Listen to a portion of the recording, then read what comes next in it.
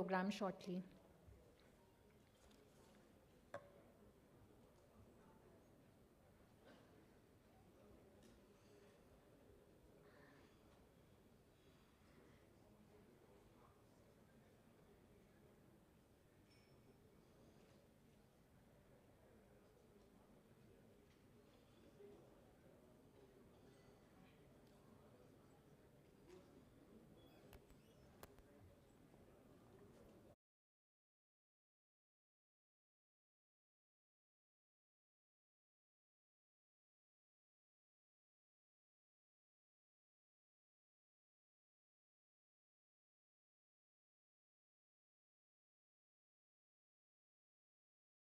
Request everyone to please keep their phones on silent mode.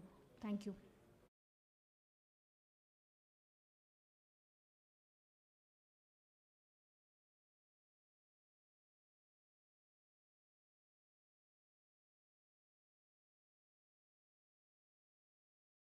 A very good morning to all of you and a warm welcome to the Insolvency and Bankruptcy Board of India's conference on the theme Entrepreneurship, Liberty, Freedom of Entry, Competition and Exit, and IP Conclave being organized as part of Azadi Ka Amrit Mahotsav celebrations.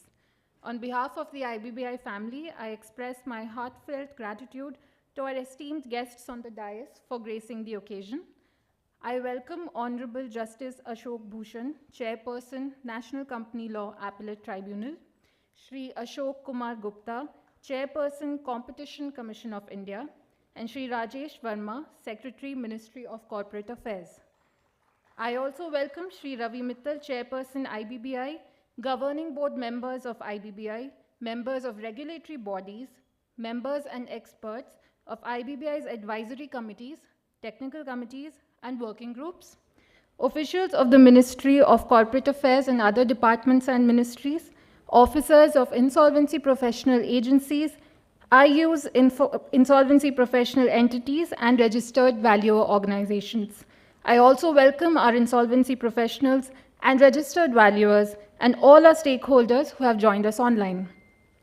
It is indeed an honor to have you all today with us as we come together to celebrate and commemorate 75 years of progressive India and the glorious history of its people, culture, and achievements. ये अमृत महोत्सव है नए विचारों का, नए संकल्पों का और एक आत्मनिर्भर भारत का. To begin the program on an auspicious note, I invite our esteemed guests on the dais to kindly light the ceremonial lamp.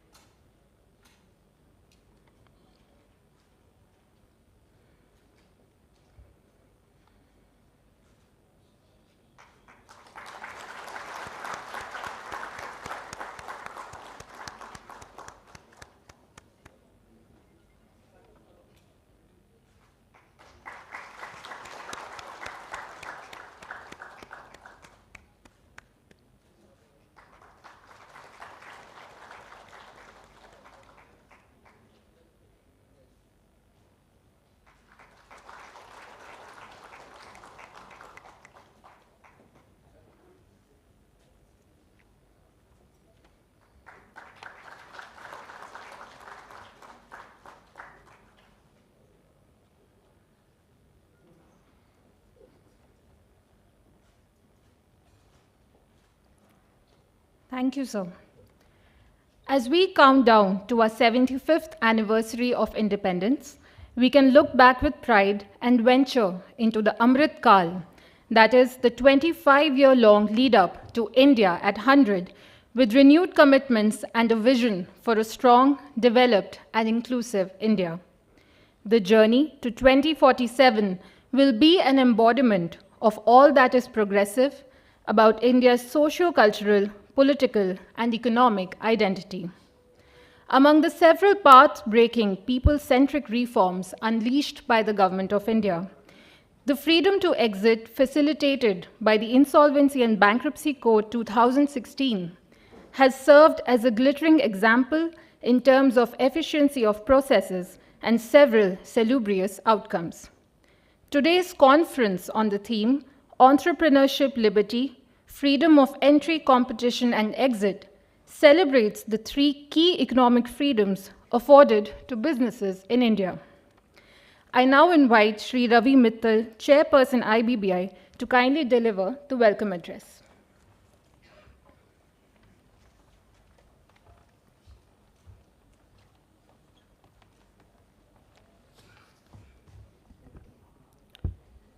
Good morning, everyone.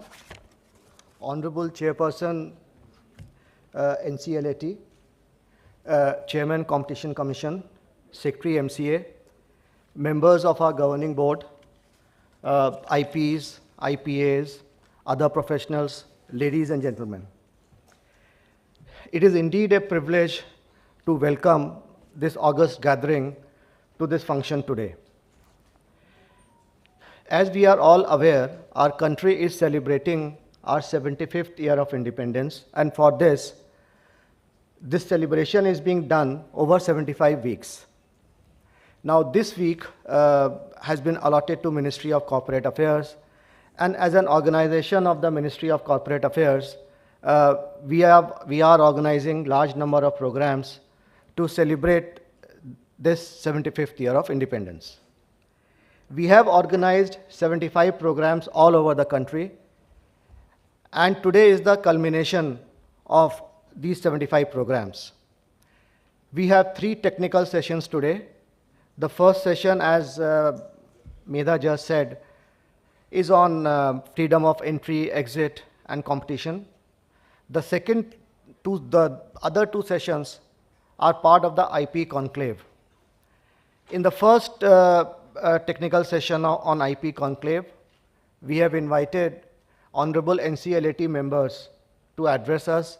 2 members will address us and tell us what NCLT thinks about us and our profession, the way we do work. In the second session, we have invited service organizations who will tell us how things are developing. We have also invited some IPs to tell us how they have done work. And I hope that this entire deliberation will help us in improving the functioning of IBC.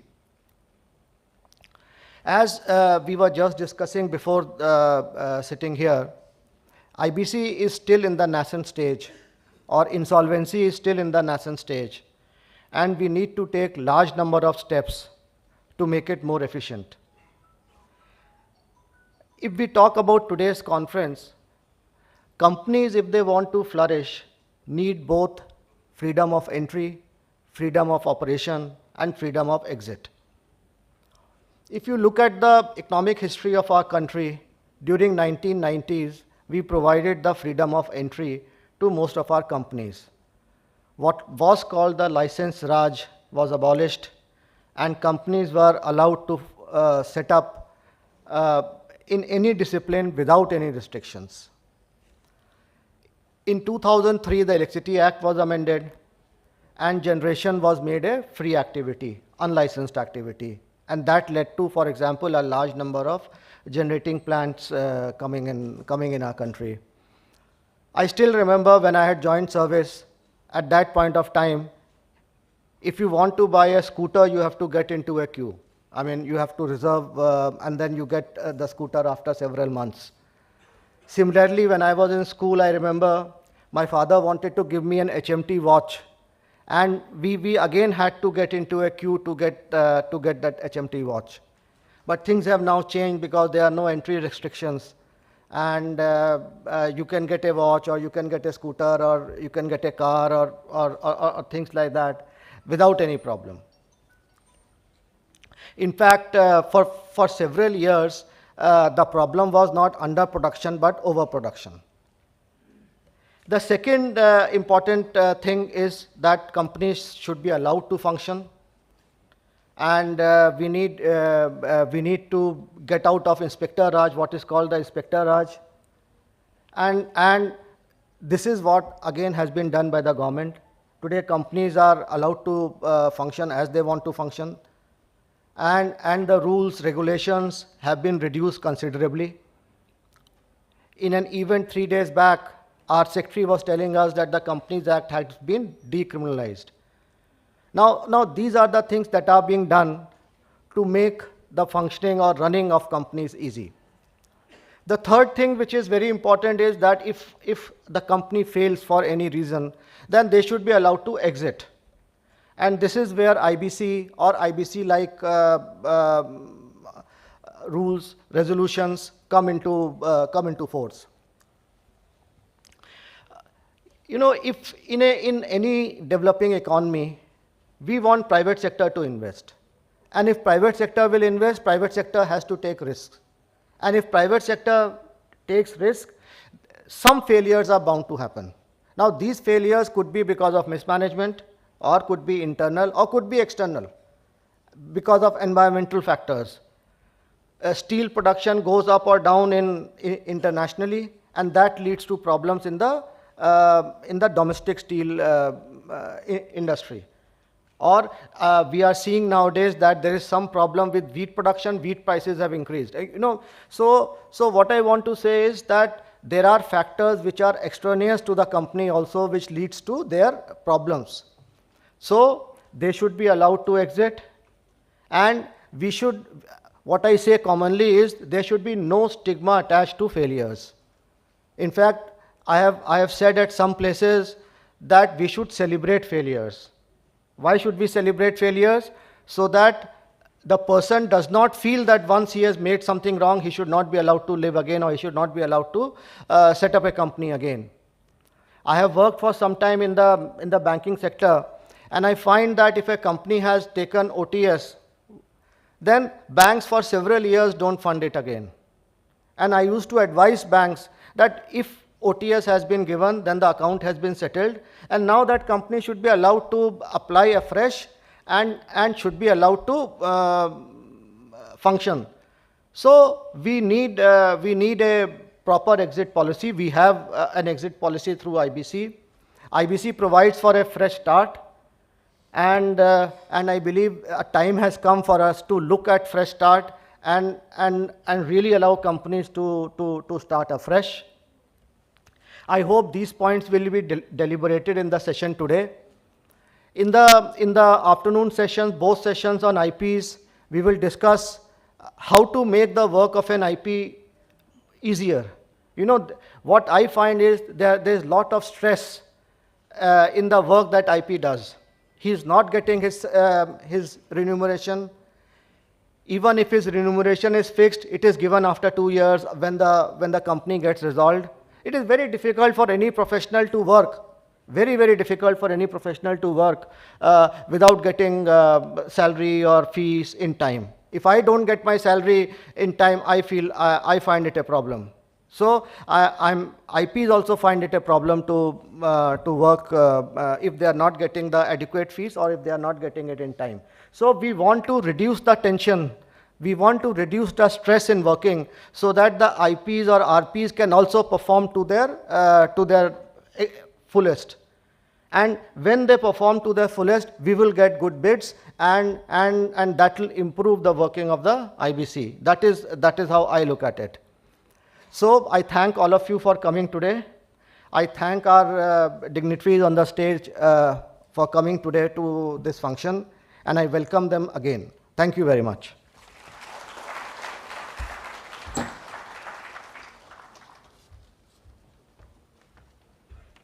Thank you, sir, for your welcome remarks and for setting the tone of the conference. We are honored to have with us today our guest of honor, Shri Ashok Kumar Gupta, Chairperson, Competition Commission of India. Sir is a 1981 batch IAS officer of the Tamil Nadu cadre. He has had an illustrious career of 40 years in public service, spanning across sectors from industry, finance, health to defense production. Prior to joining the Commission, he has held several key positions in the central government, including as Secretary to the Government of India in the Department of Defense Production. He has extensive experience in industry, has headed and turned around state public sector units, and served on the boards of central and state PSUs, such as Hindustan Aeronautics Limited, Heavy Engineering Corporation, and several others. Thank you, sir, for gracing the occasion. May I now request you to kindly address the audience.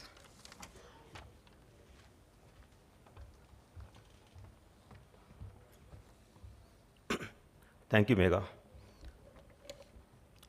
Chairperson, National Company Law Appellate Tribunal, Honourable Justice Ashok Bhushan. Secretary, Ministry of Corporate Affairs, Shri Rajesh Verma.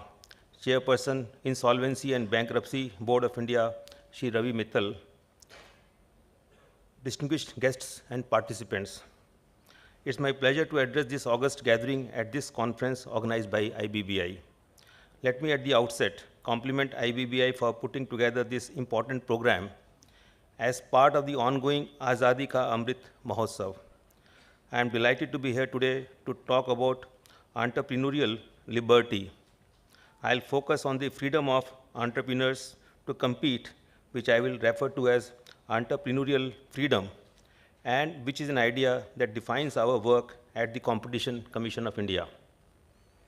As you are aware, CCI was born in response to a transition that India was witnessing where markets were central to economic growth, the premise being that while markets can achieve several economic public policy goals, there can be market failures. It was thus necessary that a modern competition law is legislated for making markets function better and provide the necessary entrepreneurial freedom to fuel economic growth. Friends, economic freedoms and competition in the marketplace have a close nexus. I wish to provide a flavor of how competition law regime safeguards marketplace freedoms, howsoever we define it, to ensure a level playing field for businesses to compete, innovate, and contribute to the economy. Entrepreneurial freedom has been an important value as well as a guiding principle in our policies and enforcements. I would start by saying that freedom is a highly valued but complex idea to be expressed or quantified in any real value terms. The right of entrepreneurs to engage and conduct business and the right of consumers to buy goods and services of their choice are the two greatest ideas of freedom in the marketplace. Recognition of these economic freedoms is an unassailable foundation for building a robust and vibrant marketplace. These fundamentals of free market guide all the laws relating to economic governance, including competition law. Without doubt, the value of entrepreneurial freedom is high in open and competitive markets because of the relatively larger range of choices and opportunities it offers. Freedom to contract and freedom to compete, however, can contradict, bearing important implications for competition and competition law enforcement. Without a set of rules set by competition law, companies may undermine competition by using their freedom to contract, either by entering into agreements which fix prices or divide up markets, or by restricting the behavior of their suppliers, distributors, and competitors in different ways, including abusing their dominant position. Such conducts interfere with other firms' liberties to compete. Evidently, safeguarding companies' ability to compete comes at the expense of restricting their freedom to contract.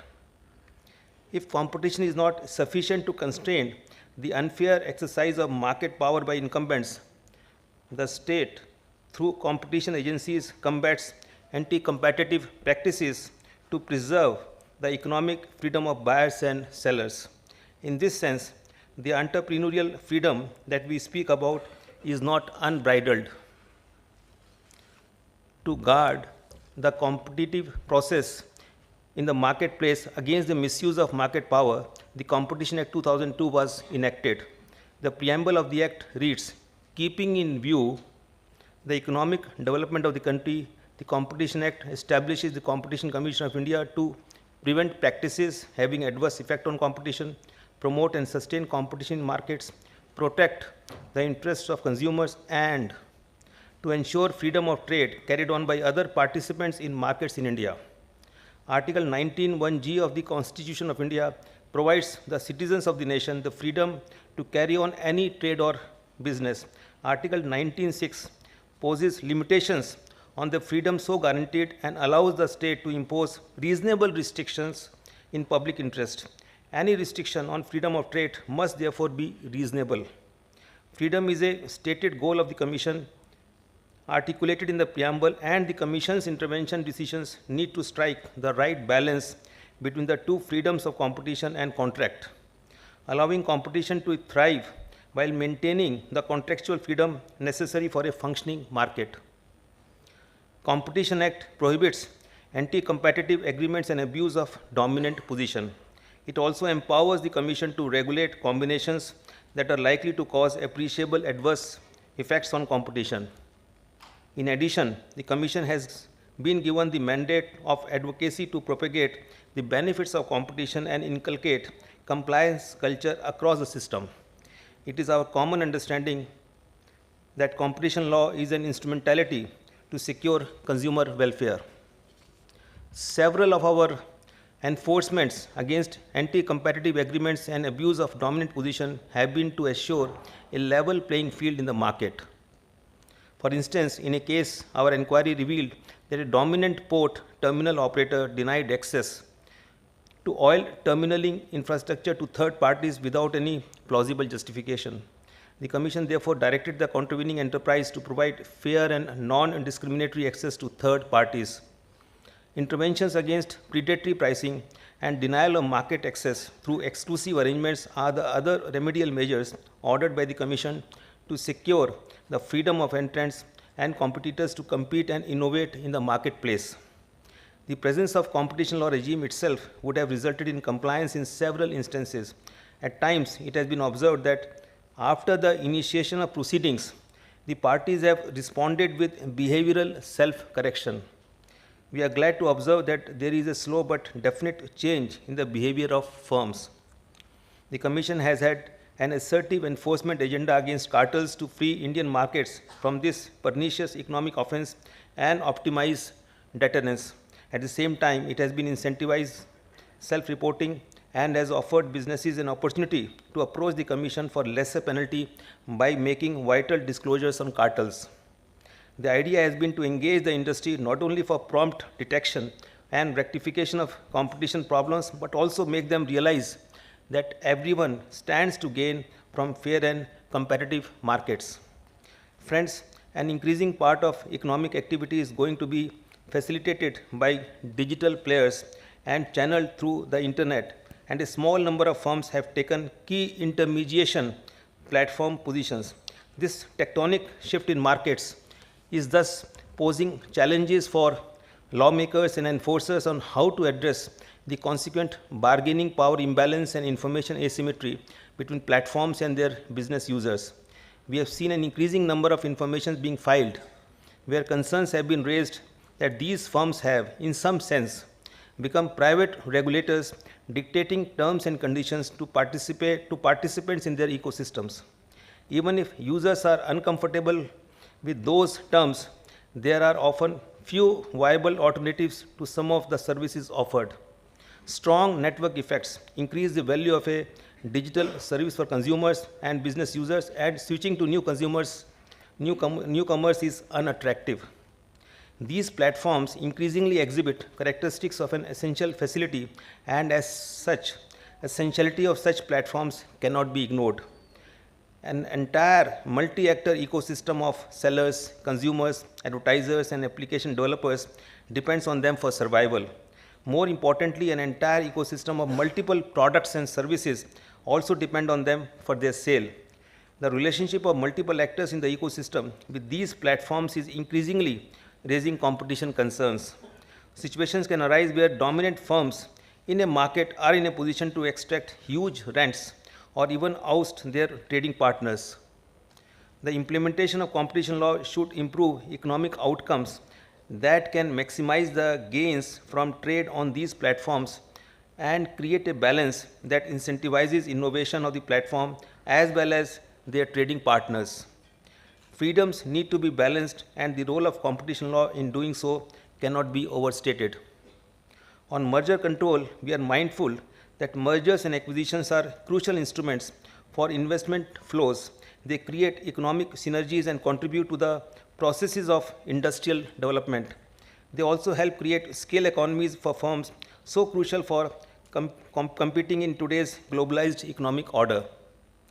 Yet the experience across competition jurisdictions shows that combinations could also, in certain circumstances, change the market structure in a manner that adversely affects welfare. In the absence of regulating such transactions, a given sector may become concentrated over a period of time, resulting in unfair pricing, poor quality, and distortion of level playing field. These outcomes cannot be reversed by ex post unscrambling of the combined entities owing to high socio-economic cost. This has called for an ex ante regulation of combinations under competition law across jurisdictions. In over 900 combinations reviewed so far by CCI, remedies were ordered in only 2% cases. The Commission has also examined about 30 combinations under the Insolvency and Bankruptcy Code. The Insolvency and Bankruptcy Code in 2016 is a path-breaking economic reform. Competition law, along with IBC, is an integral part of corporate governance. While the Competition Act does so by promoting competition, IBC does it by reviving market players and hence competition through its resolution mechanism that includes mergers and amalgamation, among others. Without a resolution procedure, welfare losses can be in the form of shareholder losses, elimination of jobs, and other public harm threatened by a shutdown. The extent and intensity of competitive rivalry and dynamism in markets also depends on ease of entry and exit of firms. Threat of entry is the market's mechanism for disciplining market power, which is lessened in the presence of entry barriers. Hurdles to exit, on the other hand, mean that resources stay longer in existing firms instead of being relocated to use that is more efficient. Thus, barriers to exit, like barriers to entry, weaken the market discipline mechanisms of the competitive process. Easy entry and exit possibilities also have inherent synergies from the perspective of facilitating ease of doing business. When the exit processes are ex ante, known to be rapid and smooth, that creates incentives for entry and investment. In this sense, the interplay between the instruments of competition law and bankruptcy law assumes significance.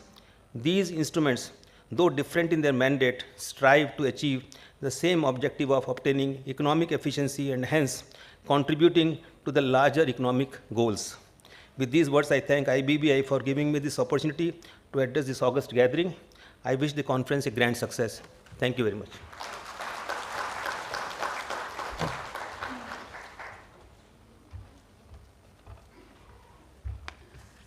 Thank you, sir, for shedding light on the freedom to compete as a key element of entrepreneurial freedom. Thank you for giving us light on how the competition law is carefully balancing the freedom to compete and the freedom to contract, enabling innovation in the economy. You also mentioned some of the new challenges posed by technology and data-centric firms in the space of e-commerce, and the interaction between Competition Act and IBC and how both of them are facilitating the ease of doing business and economic efficiency. Thank you, sir. It is my privilege to introduce our esteemed guest of honor, Shri Rajesh Verma, Secretary, Ministry of Corporate Affairs. Sir is an Odisha cadre IAS officer of 1987 batch. He has held the position of Special Secretary in the Ministry of Agriculture and Farmers' Welfare previously. He has held several key positions in the government, including Principal Secretary to Chief Minister Odisha and Principal Secretary of Energy Department. As the Secretary of MCA, he is leading the policy discourse for the effective and efficient implementation of the code. He has steered key amendments to the code to address the challenges posed by the COVID-19 pandemic and further strengthen the resolve to save livelihoods and lives of companies. We extend a warm welcome to you, sir. I request you to kindly address the audience.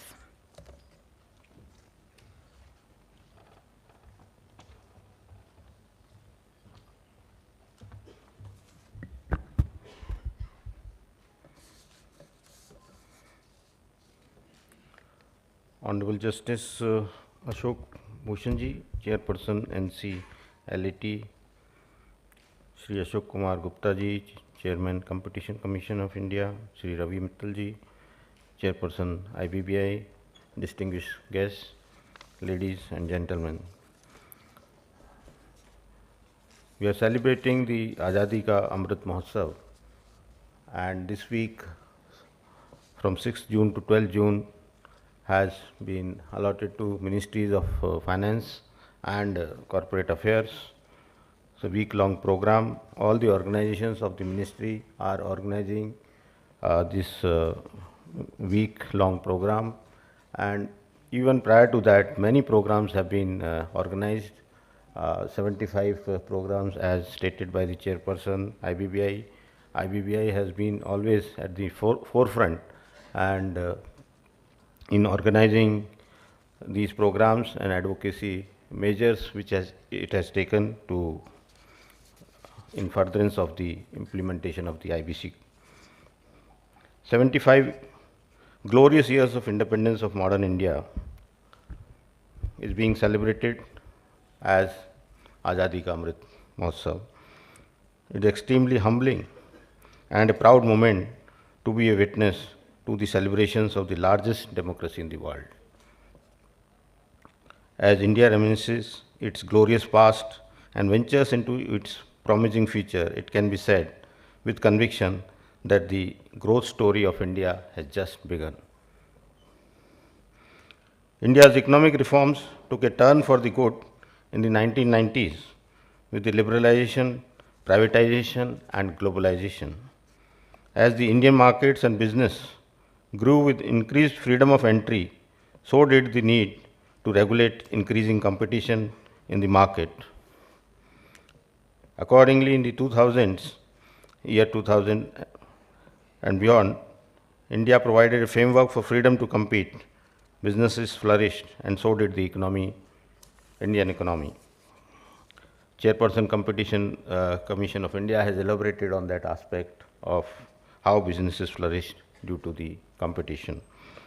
However, businesses fail due to genuine reasons, and there is need to provide an honourable exiting framework. This ultimate freedom to exit was provided by the enactment of the Insolvency and Bankruptcy Code in May 2016. An effective bankruptcy resolution framework is an important pillar of the entrepreneurial economy like India. The innovations drive in an environment which provides for the flow of capital to new initiatives, ventures and ideas with potential prospects of high returns. However, high returns also envisage high risk taking, which also results in losses at times.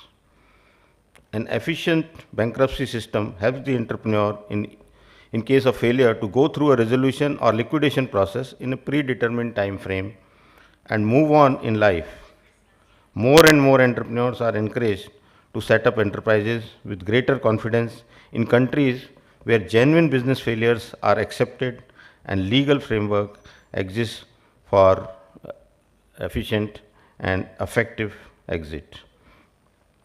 World over, insolvency procedures help entrepreneurs close down unviable businesses and start up new ones. This ensures that the human and economic resources of a country are continuously channelized to efficient use, thereby increasing the overall productivity of the economy.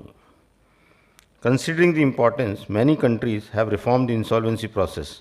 India is no exception to this. The IBC looks upon honest business failures as a normal and legitimate part of the functioning of the market economy. It strives to address the stigma associated with the financial failure by providing a structured and swift mechanism to resolve it. The law has paved the way for promoting burgeoning entrepreneurial and investment sentiment in India. The Government of India, in its earnestness to promote the faster economic development of the country, has launched several initiatives like Stand Up India, Atmanirbhar Bharat, etc., with a view to promote the rise of millions of new businesses. Firms which may fail to withstand ever-evolving market situations would need to use the IBC for either a reorganization of business, or a clean and dignified exit. An efficient insolvency and bankruptcy law in the form of IBC has provided a protective umbrella to entrepreneurship and helped to prepare them to overcome the fear of failure. MSMEs form the foundation of Indian economy and are key drivers of employment, production, economic growth, entrepreneurship, and financial inclusion. With a specialized pre-packaged insolvency resolution process for MSMEs in place, credit availability for an entrepreneurship activity for this sector is envisaged to increase.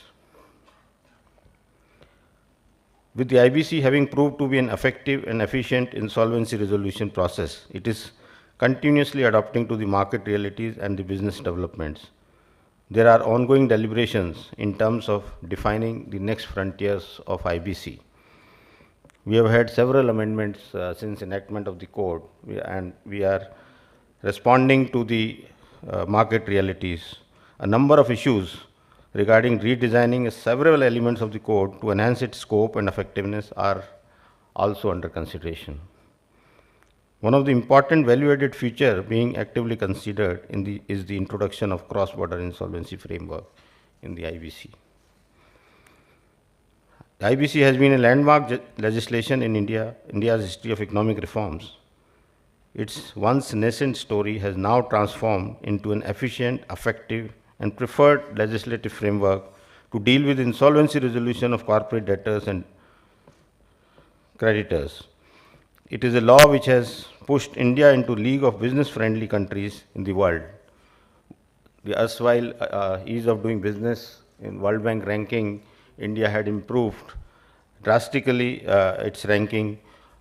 One of the contributing factors was the IBC. The credit of the success of IBC goes to the active and path-breaking efforts of government and the key pillars of IBC, the board, IBBI, adjudicating authorities, and the service providers. This good work can only be carried forward and further strengthened with the help and cooperation of all the stakeholders who are involved in the process. The insolvency regime is transiting to maturity. New challenges are emerging every day as the country proceeds on the journey. Many of the challenges we have discussed in many forums. There are delays in the process of admissions, approvals. There are in tackling the avoidance transactions and involving the liquidators, involving the stakeholders in the liquidation process. There are so many issues. I am sure in the session, technical session, all these issues which actually we need to strengthen the processes, they will be discussed in the subsequent section. We are ready to tackle all these challenges in the way of successful implementation of the IBC with utmost sincerity. Our commitment to provide true freedom to exit to genuinely failing firms is firm and unflinching. I wish IBBI all the best in its endeavors, and this Azadi ka Amrit Mahotsav Conclave which they have organized, I wish them all the best on this occasion. Thank you all.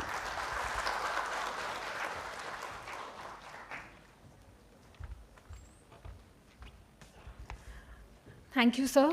Thank you for walking us through the journey of India towards entrepreneurial freedom. And with the IBC in place, the entrepreneurs are encouraged to start businesses. And in case of honest business failures, they have a smooth exit mechanism in place. This is also giving a boost to the Startup India initiative of the Government of India and Atmanirbhar Bharat. Ladies and gentlemen, it gives me immense pleasure to introduce our distinguished chief guest for the occasion, Honourable Justice Ashok Bhushan, Chairperson of the National Company Law Appellate Tribunal. Prior to his elevation as permanent judge of the Allahabad High Court in 2001, he worked as standing counsel of Allahabad University, State Mineral Development Corporation Limited, and several municipal boards, banks, and educational institutions. He has held the position of Chairman, Higher Judicial Service Committee, and headed several other committees during his service. He was sworn in as judge of the High Court of Kerala in 2014 and took charge as the Chief Justice in 2015. A year later, he was elevated as Judge of the Supreme Court of India. As a sitting judge of the Supreme Court of India, he was appointed as chairman of Ravi Beas River Tribunal. In November 2021, he joined as the chairperson of the Conclave. Thank you, sir, for joining us today. May I request you to kindly address the audience?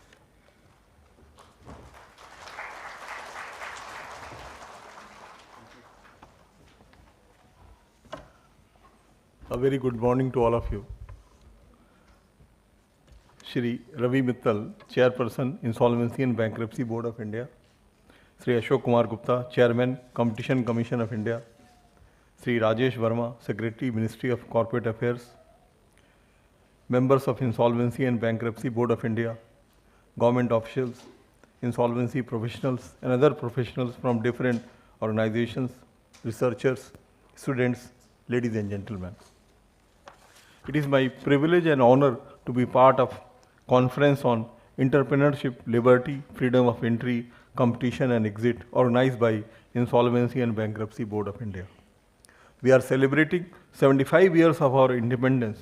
75 years of our strongest democracy in the world have seen upward march on all aspects of life.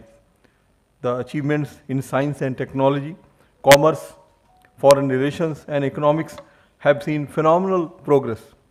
Any organization depends on its constituents.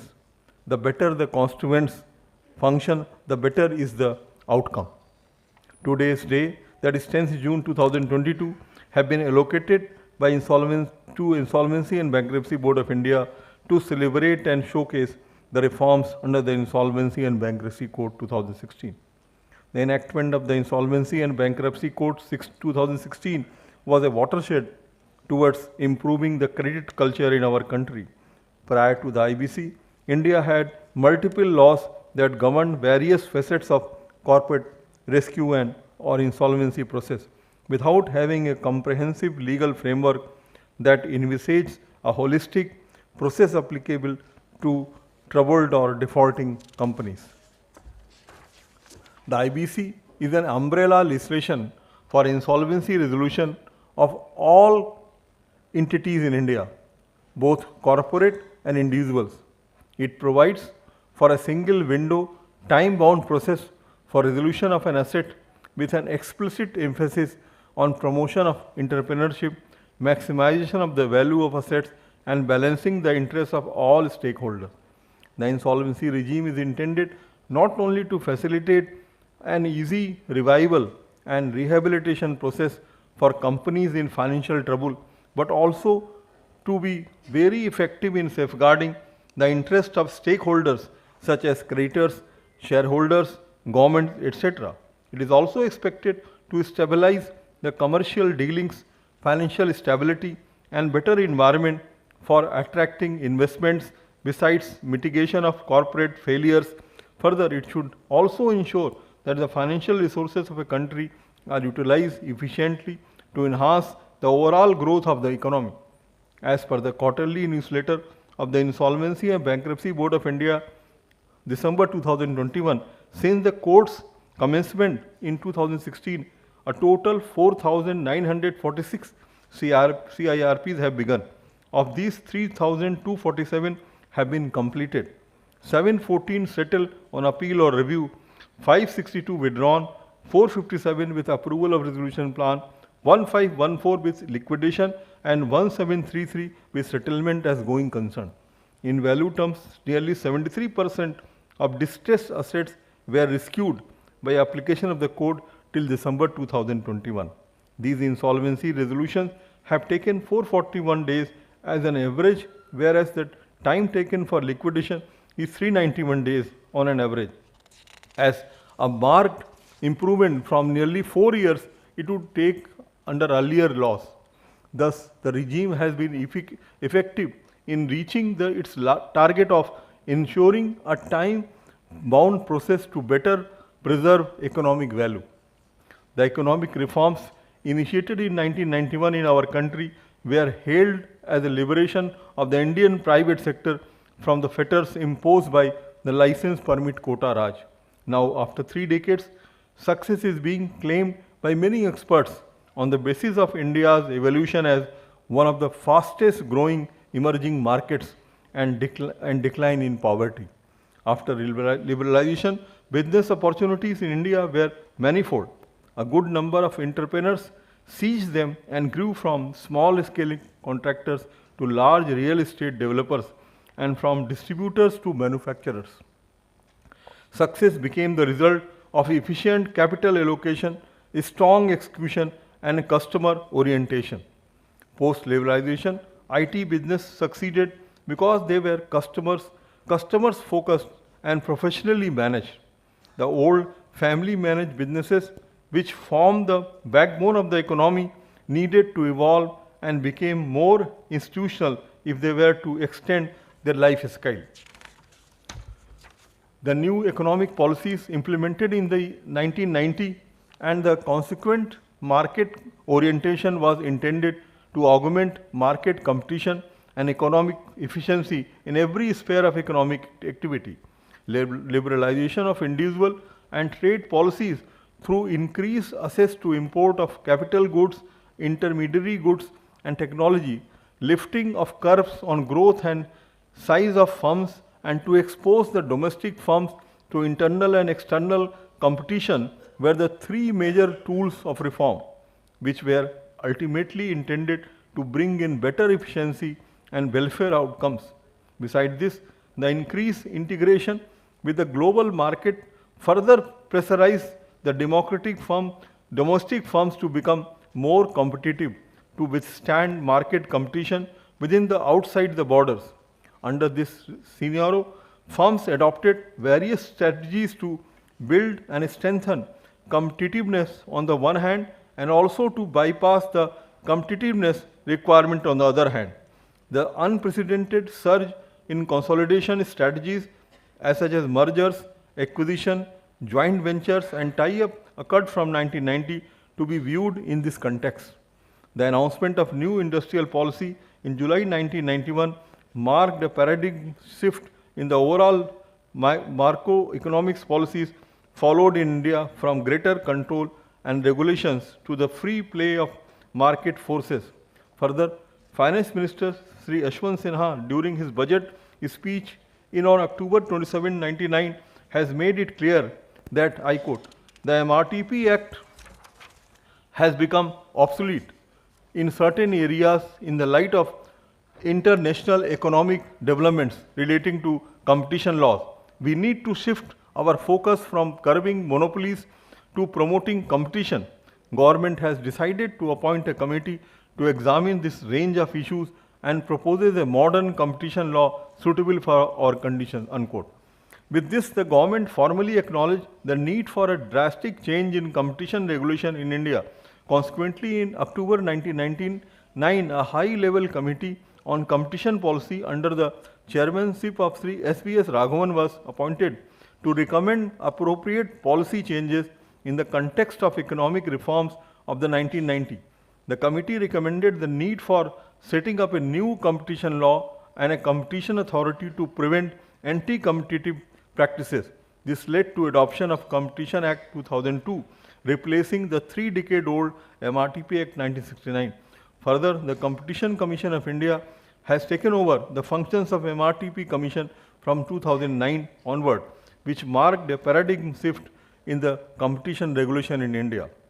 One of the major focuses of MRTP Act was to limit the concentration of economic power in the hands of few, which has been dismissed in the dismantled in the new competition regime implemented in India, that is the Competition Act 2002. Fueled by a huge unsatiated appetite for freedom of exit, the insolvency law is changing the way the society perceives businesses failures as it becomes a reform by foreign of the stakeholders. Little over 5 years after its enactment, the Insolvency and Bankruptcy Code, which provides a time-bound and market-linked framework for resolution of stress assets has effectively passed the constitutional muster. By rescuing viable businesses through the insolvency process, closing unviable ones through liquidation, and facilitating voluntary liquidation, it is releasing the entrepreneurs from honest business failures. Firms which may fail to withstand market pressure would need to use the code for either a reorganization of bird business or a clean and dignified exit. Failing in succeeding will soon be the new mantra for budding entrepreneurships in the country. Days are not far ahead when we will celebrate failure. A huge unsatiated appetite for freedom exit made a code a reform by, for, and of the stakeholders, and prohibition on undesirable persons to wrest control of the stress company ushered in fair debtor-creditor relationship. Significant improvements in the score for resolving insolvency made doing business in India easier, and emergence of new markets for resolution, plans, interim, finance and liquidation assets are among others.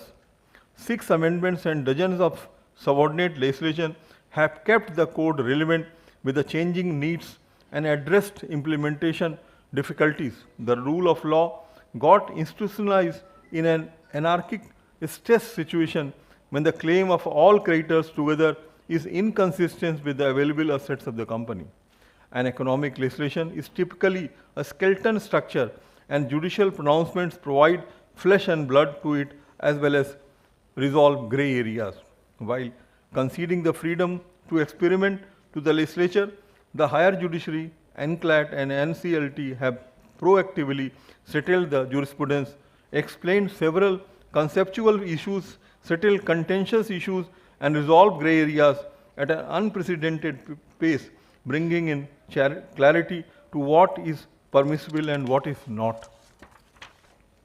In India celebrates its 75th year of independence. Entrepreneurs have also truly got their freedom to kick-start their ventures from anywhere. What is more, each state is actively vying for the attention of entrepreneurs to start up in their backyard. Earlier, states hosting IT hubs like Bengaluru, Chennai, Hyderabad, Gurugram, etc. had policies to encourage technological innovation. But now the spread of internet connectivity and access to technology platform has changed the game and allowed entrepreneurs build their business from any location. The common theme among all states with their policies is the fiscal or tax incentives provided to entrepreneurs along with other facilities. The difference in the policies between states may not be much. There are likely to be 1 or 2 areas with a great focus for a particular state, be it tourism or food processing. Among the northeast states, Meghalaya was among the first one to launch startup policy. It is stated that it is high time the states places its weight behind this culture of entrepreneurship to synergize the energy and innovative potentials of the youth of Meghalaya. This startup policy shall act as a catalyst in the economic growth of Meghalaya, creating models for replicability across the state and resulting in large-scale employment opportunities. The spirit of entrepreneurship not only creates technology jobs, but also brings a large section of semi-skilled or other blue-collar workers in the field, having widespread impact on the Indian economy. The Insolvency and Bankruptcy Board of India is keeping a vigilant eye on the amendments which are required and felt in the regulations framed under the code, and from time to time, timely and appropriate amendments have been brought to strengthen its working of the code and to protect the interests of all stakeholders. I once more thank the organizers who gave me this opportunity to share my thoughts with all of you on this day. I express my good wishes to all of you and hope that Insolvency and Bankruptcy Board of India shall play a useful and praiseworthy role in time to come. Thank you. Jai Hind.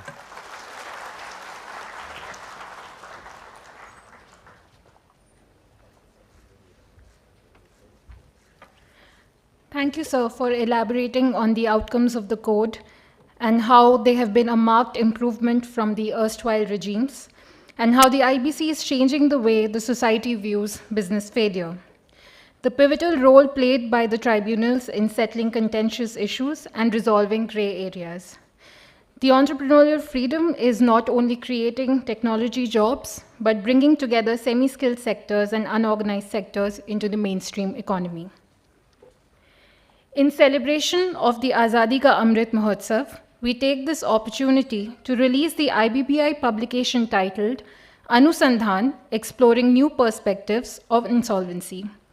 This publication is the knowledge product of the first international research conference organized by IBBI in association with IIM Ahmedabad in April this year. The conference engaged some of the finest minds in the field of banking, industry, law, economics, and management from India and abroad. Out of the 39 papers presented at the conference, this publication is a collection of 26 thought-provoking papers presenting answers to some of the key questions and emerging frontiers in the insolvency and bankruptcy space. May I request the dignitaries on the dais to kindly do the honors and unveil the publication.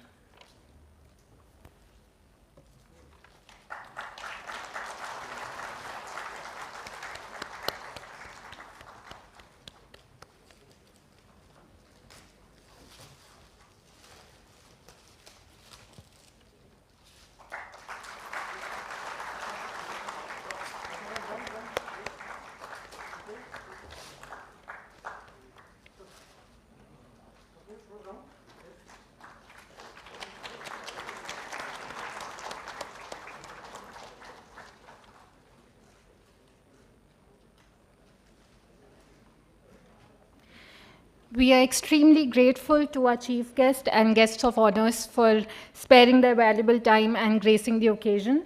I request our chairperson, Shri Ravi Mittal, to kindly honor the dignitaries and present a token of our gratitude and appreciation.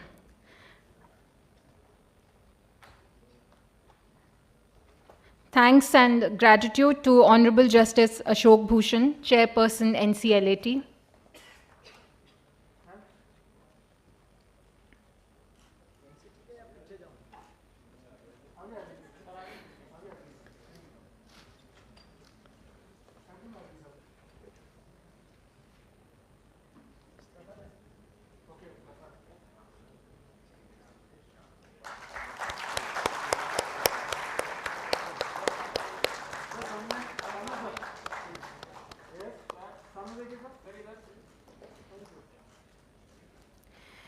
Many thanks to Shri Ashok Kumar Gupta, Chairperson, Competition Commission of India.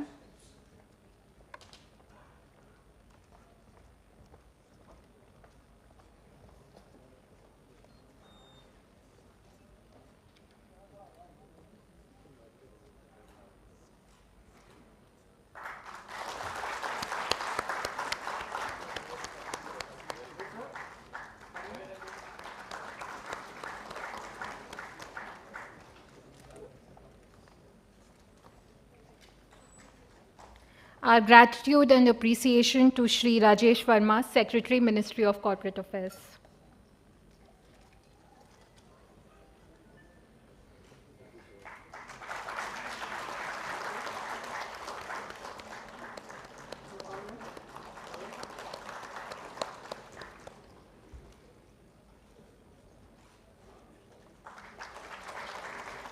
Thank you, sir. May I now request Shri Santosh Kumar Shukla, Executive Director, IBBI, to kindly propose the vote of thanks.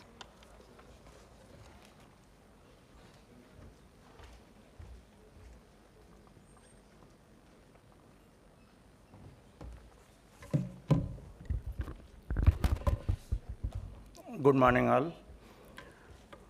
Our chief guest, Honourable Justice Ashok Bhushan ji, Chairperson, National Company Law Appellate Tribunal. Our guest of honor, Shri Rajesh Verma ji, Secretary, Ministry of Corporate Affairs, Shri Ashok Kumar Gupta ji, Chairperson, Competition Commission of India, and our Chairperson, Shri Ravi Mittal ji, and all distinguished participants. The wisdom cannot be obtained unless it is built on foundation of true humility and gratitude. So I feel honored and privileged to express the deep gratitude and thanks on behalf of Insolvency and Bankruptcy Board of India. It is also a very opportune moment for me to express the gratitude and thanks for this fortunate coincidence of confluence of the three regulators who are striving hard to achieve the freedom of entrepreneurship by means of freedom of entry, competition, and exit. Sir, my immense gratitude is due to Honourable Justice Ashok Bhushan ji. Sir, you took valuable time out of your busy schedule and came here to grace us. Sir, you shared your insightful thoughts and highlighted the importance of the timely resolution, which is very, very important for value maximization and in turn foster the economic growth through availability of credit. Sir, thank you also for your valuable guidance for your developing jurisprudence on IBC ecosystem, which has addressed the unknown and unseen circumstances. And it has also paved the way for further growth of the IBC ecosystem. Today, my words are not enough to express the gratitude to our Chief Guest, Mr. Rajesh Verma ji. Sir, as a policymaker, your responses had been very quick and very thoughtful and very constructive. Thank you very much for that. Sir, today you highlighted the importance of future developments in the IBC ecosystem to address the cross-border issues.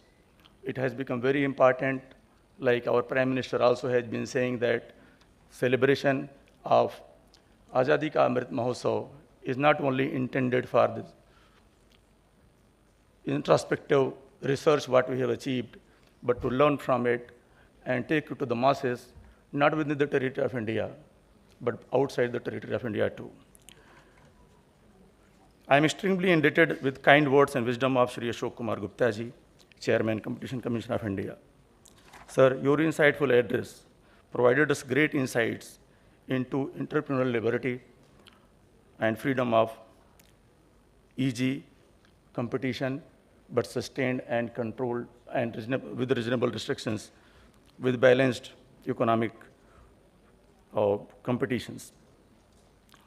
Sir, you highlighted that the freedom cannot be unbridled.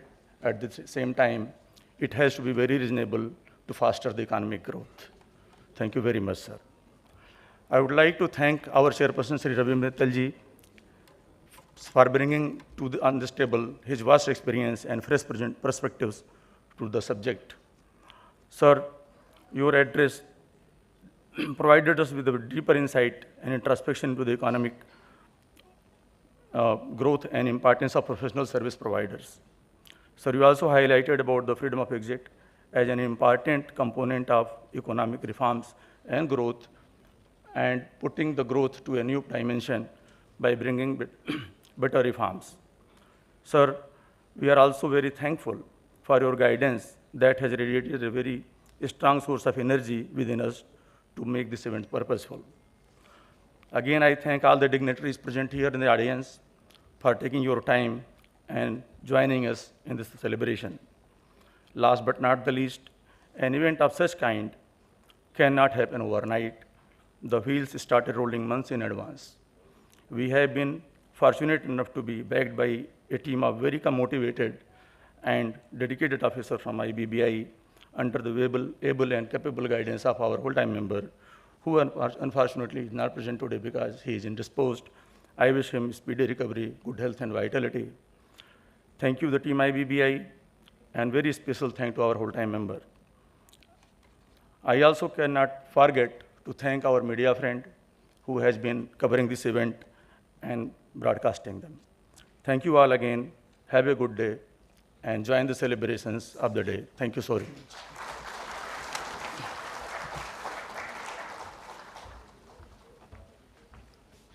Thank you, sir. Ladies and gentlemen, with this we conclude the inaugural session of the conference.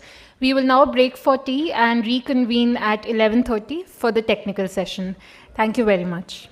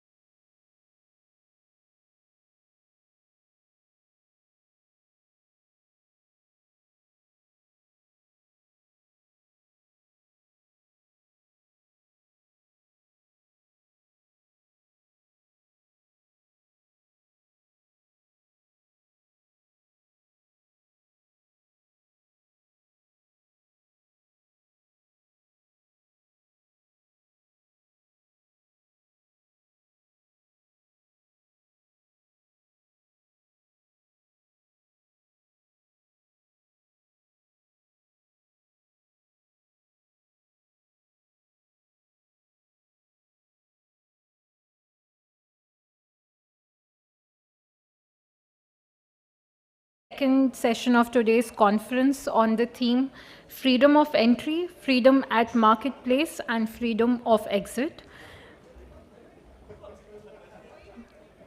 May I request our guests to please take their seats.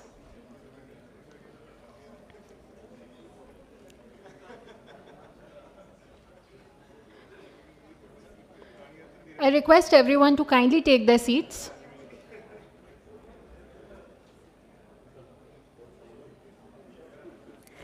We are delighted to have with us today our esteemed experts, Shri Shardul Shroff, Executive Chairman, Shardul Amarchand Mangaldas and Company, Shri Anant Barua, Whole-Time Member, Securities and Exchange Board of India, Shri Amarjit Singh Chandiok, Senior Advocate and President, Insol India, and Shri Sandeep Garg, Executive Director, IBBI. I extend a warm welcome to you, sir. Thank you for joining us today. We'll begin with the first session by Shri Shardul Shroff. I request, sir, to kindly address the participants.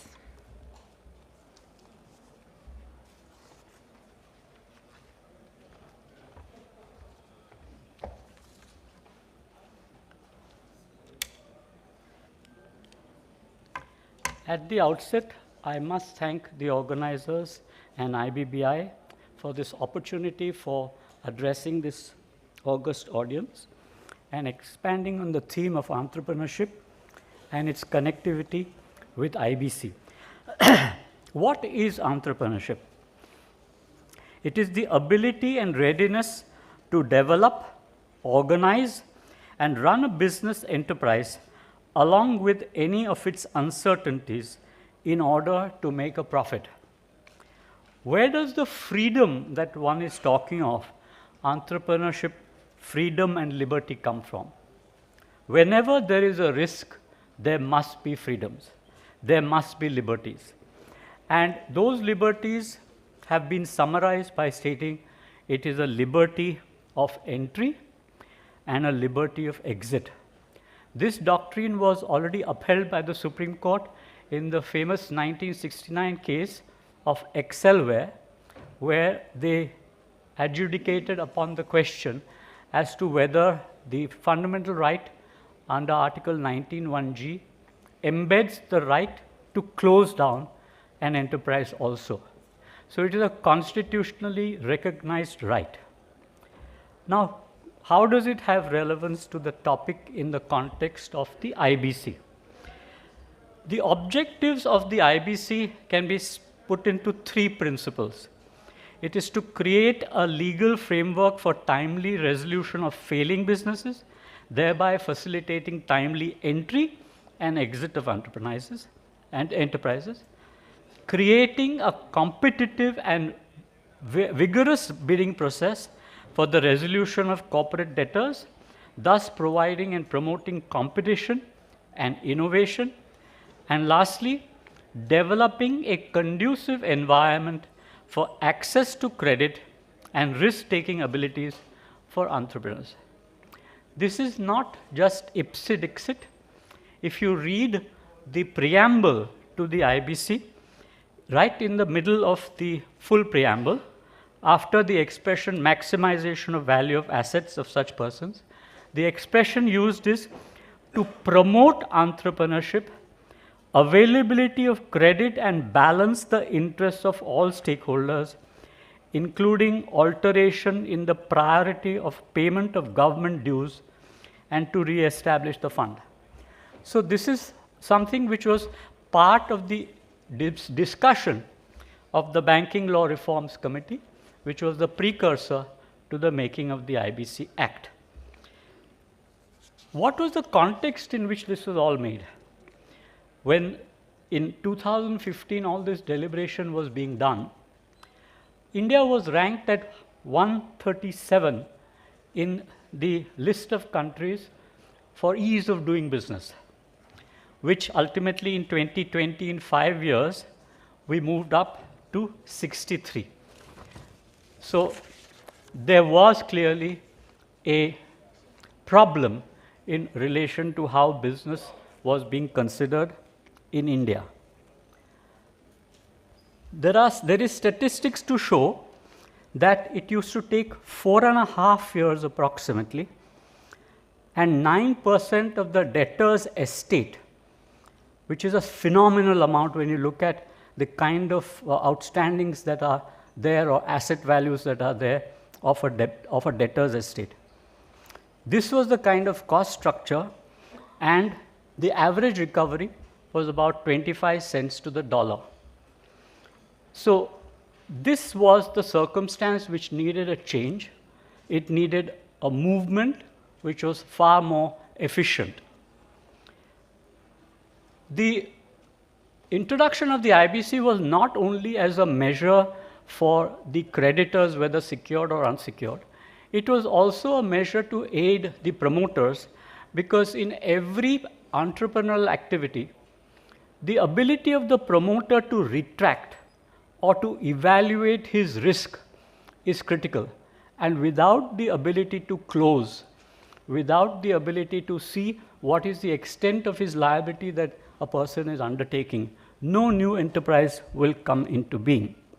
A robust corporate insolvency regime promotes entrepreneurship by providing a reasonable, clear and certain indication of the maximum downside risk and the cost that the promoters and investors exposes themselves to at the time of starting a venture. The objective, of course, is to know and limit one's loss when one enters into a new venture. That is why the definition contemplated uncertainties. You're willing to take uncertainties with the object of making a profit. And that uncertainty requires some form of evaluation in the mind of the promoter. Now, let's look at it from the perspective of the country. India is one of the youngest republics in the world, with a huge concentration of the most dynamic entrepreneurs. Yet these game changers and growth drivers are crippled by the environment that takes some of the longest times and highest costs by world standards to resolve any problems that arise while repaying dues on debt. This problem leads to grave consequences. India has some of the lowest credit compared to the size of the economy. This is a troublesome state to be in, particularly for a young, emerging economy with entrepreneurial dynamism of India. How is this manifested? You would have seen that the whole concept of startup and stand-up India is premised on the basis that the startup environment has facilitated doubling of the startups in 4 years. If you see, India has today the maximum number of unicorns, and almost every 2 or 3 months, we are adding one unicorn. It was 44 unicorns at the beginning of the year. I think we are nearer 50 by the beginning of June. And that's the kind of rapid growth which is not witnessed in any other country around the world. So what does it demonstrate? That there is a substantial amount of entrepreneurship available in the people of India, and they are business-oriented by nature. How has, therefore, the IBC also given some sense of surety to people who give trade credit? All of you would know that under Section 53 of the IBC, the government has relegated itself to below unsecured creditors in the waterfall. That is a clear indication to secured and unsecured creditors that the government believes that it will maximize its revenue by revival of enterprises or by handling the available credit and enabling people to do business. More business means more revenue, and that is the bet that the government of India has taken on the IBC law. The secondary cause and the secondary belief is that unused or underused productive resources is an anathema for the growth of a country and people. And therefore, this whole legislative measure is essential to recycle resources and bring them back into productive use. When one looks at the previous regime under the Companies Act, it was more a preservative measure till such time as the assets were sold for the benefit of the secured creditors or the unsecured creditors.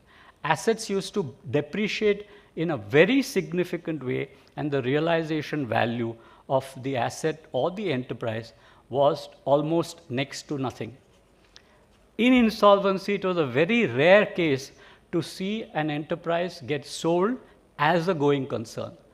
In fact, it was more a sale of the assets and properties of an insolvent company, which was the feature of the law.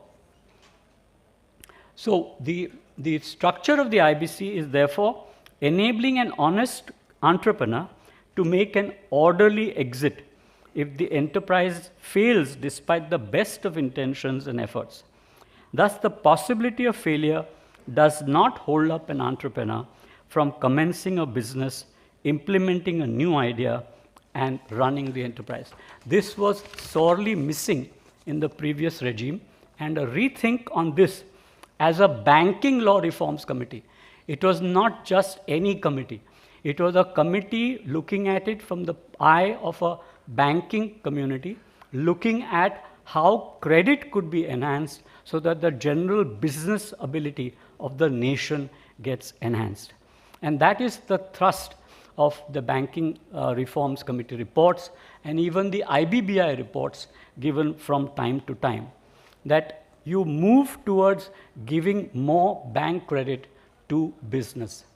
Now, the bankers, by their mentality, are more used to give money to well-developed businesses or to businesses which have a deal of certainty and not to an uncertain idea which has not proved itself. So the reform process also requires fresh capital both from India and outside India.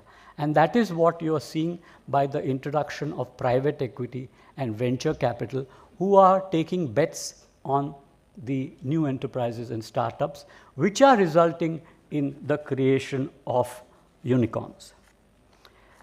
The code changes the way the society perceives business failure.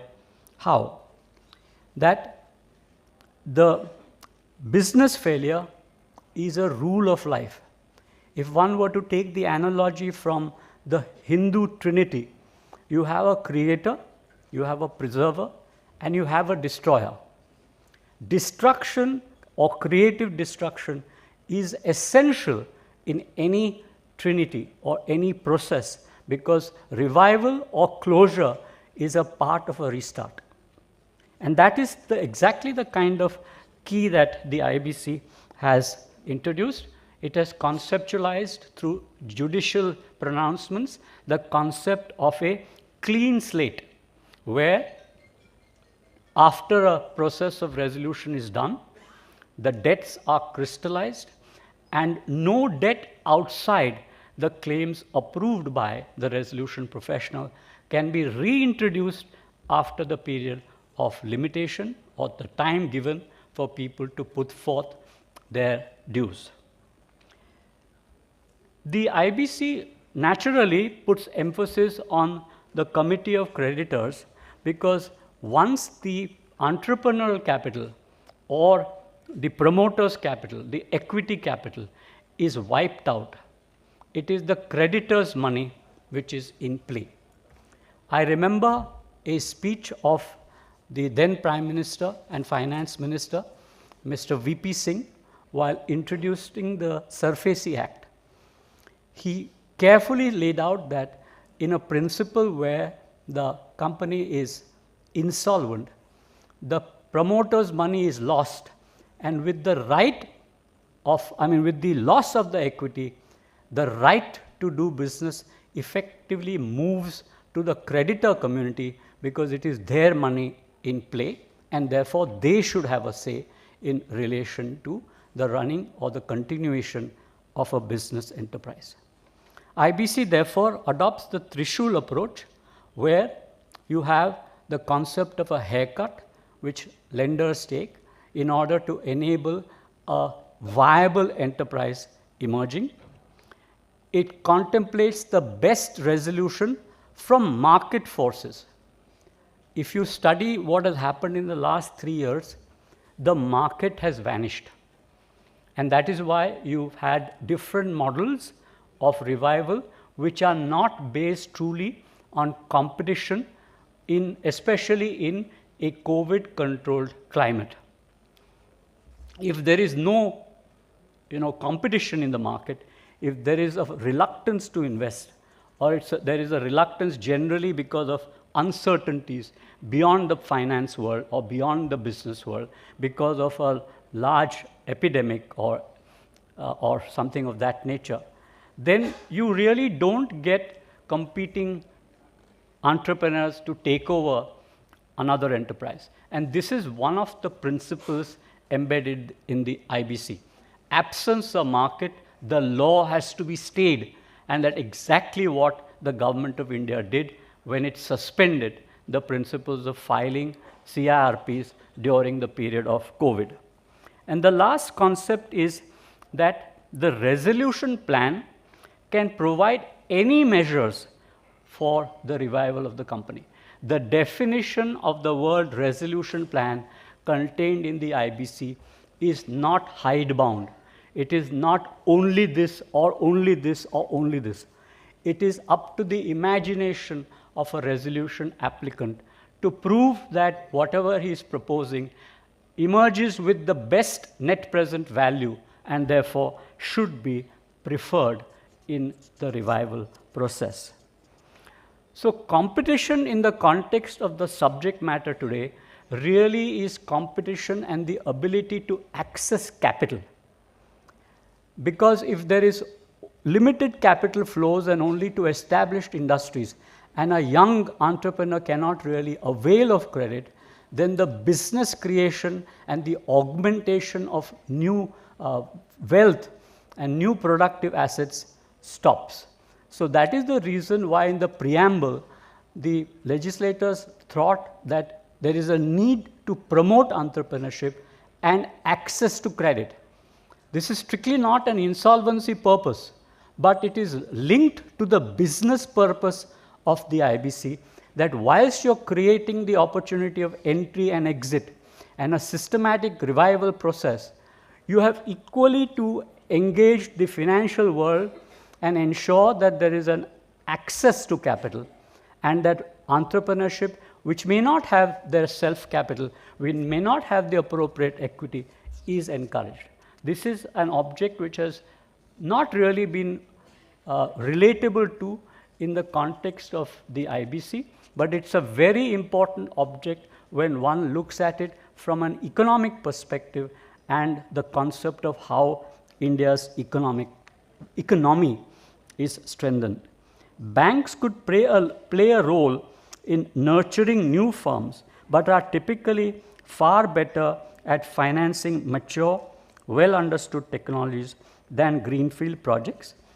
India has a vibrant equity market and a significant number of sunrise industries like software or biotechnology that depend on these markets for financing. So the equity access and the boom in the equity market is an important factor. It's a risk-taking factor because equity is a risk instrument. And finally, to just wind up this discussion, look at the approach of the Competition Commission. When distressed assets come to them for the purpose of examining whether permission or approval should be given, take the case of Air India. Ordinarily, Air India would have gone into a Form 2 kind of filing, but there is an internal instruction between the Ministry of Corporate Affairs and the Competition Commission that applications made by a company in the IBC process must be resolved and completed in 30 days. And this is a record which has always been maintained. I don't remember any instance where a CCI process in relation to an IBC process has taken more than 30 days. So every regulator effectively is putting his contribution to the entrepreneurship that a nation needs. IBC is one of the strongest measures in the context of entrepreneurship, and we hope that it does play out in the way the legislation was contemplated. Thank you very much.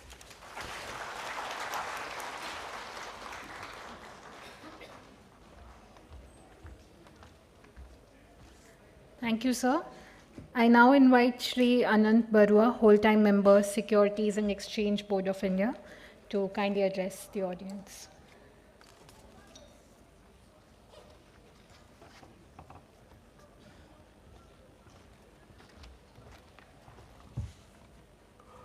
Good afternoon, everyone. Before I start my talk, I would like to start with a disclaimer that whatever I say should not be attributed to the organization I belong to. This may be my personal views.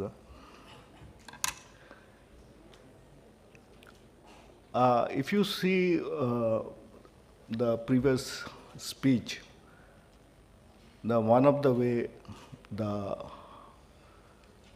entrepreneurship or entry can be enabled is through access to the capital, whether it is equity or a debt. And the framework which the capital market regulator has laid down, which has enabled both type of companies. We call it with track record and without track record. There are companies who have profitability record, tangible asset net worth requirement, and they can access the capital market both through fixed price issue or through book building. And there are companies who do not have any track record, especially new age company, asset light company, and new entrepreneurs. They may not have any asset to mortgage. They may have the ideas and all. And if you see the earlier years, it was very difficult for them to get the capital. Now, this type of companies can also access the capital market, provided at least 75% of their offer is to the QIBs.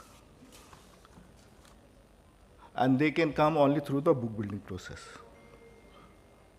And we have seen gradually, I will give a figure,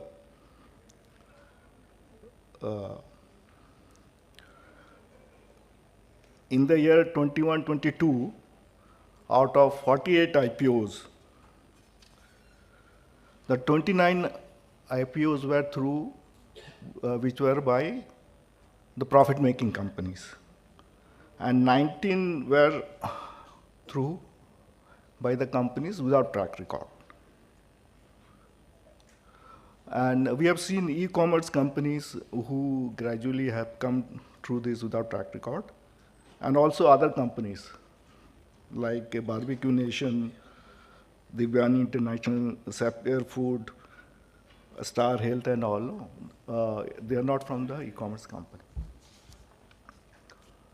And we have seen these startup companies generally remain loss-making for a long duration before achieving break-even, as they opt for scale over profit. The investors are boarded on these companies on the premise of promising future and expanding top lines. The profitability targets are more of long-term goals. The company will keep investing for long-term market leadership rather than short-term profitability. And therefore, even the loss means companies without track record, they have also been enabled to access the capital market. And there have been issues of valuations we have seen, and And there have been, it is the market, and as a capital market regulator, they don't interfere in the valuations. And to enable this type of companies, there is one more platform which has come, which has been provided, that is known as the Investors Growth Platform. Here also, this type of loss-making companies or without track record, they can be listed. Secondly, they can be also listed without raising any capital. We have seen companies like Spotify. Here also same mechanism is there. And these companies can also migrate to the main board. And here also for migrating to the main board within 2 years, there are two criteria. One is profitability. The another is similar. If 50% of them is FPI, then they can also, after 2 years, they can migrate to the main board. And this capital market not only allowing this new startup and all, even the government, they are also enabled to, we have seen after 92, the government is withdrawing from more and more commercial activity, and the companies are getting listed. And the capital market has enabled them to get listed and divest the government shares. And the capital market provides various ways of disinvestment through IPO, offer for sale, or through ETFs. We have seen CPS ETF, where the government has divested through this one. And we have seen that risk capital has become very vibrant, and a number of companies that are accessing the capital market. Similarly, there is a platform for raising debt. And recently, SEBI has removed some requirement. Here also, the companies without track record can raise the debt. 2-3 changes which has been brought about. A removal of track record as a criteria for issuers to access the bond market. Allowing issuers who have defaulted on principal and interest payment but have cured their defaults to access the market. And then there is a limit a company can access through self-prospectus, and that limit, earlier it was 4. Now a company can raise debt any number of times in a year, filing the self-prospectus. And in the year 2020-21, we have seen an amount of 7,82,000 crore has been raised through the bond market. And as I said, even without track record, earlier the companies with 3 years, they could raise. From August to 2021, the companies which is below 3 years, there were 43 companies which have raised debt. And they have raised about 10,313 crore. And above 3 years, during this period, more than 1,014 companies have raised 4,19,000 crores. Similarly, there is a platform for SMEs in the stock exchanges.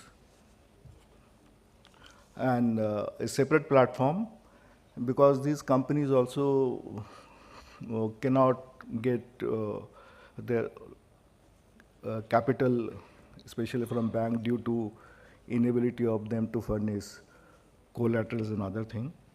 And there are 2 platforms are there in BSE and NSE. And we have seen in BSE, there are 367 companies, and in NSE 247 companies. And they have raised about 8,000 crores. And these companies, they can migrate to the main board. And we have seen about 31 companies migrating to the main board in BSE, and about 102 companies in NSE. Actually, there is a requirement of when this company raise capital, because it is a risk capital and all, and then there is a need of compulsory underwriting and compulsory market making at least for 3 years. And they have been given some relaxation from the corporate governance norms. As the earlier speaker spoke about private equity and other capital, in 2011, SEBI came out with a framework, which we call it Alternative Investment Framework. And we have seen that the public market playing a good role in bringing especially established company in the market. But there are companies and there are the investors in the private market. And the story which was started in 2011, and there are 3 categories of AIFs. One is category 1, and where it consists of venture capital, angel funds, SME funds and all. Then category 2, private equity, and then category 3 is there, which we normally call hedge funds. This category 1 and 2, basically they invest in unlisted companies. And therefore, in case of venture capital, they have to invest the fund at least 75% in the company in the unlisted companies. And in case of private equity one, and they can invest up to 50% of their fund in the unlisted companies. And we have seen this universe has grown till this one. Actually, I want to give a figure of total category 1 in the year. This total commitment raise is 53,374 crores. Fund raise is 29,000 crore. The amount invested is 23,798 crores. Similarly, category 2 in the year 21-22, they have raised commitment of 5,19,000 crore, and fund raised is 2,23,000 crore, and investment made is 1,99,000 crore. Actually, this universe have helped the unlisted companies in many ways. They have made them IPO ready. Then they have also instilled the corporate governance in these companies. And even the central government,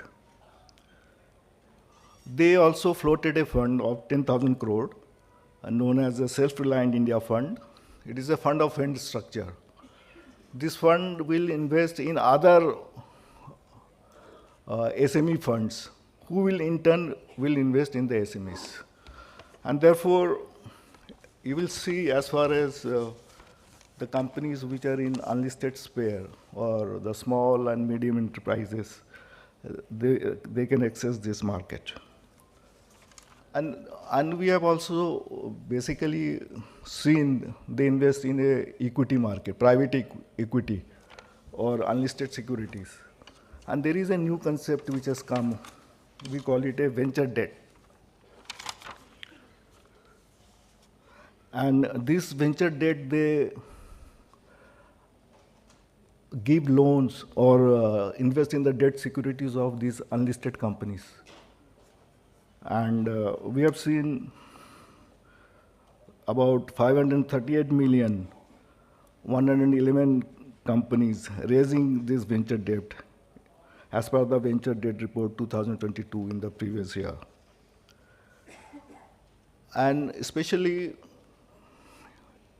in case of startup and all, no, when there is a raising of equity, and we have seen this, especially private equity and all, so they also take a stake. It may be 10%, 15% and all. And the promoter may not like his stake to be diluted.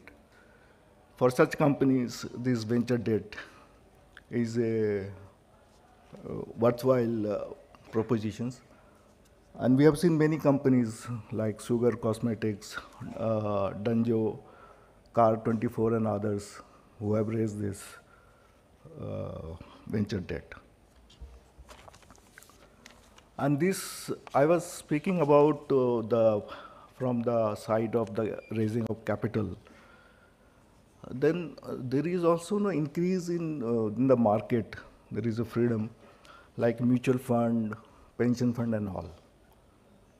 Earlier, the EPFO, they were not investing in equity market. And in 2013, the government allowed EPFO to invest in the ETF first time. Similarly, all type of investors are investing. And as you know, the mutual fund, that is one of the main source of channelizing money through capital market for investing in the companies and all. And today, if you see the total AUM is about 38 lakh crores. And as far as the folios are concerned, it is more than 10 lakh crores. Similarly, the demat account is more than 8 crore which has come. Basically, the theme of this discussion is entry, then preservations and exit. The capital market also provides for restructuring and all. And I was giving an example previously of various type of investors who are investing in our capital market. And one of the important investors is foreign portfolio investor. They have invested about 15,000. Total investment is 94,000 crores. There are about 10,000 foreign portfolio investors who have invested in this one. And we have seen recently there was an outflow, but this has not disrupted any market. And we see the capital market has become so deep, even the exit of any foreign investors do not disrupt the equilibrium. And especially in case of SIP, we have seen the retail investors they're investing about 10 to 11,000 crore per month. And there are, as we know, when there is a market, there will be restructuring and takeover and mergers and all. And there is a transparent framework for takeover. Any company, any entrepreneur, there are two ways of growth. It may be organic growth, or they can take over an existing company. And both framework are available because it is good for the competitions. And then this market for takeover, it makes the management efficient. There may be company, but due to poor management, the company may be a good sector, but the valuations may be low. In such cases, the takeover and other avenues which helps in the enhancing of the valuation of that company, a investor who sees values in that company, he may make a offer. And there is a framework. If there is a acquisition of more than 25% or takeover, direct or indirect, then that takeover code is applicable, and that acquirer has to make it to other. Similarly, and one of the theme is that the exit and the capital market framework also provide for delisting of the company. If a company is listed, it doesn't mean it will continue to remain in the market. But there is a delisting framework. And recently, we have allowed delisting through takeover route also. And a company which has delisted, there are two ways of delisting. One is voluntary and other is compulsory. Compulsory is by stock exchange for non-compliance some rules. In case of voluntary, the company, it is for the company because there is a freedom of entry and exit. Globally, we have seen the example of this Dell computers. They got delisted. After that, they got again relisted, and it has given valuations. And one of the framework which every market provides for is IBC for restructuring and resolutions. And similarly, we have IBC. And one of the factors which helps in growth of a bond market, there are two things are there. One is repo market and one is vibrant IBC. If the IBC is successful, there may be more, there will be more deepening of the bond market. And the capital market framework, SEBI especially, has provided relaxations. If any company is in resolutions, if there is any preferential allotment and there is a change in control and all, then there is a relaxations. And then similarly, in case of for delisting and all, and corporate governance, a company which is in resolutions, there is exemptions. Because for, as per the topic, I have to also make exit. Thank you.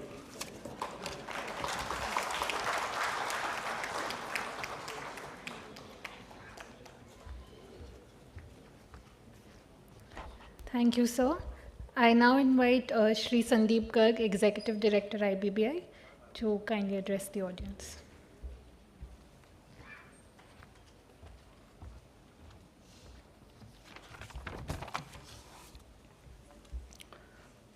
Distinguished panelists on the dais, distinguished guests, colleagues, ladies and gentlemen, I am grateful for giving me this occasion to speak on such a relevant topic: freedom of entry, freedom at marketplace, and freedom of exit. Economic freedom and economic performance have very high positive correlation. In India, the index of economic freedom, which measures the degree to which the policies and institutions of an economy are supportive of economic freedom, has substantially improved since the 1990s. The outcome has been astounding. The growth rate from 1990s onwards have doubled. Creation of inclusive economic institutions that enforce property rights, create a level playing field, and encourage investments in new technologies and skills determines the prosperity of the nation. Inclusive institutions allow every person to undertake any economic activity or business of his choice in the manner and the scale he is comfortable with. These unleash the full potential of a person to innovate, invest, and contribute to the economy. Thrust of reforms since 1990s has been provision of economic freedom, inclusive institutions to protect freedom, and regulation of such economic freedom only to address market failures. Markets need freedom broadly at 3 stages of business: to start a business, free entry; to continue the business, free competition; and to discontinue the business, free exit. The first stage, free entry, ensures allocation of resources to the most efficient use. The second stage, free competition, ensures efficient use of resources allocated. And the third stage, free exit, ensures release of resources from inefficient use and consequently the highest possible growth. The reforms initially focused on freedom of entry by dismantling the license permit quota Raj by replacing Industrial Policy Resolution of 1956 with the Statement on Industrial Policy 1991. MRTPC Act was amended to remove threshold limits of assets with emphasis on controlling and regulating monopolistic, restrictive, and unfair trade practices. Import and Export Control Act 1947 gave way to Foreign Trade Development and Regulation Act 1992. Capital Issues Control Act 1947 gave way to Securities and Exchange Board of India Act 1992. It allowed the business meeting the eligibility requirements to access the markets without any approval from any authority. The reforms then shifted focus to freedom of doing business. Foreign Exchange Regulation Act 1973 gave way to Foreign Exchange Management Act 1999. Establishment of Telecom Regulatory Authority of India in 1997. Insurance Regulatory Development Authority of India in 1999. Pension Fund Regulatory and Development Authority in 2003 shifted direct control of the government to regulation in the hands of regulators. Competition Act 2002 was enacted to protect freedom of firms. One has freedom to do business, but not to refrain the freedom of others to do so. So, predatory pricing was proscribed. Now, coming to the freedom of exit, it is important for two reasons. Firstly, the Schumpeterian concept of creative destruction describes the process of transformation that accompanies radical innovation. It supposes the replacement of established companies by new entrants. It involves the exit of a certain number of existing firms. Besides this renewal of productive system, it ensures exit can also have a positive value, since individuals who have closed down the company they owned or managed previously are more likely to engage successfully in a future entrepreneurial activity. However, this exit has to be in an orderly manner. In absence of such mechanism, lenders are unable to recover their debt and thereby discouraged from lending.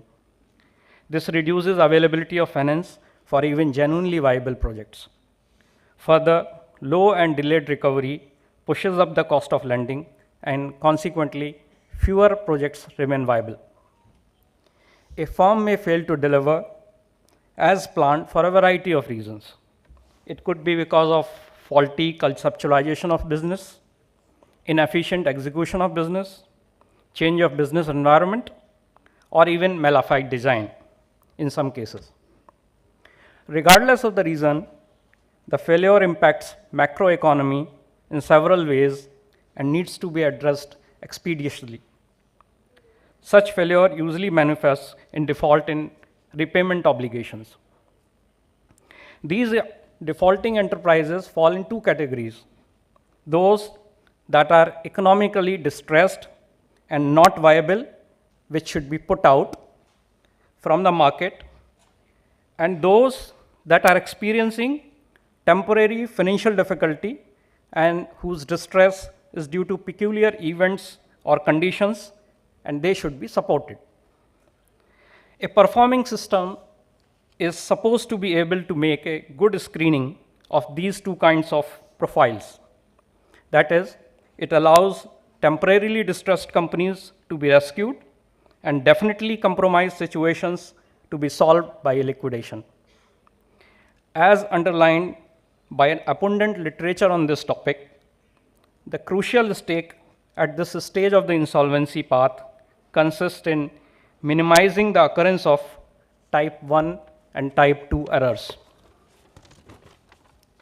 That is, to liquidate firms whose probability of recovery is very low, whereas the companies which still have capability to restore their business should be supported. Before the Insolvency and Bankruptcy Code, IBC, came into existence, the insolvency processes in India were governed through a highly fragmented framework with powers of the creditor and debtor under bankruptcy processes being provided for under different legislations and requiring multiple judicial fora to adjudicate. For example, Sikh Industrial Companies Act 1985 focused on revival of Sikh companies. It looked at the problem from the perspective of Sikh company and workmen. During this regime, type 2 error was committed, wherein the companies that were not viable were continued for long.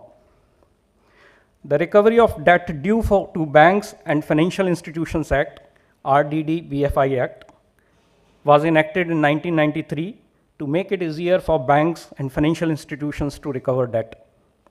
This act provided for the establishment of debt recovery tribunals and debt recovery appellate tribunals.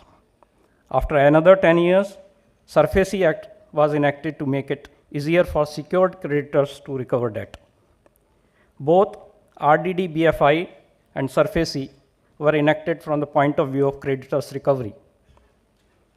In these acts, there are higher chances of committing type 1 error, where even viable enterprises are forced to wind up as their productive assets are taken away.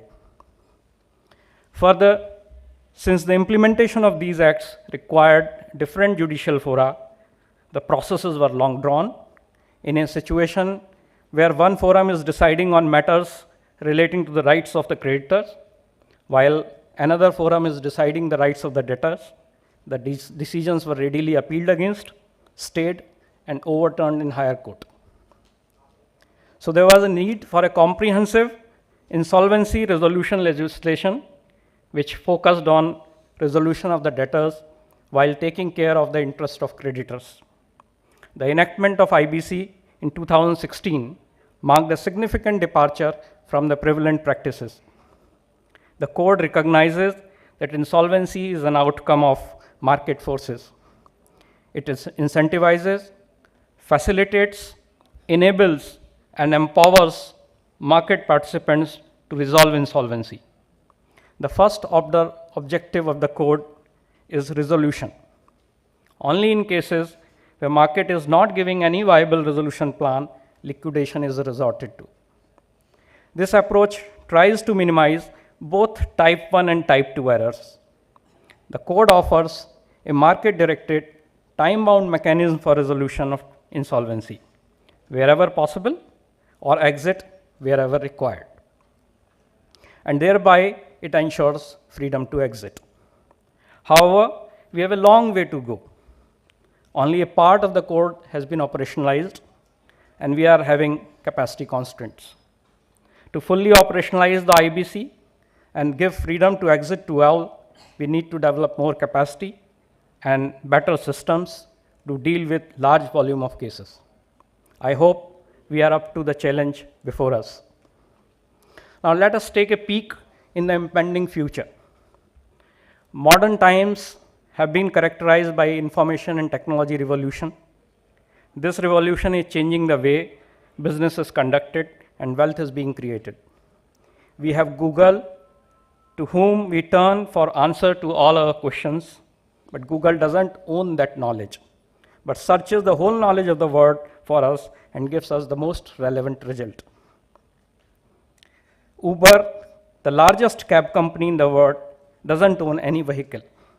Facebook, largest media company in the world, doesn't create any content.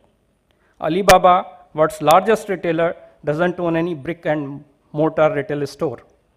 We have Amazon and Flipkart, shopping platforms which own little inventory, stock of goods, but sell the largest variety of goods. Airbnb, the largest accommodation provider in the world, owns no real estate. All these companies show the power of knowledge platforms and network. In all these new economy companies, knowledge takes precedence over physical assets. It has never been easier to start a business if you have the right knowledge. New modes of funding like venture capital funding and private equity have made it easy to raise funds even in risky businesses without reaching mass markets. However, business models are changing fast and very rapid pace. Viable businesses become unviable because of emergence of new business models or a new technology breakthrough. However, freedom to exit has not kept pace with the freedom to enter the business. It will be a challenge for all of us to design the exit system that ensure exits are as easy as entry in this new economy. We have our task cut out. Thank you so much.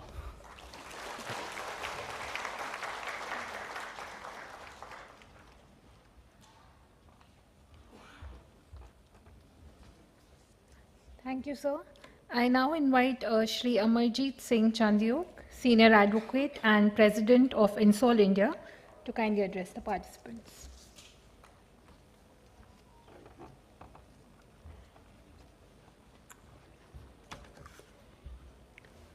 Dignitaries on the dais, off the dais, my dear resolution professionals, students, resolution professionals or experts now knocking at our doors. We have seen these, I'm only reminded of, though the bench is 4 here with us, normally speaking, if 3 have spoken, the last batsman really doesn't have anything to say except to say, I agree, and sit down. But fortunately for me, I have been given this task to be with you. The question is entrepreneurship, question is resolution professional, question is entry, sustainability, and then exit. And please see from where do we start. Entrepreneurship, liberty.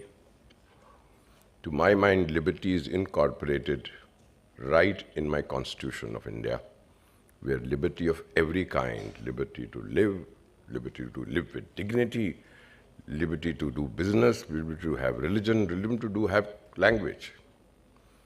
And we must consider, in my humble way, that this country is unique in the world.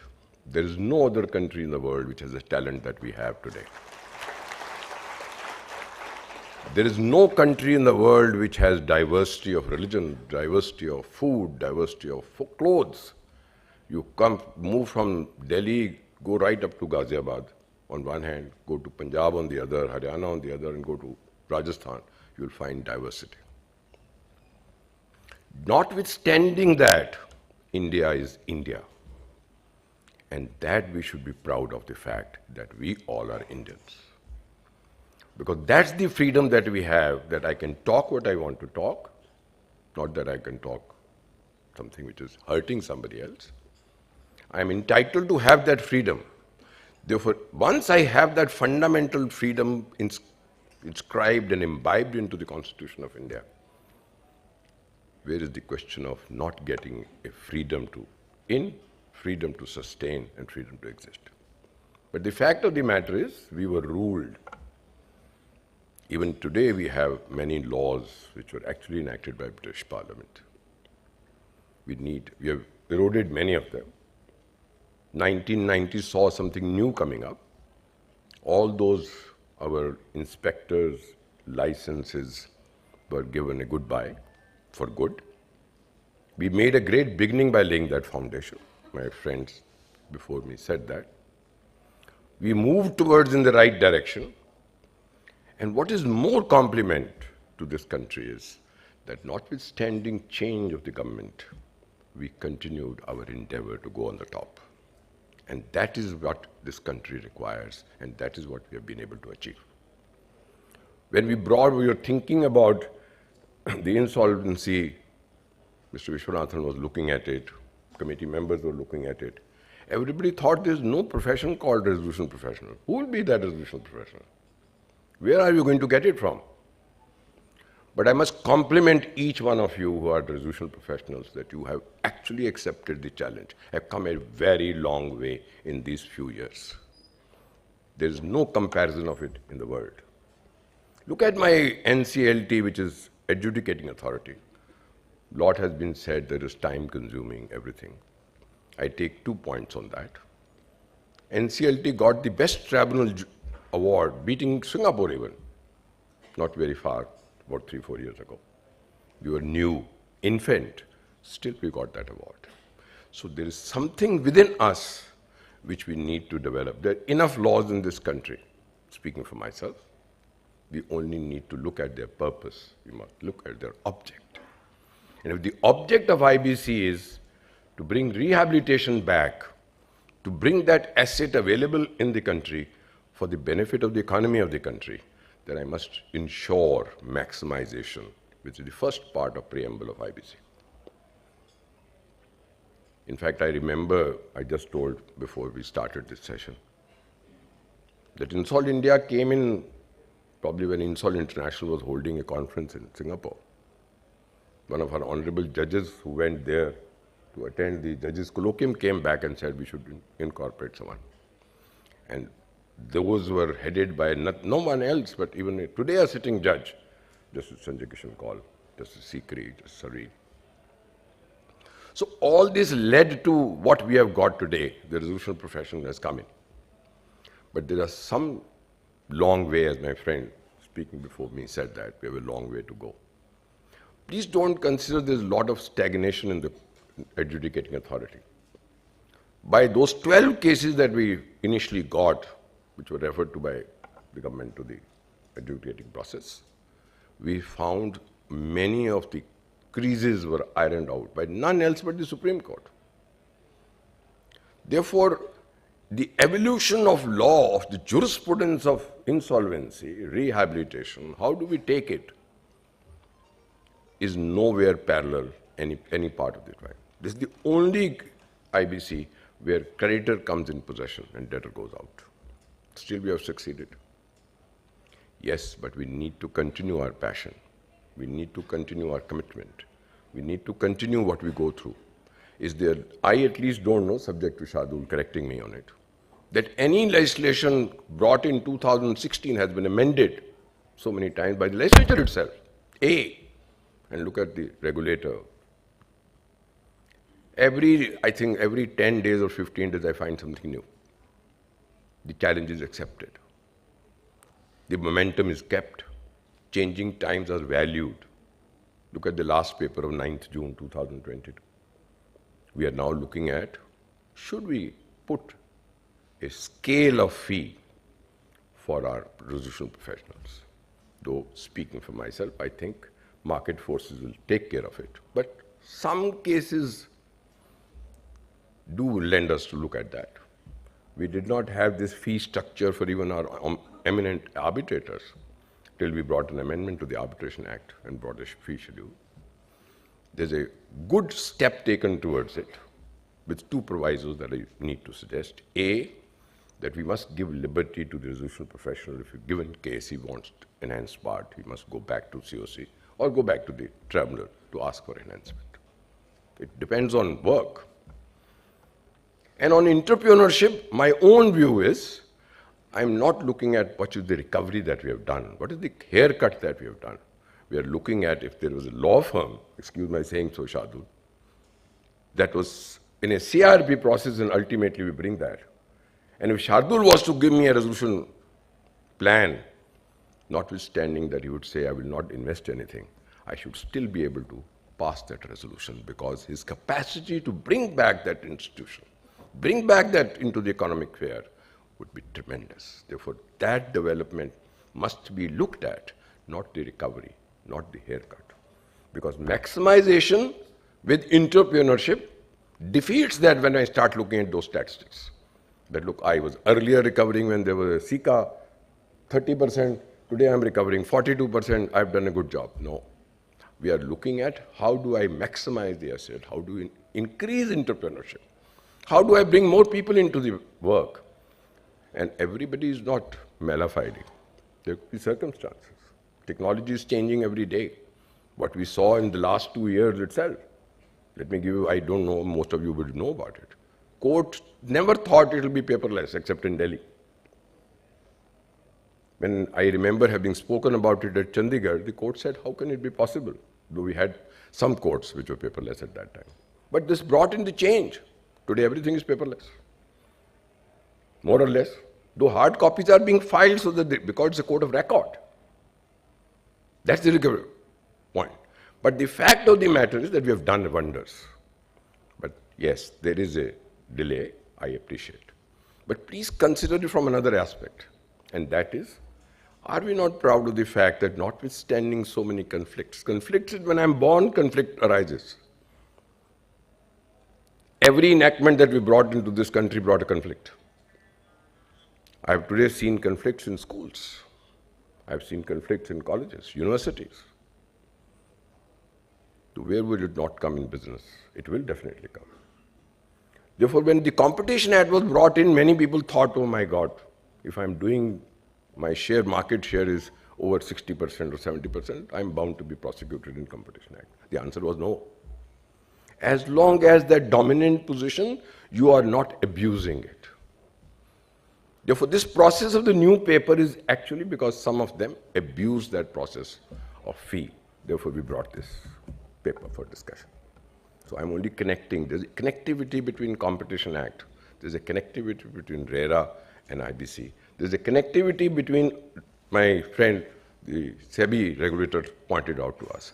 Everything is interwoven. And that brings us to what? We need to have a collaborative action. I can't start looking at ED attaching my assets when the CIRP process is going on. This can't be done. Yes, you may prosecute him. I'm not suggesting that if I have committed offense, I should not be prosecuted. But the assets must be available for the purpose of the economic development of this country. That's important. And that is where we are looking at when I enter, when I sustain, and when I exit. In fact, the United Nations have now come up to India. I think the inauguration was in Constitution Club the other day, where we are looking at how do we bring awareness among those people of their rights, what can they do, what entrepreneurship can they create, so that that poverty level can be brought down to negligible. All this is part of our entrepreneurship. Please don't restrict it to anything. My only request would be that we need to bring a collaborative action into everything. To bring to my last part, I remember when Jet Airways case was before the Appellate Tribunal, I happened to be in the court, not that I was in the matter. The Honourable Judge, the Chairperson, then put a question to me, knowing that I was something to do with mediation. We started, just for the reference, a small project in 2 rooms in 2006. Today we have 35 rooms and 60 matters a day doing resolution between people. So resolution is not only under IBC, there are other ways to resolve. And that is a process that we adopted. We started with matrimonial and every dispute between families. Today we go to 700 crores dispute. And only best part of that is that except for our new entrepreneurs who are coming into mediation process, we all are doing this from 2006 on pro bono basis. That is where the commitment to resolve comes into us, to see how do we empower parties to resolve their disputes. See, most of the litigation is pending. Today in the court you will find 2 resolution applicants talking to each other, one pitching the other the other. So I thought it was a process that we must look at. We are fortunate that the government has also introduced a mediation bill today after the Supreme Court, this expert committee submitted that. It has gone to Joint Parliamentary Committee. I hope the report should be fine and we'll probably have a mediation position in place. But the concept of mediation was adopted by NCLT at that stage, only to a limited extent that the administrator from out abroad was brought into COC, so that there's no conflict. In fact, the Supreme Court Judge, Justice Ramesh, has brought about conventions within the judiciary, so that if 2 courts are looking at the same dispute, one is in India and one's abroad, both of them can have timings with each other so that there's no inconsistency between the 2 courts. If these are developments, then our future is very bright. Our youngsters must look at it. This country will move faster than what we think. We have our shortcomings, there is no dispute about it. Every person, if we were perfect, then we would be gods. But notwithstanding that, it is this country and we the people that the first word in the Constitution will surely mark the beginning of something new in the world. The process is changing very fast, and I'm absolutely sure, even during my lifetime, a day would come that India would be written in platinum words. Thank you so much.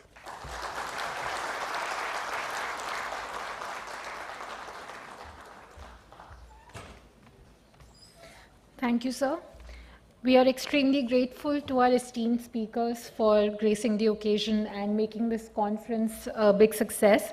I request Shri Sandeep Garg, our Executive Director, to kindly felicitate our esteemed speakers. Thanks and gratitude to Shri Shardul Shroff, Executive Chairman of Shardul Amarchand Mangaldas.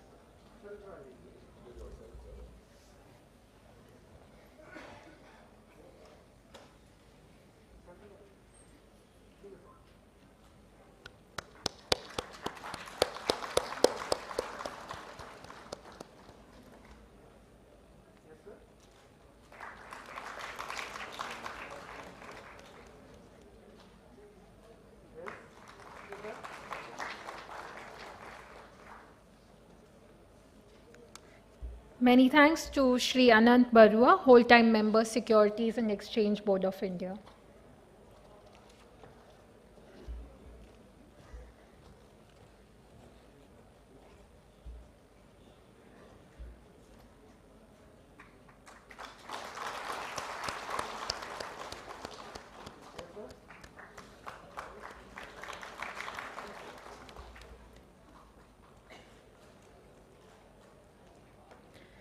And many thanks to Shri Amarjit Singh Chandiok, Senior Advocate and President of Insol India.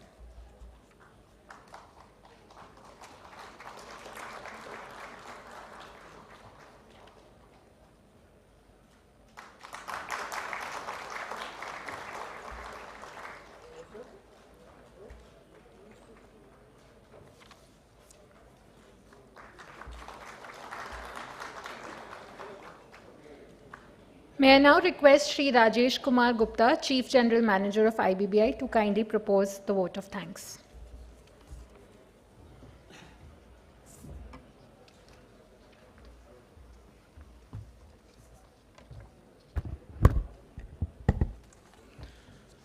Good afternoon, everyone.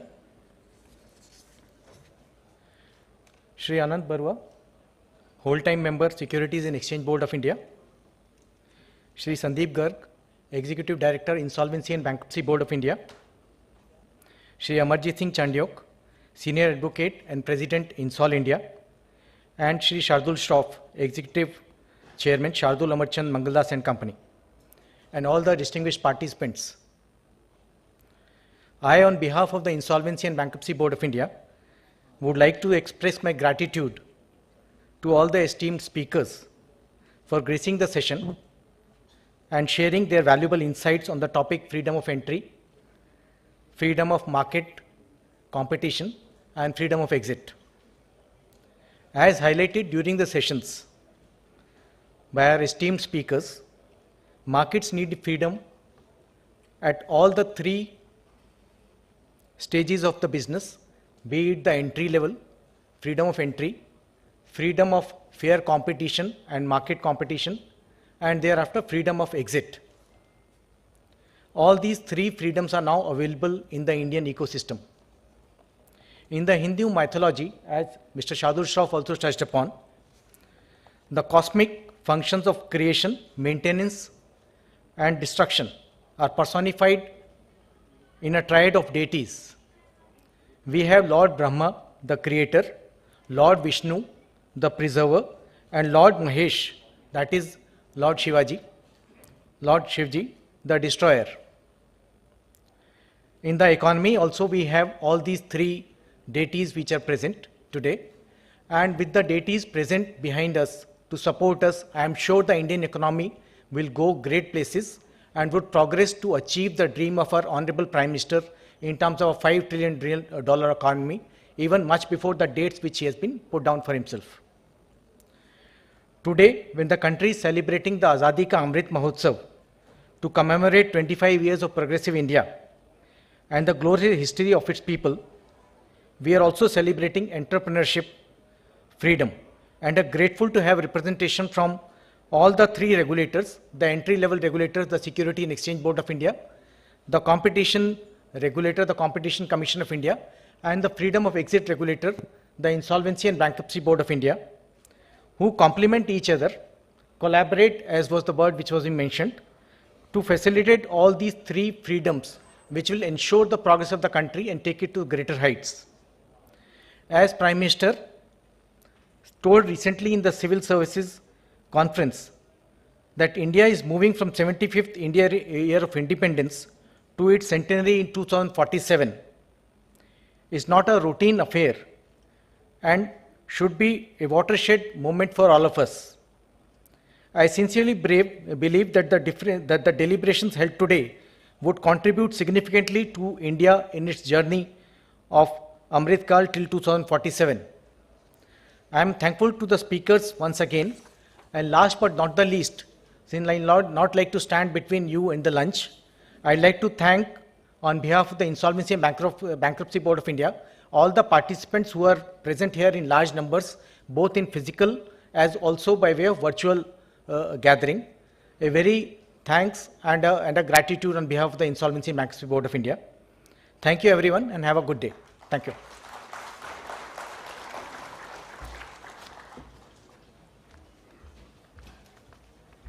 Thank you, sir. With this, we conclude with the conference on entrepreneurship liberty. Please join us back at 2 p.m. for the second part of today's program, that is the IP Conclave. I request all to please proceed for lunch to the lower ground floor, and our guests seated in the balcony are also requested to join for lunch in the lower ground floor area. Thank you very much.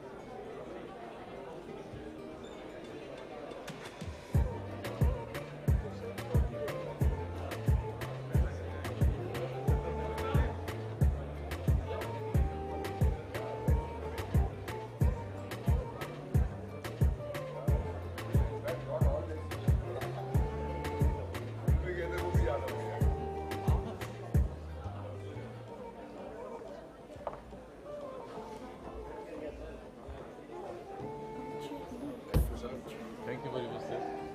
For the great delivery by you and the paper I have supported.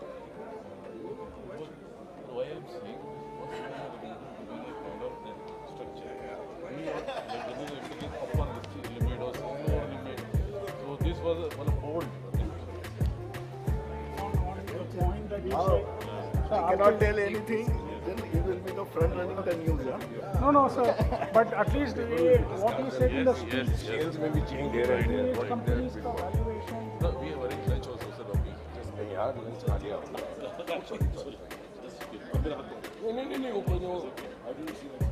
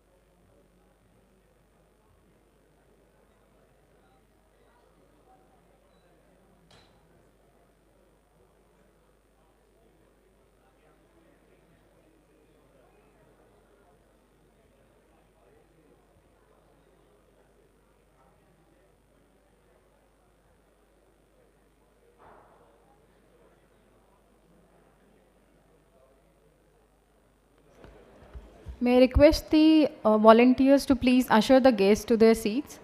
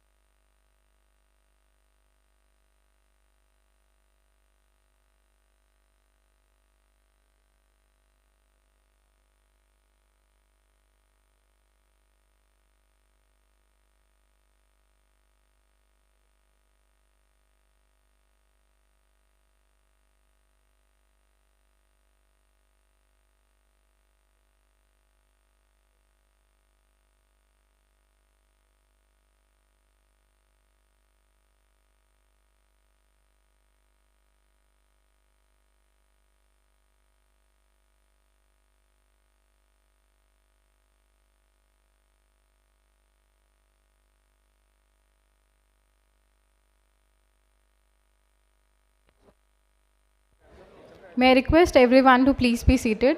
We will commence with the program shortly.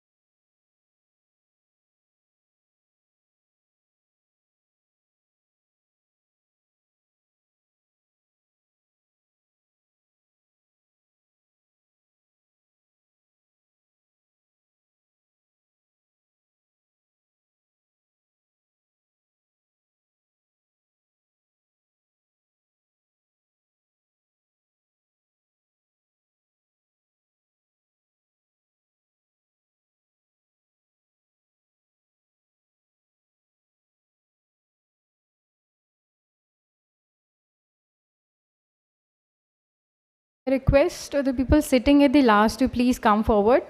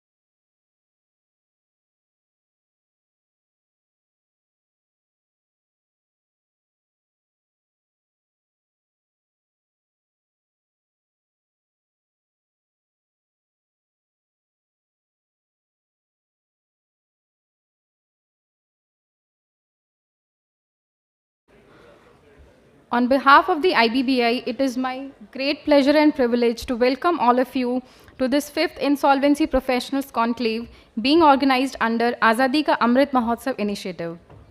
On behalf of the IBBI, I extend my heartfelt gratitude to our esteemed guests on the dais for gracing the occasion, and we are honored to have their august presence.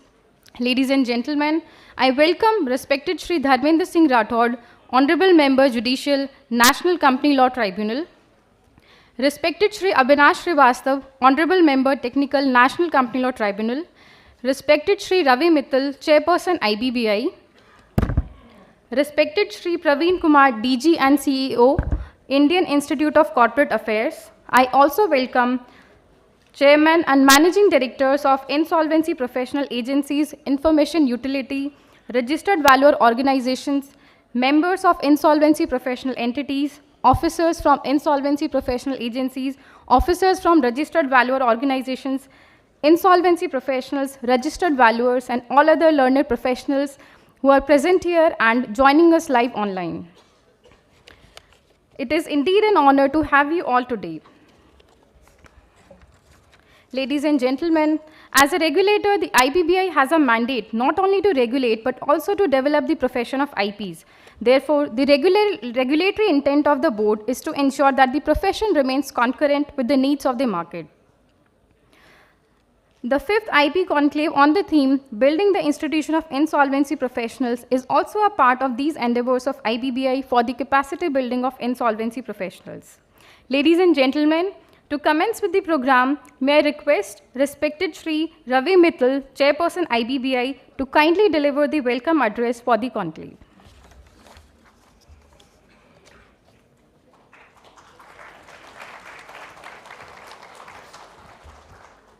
Good afternoon, everyone. Honourable Dharmendra ji, Honourable Avinash ji, members of NCLT, Praveen ji, DG IACA, dignitaries who are sitting here, friends, ladies and gentlemen.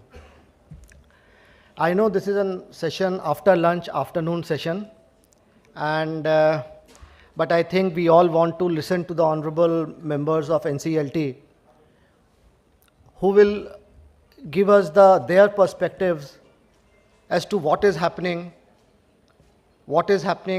correct, what is not happening correct, and that perhaps will help all of us in correcting ourselves. As my colleague was just saying, IBBI, one of the roles of IBBI is to regulate the IPs and RPs. Now, what does regulation mean? I think we should be your friend, philosopher, and guide. According to me, that is what regulation means. And we have had discussions with large number of RPs, IPs, valuers on various problems faced by you, because we feel that when you perform well, we perform well. And if you are not able to perform well, we will not be able to perform well. So it is in our interest, it is in IBBI's interest to take care of your problems and to ensure that correct or right systems are created so that you are able to perform well. Now, what does perform well means? According to me, perform well means that you should be able to put a resolution plan before the A in the shortest possible time. Perhaps ideally in 180 days, but in the shortest possible time. And you should try to get a good resolution. According to me, if you ask me personally, these are the two objectives with which we should work. And we have started working on these two objectives and trying to help you in achieving them. I hinted in the morning, but I'll talk a little more about the fee structure. Yesterday, we have put a discussion paper about the fee structure of RPs. I was told that it is difficult to get fees. You get fees after 1 year, 2 years when the resolution plan is approved. So we have tried to address this in the discussion paper that we have put up yesterday. Your fees today is decided by the market. We have not tried to reduce the role of the market. What we have only done is we have tried to put a minimum fees there. The market can give you more than the minimum fees. We have also, no please, we have also tried to put an incentive there. Incentive for early completion and an incentive for getting more value. That is, we expect that you will market the asset well so as to get maximum value. So this is the discussion paper that we have put yesterday. It also has provisions for an escrow account, and it empowers the system that if the COC finds it difficult to contribute, you can take interim finance for your expenses. So I would request all of you to read it carefully, give us your comments, whether you like it or not, if it is acceptable to everyone, and based on your comments, we will also correct the paper before we put it before the governing board. We have made 2-3 more corrections. I have been told that it is very difficult to prepare the information memorandum, and more often than not, the information memorandum does not contain everything that it should contain. And the quality of the information memorandum is directly proportional or directly related to the bid. So, in our last discussion paper, which has been approved, what we have done is we have put some more obligations on the CD and some more obligations on the financial creditors to provide you sufficient information so that you can prepare the information memorandum in the least possible time, and a good information memorandum. The quality of information memorandum, according to me, is very important. So we have tried that you can prepare a good information memorandum. We are also going to make some provisions to make your life related to valuation simple and claims verification work simple. We have also made some provisions. So what I'm trying to say, we understand that RP is a very difficult profession.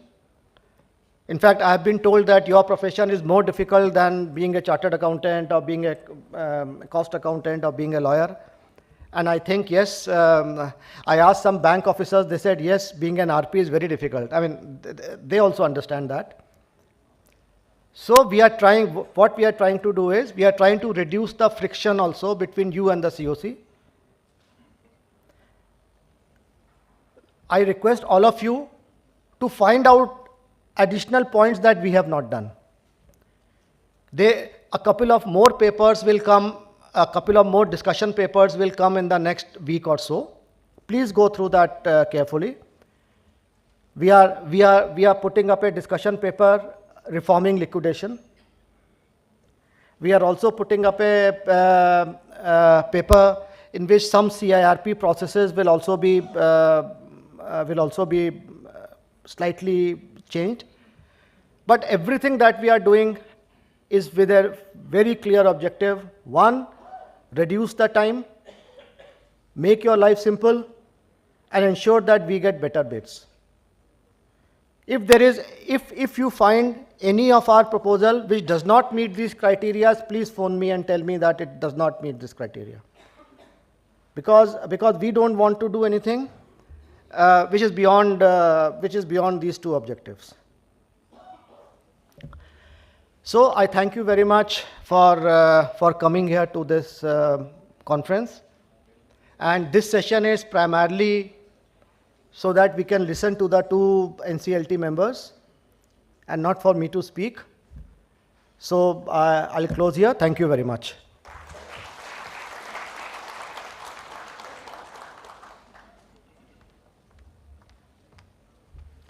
Thank you for your welcoming remarks, sir, and setting the context for the conclave. Ladies and gentlemen, we are honored to have the august presence of respected Shri Dharmendra Singh Rathod, Honourable Member, Judicial National Company Law Tribunal. Honourable Member has joined NCLT in October 21 as Member Judicial and has delivered numerous orders interpreting the intricate provisions of the code and bringing clarity on contentious issues. He joined the post of Additional District and Sessions Judge in 2019, and he has been posted as Special Judge NDPS, Additional Welfare Commissioner, Bhopal Gas Treasury Relief and Rehabilitation Department, Special Judge Central Bureau of Investigation Gwalior, Registrar Vigilance of High Court, Jabalpur, Madhya Pradesh, Special Judge Scheduled Caste and Scheduled Tribes Prevention of Atrocities Act, Madhya Pradesh. Sir has also acted as Presiding Officer of Honourable Debt Recovery Tribunal during the period 2017 to 2021. He has also been Member Secretary, State Legal Service Authorities, Madhya Pradesh, and controlling the state legal service throughout the state. Thank you, sir, for gracing the occasion. May I humbly request you to kindly share your thoughts for the guidance of IPs and other stakeholders.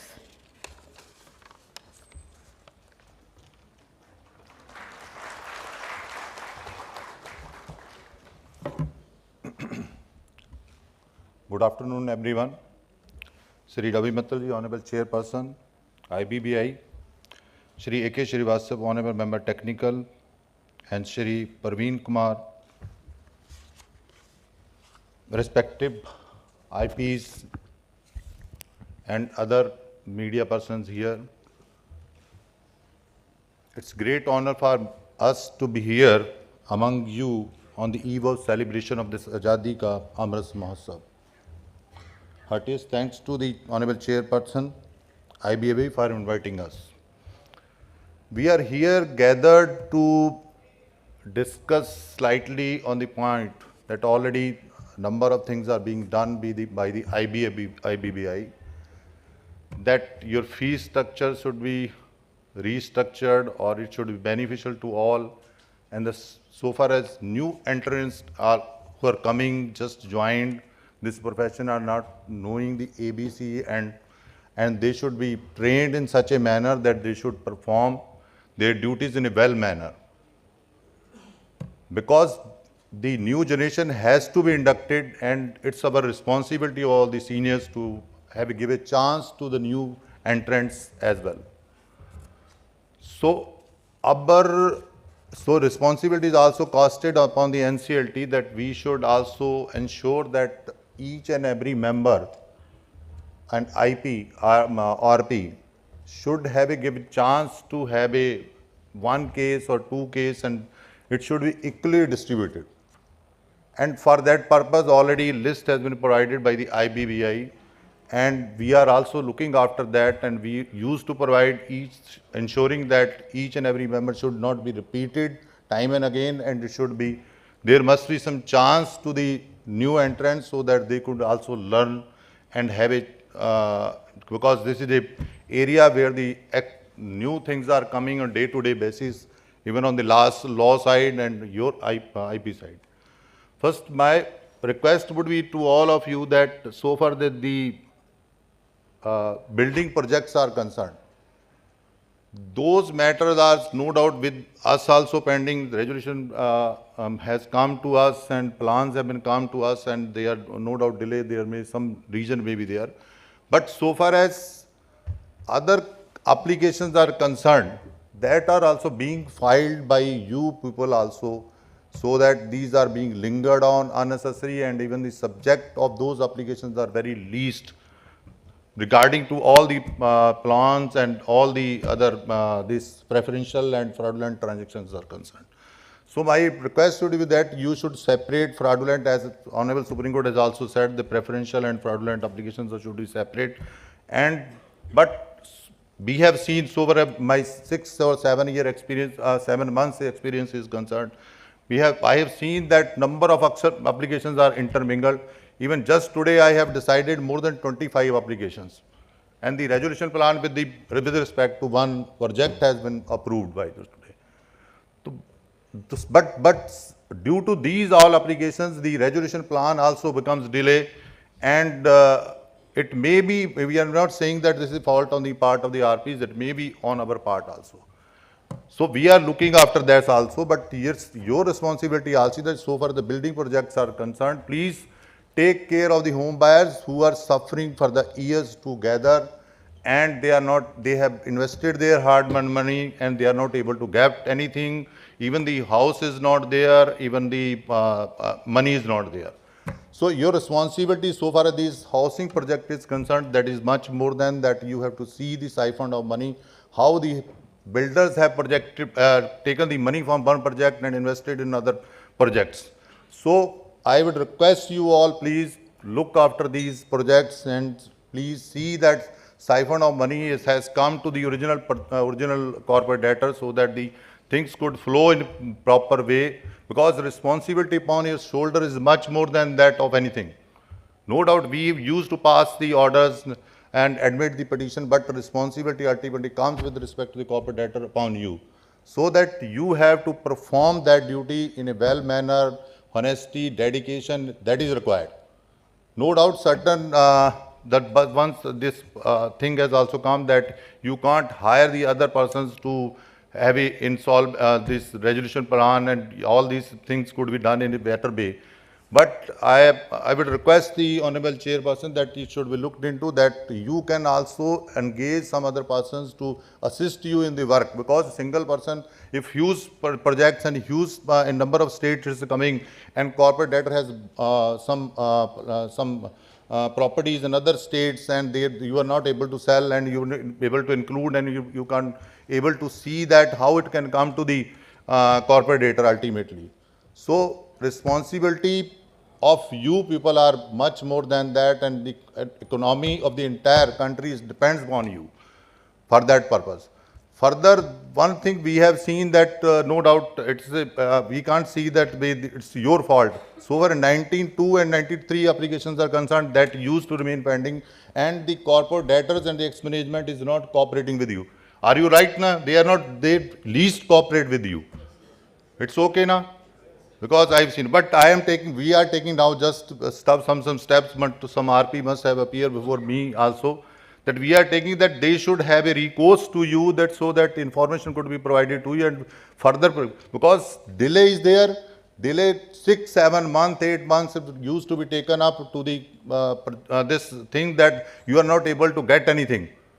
Yesterday I came to know that one IRP has appeared before, that the data is not being provided and electricity connection has been disconnected by the electricity board due to non-payment of that. That's why he is not able to open the computers and he is not able to get the information. So I passed the order to the electricity board, as well as I also directed to the these ex-management that they should cooperate, and they should fully cooperate. In one case, when I was telling to, banks are also not providing full cooperation to the RPs. As Honourable Chairperson has just now said, that we have also asked them to have a cooperation with you people also, because again, time and again I said the responsibility comes to you, that you should have a resolution plan at the earliest stage, in the minimum period what it has been prescribed. Because we are lingering on, just we were in the principal bench, we were Honourable Member Technical Srivastava, we were in bench, matter is pending 2018. And what is going on? Nothing. Resolution plan is there, they are still in discussing stage. What is happening? We don't know. So delay is not only of the project, the project is not being completed, but delay is also affecting the entire economy of this country. So for what purpose this institution, IBBA has been created, NCLT has been created, that would be frustrated unless we all join together and have a hands, and that we should see that the entire proceedings are being carried out in a best possible manner. So I would again request you people to see that the resolution plan. If resolution plan is not able to no one is coming forward, then you go for liquidation. On liquidation, again, I will say that please assess the property in the best possible manner, so that again, so most of the banks are involved and their money belongs to whom? It's public money. Public money. So for a bank's institution, that is public money, that is coming from our pocket or your own pocket. Unless we are not assessing and values are not being pursued, that the valuation should be proper of the property, that should come to the institution, to the entire economy, it would rise up to like anything. But main crux is there that without naming a case, yesterday there was one case, property, 2% came in the court, they said that the property is worth more than 8 crores. And liquidator is selling for 6 crores. Are we doing our duty? Sorry. Once they have a proposal, they are saying that we are ready to purchase for 8 crores and you are selling for 6 crores, that is hardly, I think that would not be justifiable to any angle. So we should have we should think about that this should be property, the property must be taken care of, so that the proper access maximum amount could come to the corporate debtor. Ultimately, it has to go to bank or somewhere else. So anything from coming from our side, no doubt we are also part and parcel of the same, and we are also we have this side, but you are that side. But your role is much more important than of us, because we pass an order and we leave it. And thereafter the responsibility shifts to you to see that all things go in a proper and in a particular line, so that it could be completed in a certain specified period. So I would request again that anything, we are with you to please come forward and have a hand-to-hand together, so that we could contribute to the institution, and for the purpose which has been, both the institution have been created, and the IBB is all taking care of your fees, everything is being taken care of, then you should also perform your duties in a well-fashioned manner.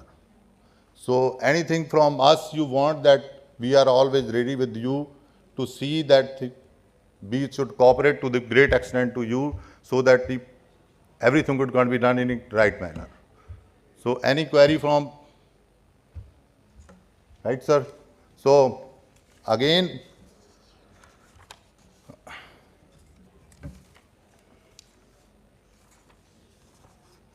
one thing more is there, that some more 2-3 matters have come before us, that we are not watching the interest, the main, we should follow that section 29A. 29 is not being looked into, because the same ex-management which is existing in the other companies are taking away the same project by this side or that side. That would create, because the man who is handling the project and it had defaulted intentionally, again he is coming to the same position. Whether you are giving to the same person that you please run that company. That would not be better for the entire. We should have some lesson for such like persons who are not cooperating and not doing their duties, and putting the entire corporate debtor under the CIP proceeding or liquidation.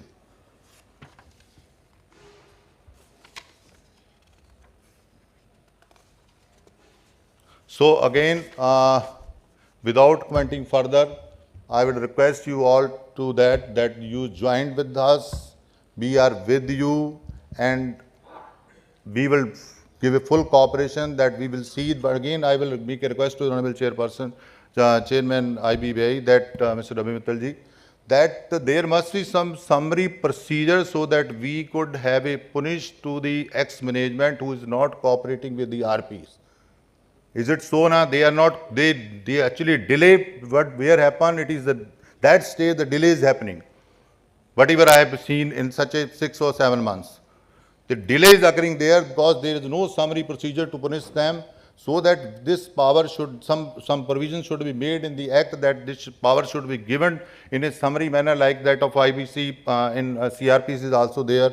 193 of IPC is there, that we can punish in summary manner if something is being done with the court and they are not cooperating, because you are the partner, you are the official of the court. So you should act on, you are acting on the behalf of the court, tribunals. So that some summary procedure must be there so that we can punish if they are not cooperating, because they are the person, unless the information is not being provided to you, you will be helpless. And certainly the NCLT would be helpless to do anything. So again, lastly, I will request you all, and thank you so Ravi Mittalji that you have invited us on such an occasion that Amrit of this Azadi Ka Amrit Mahotsav, and we are celebrating this year 75th, is it there now? So then certainly our responsibility becomes more that we should contribute to the country as well. Thank you so nice. Thank you.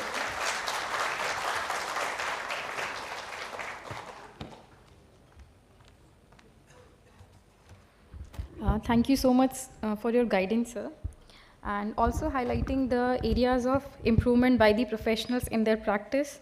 We hope the professionals will strive towards more efficient conduct of the processes.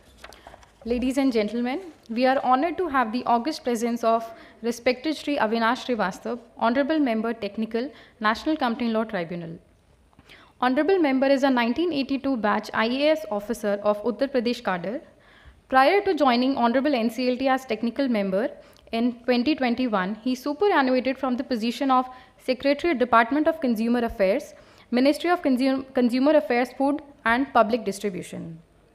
Honourable Member has served in various capacities in numerous ministries and departments, including Ministry of Food Processing Industries, Ministry of Agriculture and Farmers Welfare, Ministry of Corporate Affairs, Social Welfare Department and Higher Education Department, and several other organizations.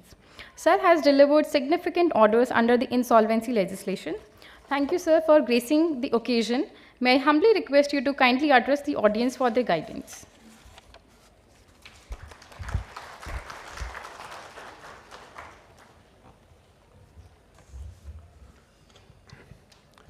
My esteemed colleagues on the dais, ladies and gentlemen, it gives me great pleasure to be here amongst you all and to be interacting with you on the subject of IBC and on the role of insolvency professionals and what support can be given to them from the side of the adjudicating authorities. Well, let me begin with how I discovered IBC. 2 years back, I was preparing for my interactions for this selection process. Earlier, I had worked in the Ministry of Corporate Affairs, and I was familiar with the administration of the Companies Act as well as with the many legislative provisions also. And the NCLT was being formed under the new Companies Act at that point of time. However, the IBC was not there. So then, 2013, I left the ministry, I joined other departments. But when I came back, when I was appearing for this interactions, then I came across this IBC. And I was quite intrigued after reading the act as to the role of the insolvency professional, because you see, a running company consisting of maybe a small company consisting of 1 or 2 directors, or a big company consisting of so many directors is taken over and run by an insolvency professional.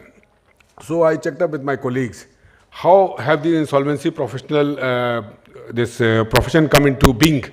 I was told that the 3 institutes, the 3 statutory institutes of which Ministry of Corporate Affairs is the parent body, in the sense that if there is any body at the Government of India level, then it is the Ministry of Corporate Affairs for them. The Institute of Company Secretaries, Institute of Chartered Accountants, and the Institute of Cost Accountants. They had floated Section 8 companies, not-for-profit companies, though they became the insolvency professional agencies. And these insolvency professional agencies would then enroll the members as insolvency professionals who would undergo a strict training which will be done by the IICA, and then they would be enrolled in the IPA, concerned IPA, and would have to be registered with the IBBI. So this is how the profession came into being. And in the first year itself, if I recollect correctly, in 2017-18, there were around 2,000 enrollments, persons who joined this insolvency professional, who joined as insolvency professionals. And thereafter, every year, there has been a steady growth of 500 to 600, despite the COVID period. So that is kudos to this profession, and kudos to the relevance of the IBC to the economy of the country. Friends, we from the NCLT, we are always willing and would appreciate to help you all in your training needs at the beginning. So IICA sometimes sends the trainees, the IP trainees to us for induction training. We support them. Our proceedings, we are also doing all the proceedings on an electronic platform, and those proceedings anybody can hook on and join us. So we have given some IP addresses also to the IICA. So the members, the newly recruited members or the persons who are intending to be IPs and who are doing training there, they can hook into the system and join the proceedings. Friends, IBC is a great piece of legislation. As has been said again and again, it has led to a transition from a debtors in control economy of the companies to a creditor in control company economy. And the insolvency professional plays a very important role in this transition, and then its subsequent handing over to a new management. You have to do so many things, and most of your roles are highly administrative and highly complex in nature. You would be involving elements of finance, elements of law, elements of administration. Many times I find cases where they have to seek police support, seek support of administration, electricity department, etc. So it's a very varied role which you play, and I would really take this occasion to congratulate all of you for having brought IBC to its successful 6th year of implementation. This would not have been possible without your support and without your active role and contribution to this state of affairs. Your responsibility is onerous and your role is powerful. Yet you are exposed to so many of the frictions and pressures from everywhere. Under Section 233, I find that you have got that protection which generally civil servants have been having for protection of action taken in good faith. That protection is available to the insolvency professionals also. So you will never be prosecuted in any court of law for any of your actions taken in good faith. That is one very important part of that law. Then let us understand what has happened in the insolvency resolution. That is one aspect of it. However, if you have heard Honourable Finance Minister on several occasions on the floor of the House, she has said that the other role which the IBC and with the insolvency professionals have played is that many companies, many of the debtors, they have started repaying their dues on time. So therefore, they have to avoid getting into insolvency situation. That is a very important role. It's very difficult to measure that because what could have happened has not happened. So we must give kudos to that, and perhaps IBBI would be doing already some study on this as to measure the effect of the role of IBC and of the role of IPs in preventing a situation which was earlier there. So one more thing, friend. You would see that in resolution, insolvency resolution, you have a strict timeline. You have got 180 days and 270 days, and you are always under pressure, and then the management would not cooperate, and somebody else will give in applications, and all those things keep happening with you all. So there will be one resolution applicant, then again somebody else will come and say, this is my plan, please consider my plan also. So there is a state of flux, and there is a strict timeline. However, once your resolution plan doesn't happen for any reason, then you go into liquidation. And in liquidation, although I'm sorry to say this, but I find that you have all the time in the world. So there is a stipulation of 1 year, but it goes on, so things go on. Therefore, my suggestion, my appeal to you all, although it's a difficult question, and I will request the Chairman IBBI to kindly consider it, the aim of everybody, including the policymakers, including the adjudicating authorities, and including you, is to ensure insolvency resolution of the company. A sick patient who has been brought to ICU, he's given sufficient oxygen, and he's brought back to life, and so that it goes on. Workers are protected, and economy doesn't suffer. So therefore, even though there are strict timelines, however, you may just see as and when you feel the need to extend the timeline for reasons beyond your control, you must take that into account. Just, let us not be in such a tearing hurry that we don't come up with good resolution plans and the company is pushed into liquidation. Liquidation is our second resort. Our first resort is insolvency resolution. That is what IBC is about. So that was one thing which was coming to my mind, and we on our part as adjudicating authorities also try to do that. And I'm sure that as insolvency professionals, you would also be working in that direction. So although timelines have to be adhered, yet please do keep that in mind, that our main aim is to resolve the insolvency of the companies rather than to send them into liquidation. One more thing I was just wanting to discuss with you all. There is a preponderant role of the financial creditors in the committee of creditors. Although the ex-management is also a member and the operational creditors also are one of the representatives a member, but many of the IAs which my colleagues and I face in our role as adjudicating authority is of the operational creditors. So maybe without sounding didactic and pedagogic, maybe if you could consider giving some importance to the operational creditors, there is one member there, you could reach out to them, make sure that they attend the meetings, and whatever their agenda notes, if they want to submit agenda notes, invite agenda notes from them, at least place their suggestions and recommendations before the committee and keep them involved in the process. If they are involved, if they are aware as to what is happening, then many of the IAs, I feel, would get reduced to that extent because they are in the know of things. And maybe the committee of creditors will also come out with something for them. Because ultimately, these operational creditors also play a very important role. They are an important stakeholder of the entire company. Once a company is resolved, now there is a new buyer and he moves over. Now there were foreign buyers, international buyers. They become operational creditors, their entire dues, earlier dues are gone. What happens to them? They will not be willing to again buy products from the same company. So therefore, the role of the operational creditors may be given suitable importance in the meetings of the committee of creditors and in involving them into the matter. Another thing which strikes me from time to time, I'm sure many of you would be already doing it. Once a company goes into insolvency, and let's say it's a company where there are building projects going on, there are a lot of home buyers. Now, the learned resolution professional, he gives an advertisement in the newspaper asking the home buyers to submit their claims. Now, many of us, at least I will confess that I am one of them, I do read the newspaper headlines, but I don't read the advertisements and those small print which come in the Business Standard and all those things. So I'm sure that there are others also of that kind. So one thing which I feel where we can, as a whole, contribute towards the success of the IBC and of the program is by reaching out to those home buyers. There are many ways of doing it. For example, if you have the data, you can send them emails. You can see that they are put on phone, put to notice in some manner or the other, and they are asked to come over and submit their claim. Because some cases which we do face from time to time is that the home buyers say that they got information about it a year down the line, 2 years down the line, and then their claims become time barred. So our aim is not to time bar their claims. Our aim is to ensure that the project runs and in the interest of all the stakeholders of the company.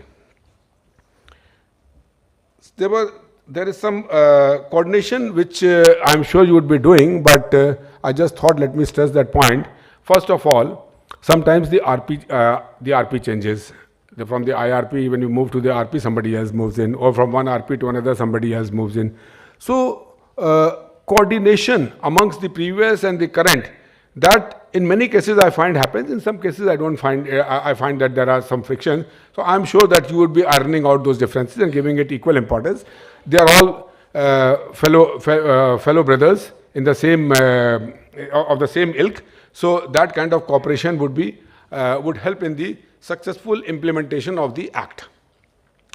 Likewise, you have the IP, the RP for the corporate debtor, and you may have another RP for the personal guarantor or the corporate guarantor of the corporate debtor. A coordination amongst them would help in successful resolution of the company. Friends, I would like to say at this point of time, I would like to also request you all to kindly consider preparing a checklist of important documents right in the beginning when you take over a company. Maybe you can do it in such gatherings, which you would like to take from the management right in the beginning. The moment you take charge of a company, then there would be certain documents which would be of more importance than other documents. For example, balance sheets and all, they are available on the MCA 21 portal also. However, the email IDs, you would like to take control of that, if there are email IDs, so that you can start interacting and start working on behalf of the company. The list of important buyers of the company, important assets of the company, existing contracts, because whosoever is the new SRA, he would like the existing contracts to continue in the interest of the company. So that kind of checklist which you prepare in the beginning, that helps you and that helps the company also. When then the ex-management doesn't provide that information, then you can always come to us in one go and we can issue suitable orders. There are many kinds of orders which we keep issuing, and we could be of support in this matter. Friends, I've had my say, and I'm sorry if I've sounded a bit monologue one side, but I'm sure that my advice, my words will be taken in the right spirit. Thank you very much.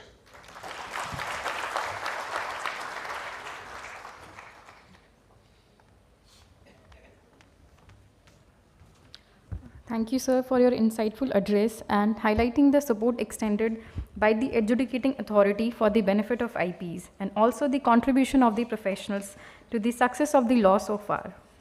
Ladies and gentlemen, may I request respected Shri Praveen Kumar, DG and CEO, Indian Institute of Corporate Affairs, to kindly share his thoughts. Shri Praveen Kumar is a 1987 batch IAS officer of Tamil Nadu cadre. Prior to this, he superannuated as Secretary, Ministry of Skill Development and Entrepreneurship in 2021.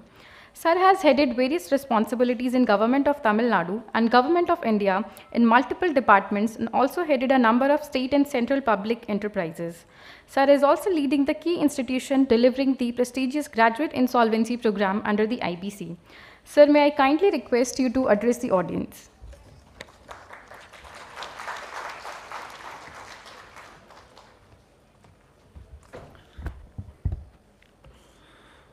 Respected Shri Dharmendra Singh Ji, Honourable Member Judicial NCLT, Shri Avinash Kumar Srivastava Ji, Honourable Member Technical NCLT, Shri Ravi Mittal, Chairperson IBBI, esteemed guests here, and the IPs, the center of the conclave today. I have been asked to talk about the program, the unique program which is being run by IIC under the guidance of IBBI, the Graduate Insolvency Program, GIP, and the context of the insolvency and bankruptcy regime we have in India. Generally, as you must have been hearing all along, and today also both the speakers have talked, how the insolvency and bankruptcy regime is still under evolution, and the Indian capitalist structure so far, that's the weakest link in the Indian capitalist structure so far, the insolvency and bankruptcy. All other things have been activated. Opening a company is easy, running a company, lot of facilitations have started. But this is one area where which is still a work in process. As we say that Indians don't like creative destruction. We don't want to close a company, even if it is draining resources, either the workers or the management or the local society. No one wants company to be closed. So bad money keeps on running after good money. And the need for having a good insolvency and bankruptcy regime is very important. In this context, the arrival of the IBC code in 2016 was a boon for this, for the entire corporate structure of the country, which puts in a system, a time-bound system for resolution, and if resolution is not possible, for liquidation of a company, so that bad money keeps on not running after the good money for sustaining it. But the efficiency and efficacy of any such insolvency and bankruptcy system depends on the personnel who are responsible for administering the system and whose roles are outlined in the statutory framework. And one of this critical personnel is the insolvency professional. And insolvency professional, as you all know, has a lot of powers. He is the board, he is the chief executive, he has to take business decision, he has to protect the interest of all stakeholders in a balanced and just manner. If I have to say something, he is the central fulcrum of the insolvency process, the entire insolvency process. Adjudication is the most important thing, but the fulcrum which drives it is the insolvency professional. Thus, I will say that its role is paramount from the socio-economic sense of the country, the legal sense, and the moral sense, the sense of bringing a balance among all stakeholders. And the skills of the IP are very varied. I mean, he has to be a legal expert, a financial expert, a management expert. Apart from that, he has to have a high level of integrity and commitment. That is, sorry sir.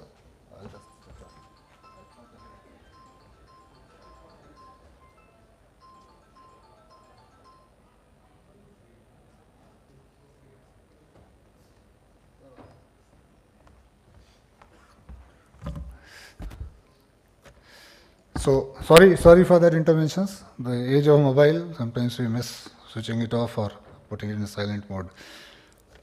I was saying that government and the regulators realize the importance of this and the need of having a young cadre of insolvency professionals was very important to be there to improve this IBC system in the country. So, towards that end, a working group was formed by IBBI in 2018 to work for getting into, to recommend a program which will lead to creation of young professional trained insolvency professionals. And thus arose this graduate insolvency program based on the recommendation of the working group. IICA was, we are thankful for IBBI, was chosen as the first institute to run this program. I started the program in 2019, the GIP program, and it has had a successful run of 3 years. The third batch is undergoing internship, and the fourth batch selection has taken place, and the new batch is going to start. I think we released the result yesterday. I had approved the result. I think it was released yesterday, and we are thankful to say that all the 52 sanctioned seats have been filled in this batch, the first time it has happened. And we are starting the program on 1st of July. Perhaps it's a unique program. I don't think anywhere this kind of a program for young professionals is there in the world, a GIP kind of program. And what is the advantage of this program? Before this program, for becoming an insolvency professional, either you have to be a practicing professional for 10 years or other person having experience of 15 years. What this program does is compresses the entire period to 2 years. Anyone doing this 2-year program is competent to become an insolvency professional and act as an insolvency professional. So the need for the insolvency professional is going to go up as the IBC regime becomes more and more efficient and effective. And I'm happy to say that we will be able to supply a good batch of trained professionals who will work with integrity and commitment to bring in resolution and avoid liquidation, as the Honourable member said, that liquidation should be the last resort and not the first resort.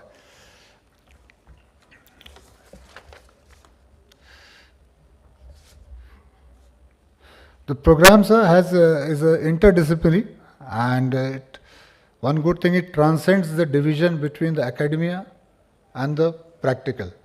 So we have both the theoretical foundation being developed in the academy, coupled with a practical internship with the professionals in the field.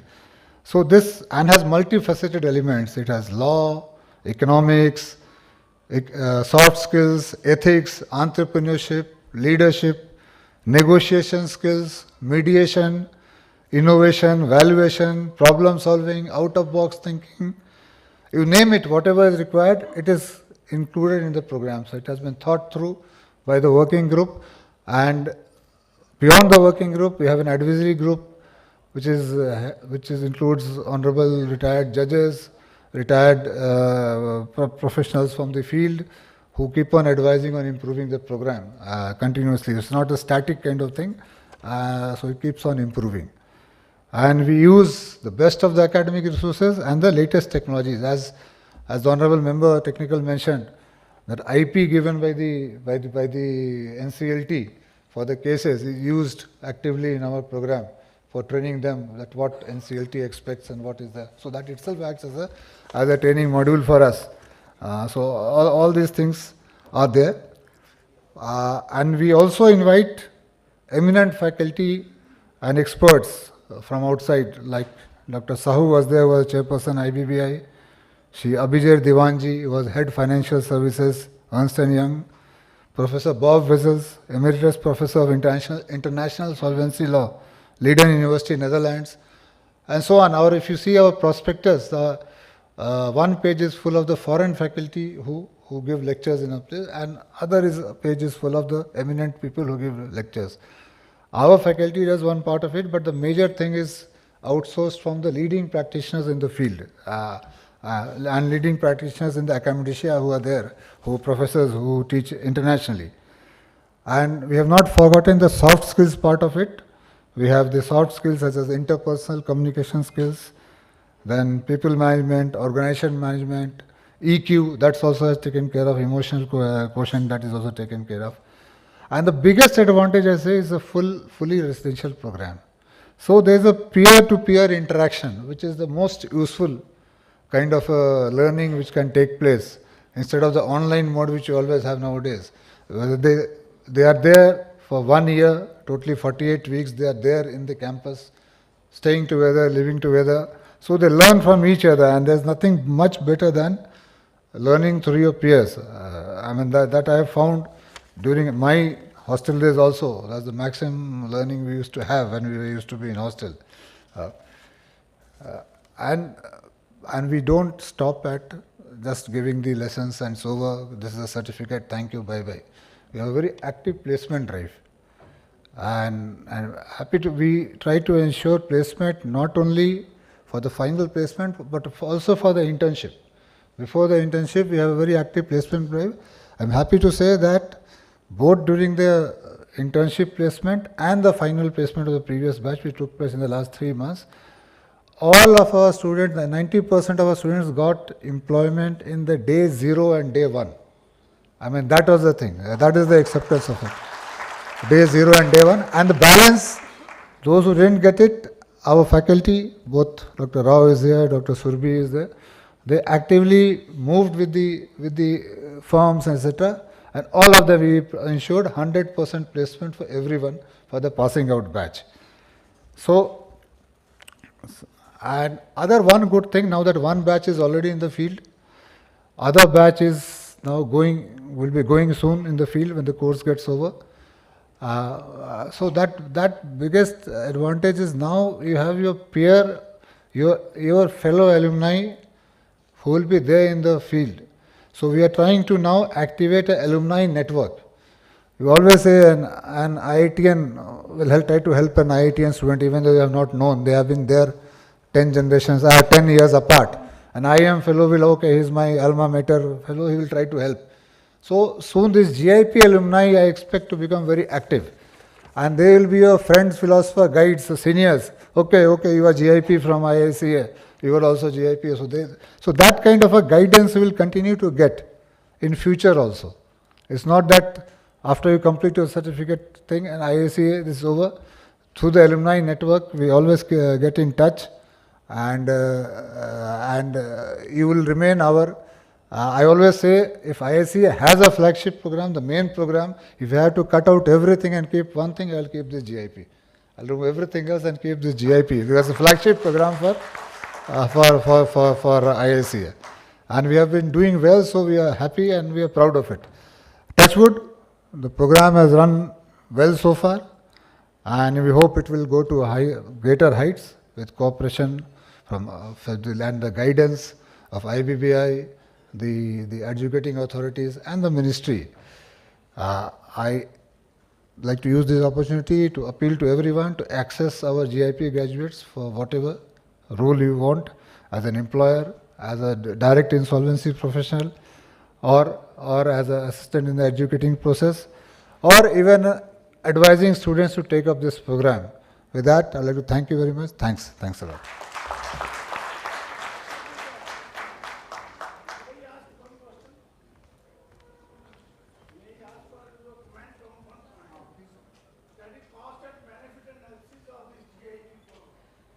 No, I'll tell you the cost and benefit analysis from the perspective of a GIP student. The fees is around 9 lakhs and the staying cost is 3 lakhs. The total is 12 lakhs over a 2-year period. And I'm happy to tell you that the average salary procured by the last batch, average salary is 14 lakhs per year. Normally in IIMs also, the average salary has a payback period of 2 years. Our average salary has a payback period of less than 1 year. I mean, that is I compare with that. So even though the fees appears to be more, but we have ties up with banks. So access to money is not a handicap from any person, ambitious person to apply for the program. We have tied up with banks, so they will give you loans, and then you can pay it back in, 2 years period. After spending all the money which you want to spend, the savings itself will be enough to pay it back in 2 years' time. It's better than the IIM package. Even though in IIMs we keep on hearing about 1 crore package and 2 crores, that's only few persons get it. The average salary for an IIM is a 2-year payback, depending on the quality of the IIM. Thank you so much, sir, for your comprehensive coverage on the graduate insolvency program and its prospects for the young professionals. So although our dignitaries would be a little tied up with their schedule, so with their permission, if we could take a couple of questions from the audience. So if anybody has any question, can raise your hands. Hello. The ushers, please take the mics to the people who have raised their hands. Yeah, I'm Kedar Chikodi. I'm one of the registered valuer for land building as well as plant and machinery. My small question this is a little bit out of box. My valuer friend will shout at me. I think during the CRP process, the valuation for land building and plant and machinery is not required, because already the COC members or the IP knows the liabilities and what are the outstandings. And already they have some couple of valuation reports when they had given the loans. Then why again a valuation is required when we are not going for liquidation? Again in liquidation, what IP says, already in CRP that 40 crores has not been realized, you reduce the value. Means somehow he says that you have to reduce the value because in CRP this value, nobody has taken the company. So when the resolution applicant wants to take the company, let him do his own analysis and bid for it. Instead of having our benchmark, the COC already has the benchmark of, for example, they had given a loan of 200 crores. So already they have given 200 crores, then why they require the valuation report when it goes for CRP? Liquidation is fine. Because when the COC meeting is there, the first question they ask, we have given 200 crores, your valuation report is 50 crores. So the report is not been disclosed of earlier. In CRP process, I just want to throw a light on this. If nobody is able to give the answer right now, nobody, but I request the adjudicating authority as well as the IBBI to give a thought on this, that in CRP process, valuation of land, building and machinery is not required. Thank you.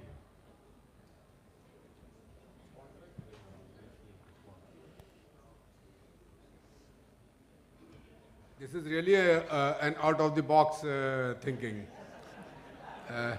I will tell you two things which would support the valuation at the CRP stage also. Firstly, it would help in arriving at some, knockdown price at which the resolution of the company would occur. It does help in that sense. Now your point that since the banks have already done the valuation of land, building, etc., so it is already there, so why do a fresh valuation? Well, as a valuer, you should take advantage of that.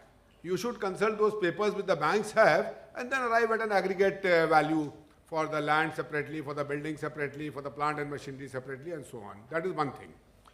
Second thing, sometimes the financial credit, one or two of the financial creditors may not agree with the resolution plan, although he is in a minority. So then we have to decide his, what amount is to be paid to him. So the amount which would be paid to him would be in proportion to his share of the credit against the total value of credit with respect to that part of the valuation in which he has contributed. Let me explain. What I mean is there are two main kinds. Some are long-term lenders who take bigger risk. Like for example, you give loans for land, for setting up the project. There are some short-term lenders who give working capital loans. So now if a working capital lender doesn't agree with the COC recommendation, then he would need to be compensated for with respect to his portion of the loan. So there the valuation of the company with respect to land and building separately and with respect to working capital separately, because that is how you add up and arrive at the final liquidation value. That helps. So these are the two off-the-cuff thoughts which have come to my mind. But yes, I will again think about what we have said. It's something to think about. So I'll also add to what Sir has said. You know, when I joined IBBI, I also asked myself the same question. I had worked in the banking sector for some time, and I thought banks already have done a valuation. Why are we doing this valuation again? But you know, there is a difference between the valuation done by the banks, because that valuation was done at the time when a loan was being given, or at the time when a loan was being renewed. So these were the times when the company was in a good position. Now what has happened is that the company has become distressed. The company is now not in that good position as it was earlier, because if it was in that position, it would not come under IBC. So naturally the value of that company would have differed, would have changed, and so a valuation may be necessary for the RP to decide whether the value that has come, whether the bid that has come is okay or not, for the COC to decide whether the new bid is okay or not. Because if you compare the bid during the distress sale with the original valuation done by the bank, I don't think you will be able to sell even a single account. Then, you know, as Sir was very rightly saying, you know, the A also has to decide whether the bid is reasonable or not, and a valuation helps even the A in deciding whether the bid is reasonable or not. And then, you know, there is a section which deals with giving a minimum of liquidation value to secured asset. There is a section. So for that also we need valuation. So I appreciate what you are saying, and I had asked the same question to myself when I joined IBBI 3 months back. And but I'm very happy that these kind of questions are being raised. Thank you very much. Good afternoon, sir. It is my not a question, a suggestion to the chairperson IBBI that I am doing voluntary liquidations right now, and I'm facing one problem in voluntary liquidations regarding Rule 34, that is opening of bank account with scheduled bank. And I'm facing very hardships in opening the bank account, because banks are not much aware about these kind of accounts, and they are not opening these accounts. So my suggestion is, if the company is already having a bank account in the place where the company is doing business, if that account is converted into the name of the company followed by the words involuntary liquidation, and the change of authorized signatory is there, the IP becomes the authorized signatory in that account, and the base branch of that account that has been shifted to the place of IP, I think that would suffice the purpose. So my humble submission is to please make the necessary amendments in the regulations if possible. Thank you very much.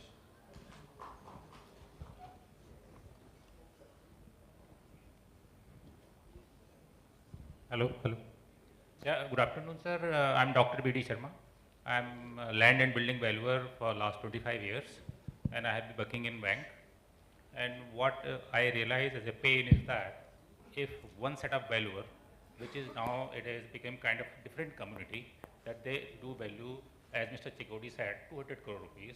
Now IBC valuers, they are valuing only 40 crore rupees. So this kind of gap is causing bleed in the economy. If this continues, it is actually the bad. Why not we streamline the valuation process, which bank take at one time and we take other time, so that this gap is reduced? It should not continue like 200 crore and 40 crore, please. So kindly thought of it, please.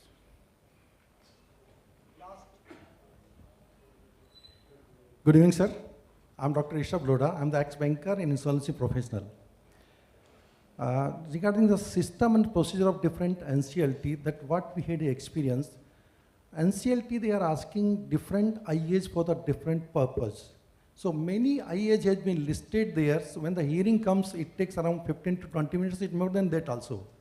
And that too, when the case is going to be passed, as a resolution passed, what we can say, there is a remarks or a statement that unless all the IAs are going to be disposed of, the resolution will not be passed. So it tantamoutly, it creates a delay, number one. Number two, when you are going for a different IAs, it means it consumes the time and also the presence and other things also from the different. My suggestion is there, if the common cause is there, there should be a common IA for all the together, so at least it can be heard and disposed of immediately. Like take I quote example, 19-2 case of transactions, delay, condonation of delay, and extension of 90 days time, so many things, it comes time and again. So to reduce the time length, it can happen in a combined IA, then it will help in resolution of the plan. Thank you very much. Ladies and gentlemen, we'll take the rest of the questions by end of the second session. We are extremely grateful to our esteemed dignitaries for sparing their valuable time and gracing us with their presence today.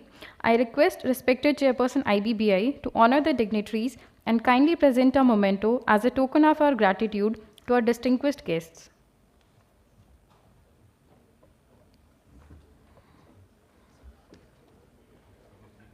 May I request Ravi sir to kindly present a memento as a token of our gratitude to Shri Dharmendra Singh Rathod.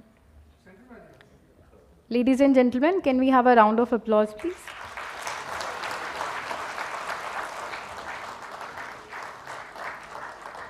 I request sir to kindly present the memento.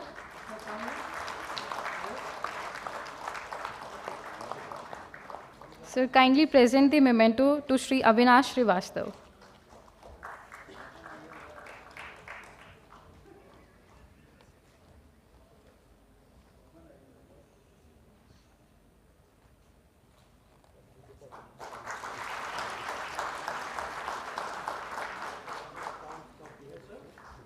May I request sir to kindly present the memento to Shri Praveen Kumar.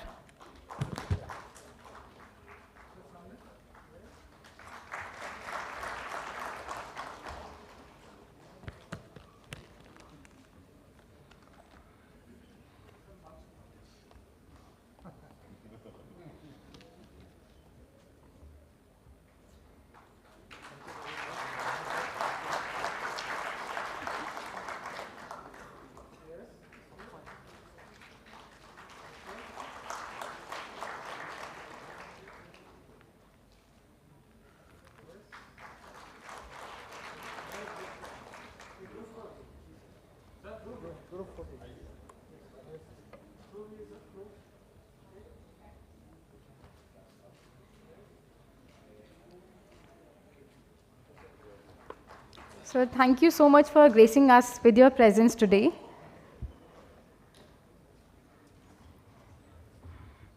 Ladies and gentlemen, we would now break for tea. We request you to please join us back at 3:30 p.m. for the remaining sessions of the conclave. Thank you.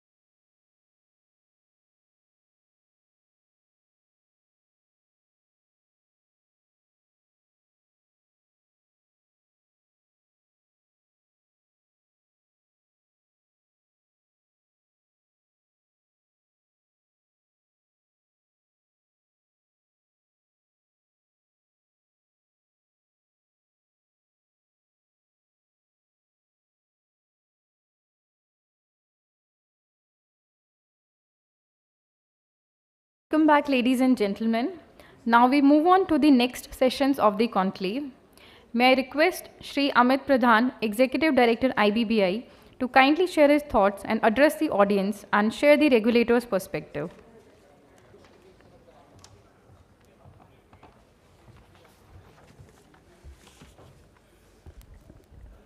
A very good afternoon. Our chairman, sir, who is sitting here, and some silence, please. There. Can you please concentrate? Thank you. Thank you. The guest on the dais, Shri Satish Gupta ji, insolvency professional, who is known for his good work in SR Steel resolution. Mr. Devajit Rai Chaudhary, he is Managing Director and CEO of NESL, the only IU as on date. Mr. Kapil Mantri, he is Head of M&A Jindal Steel and Power Limited. He is a successful resolution applicant.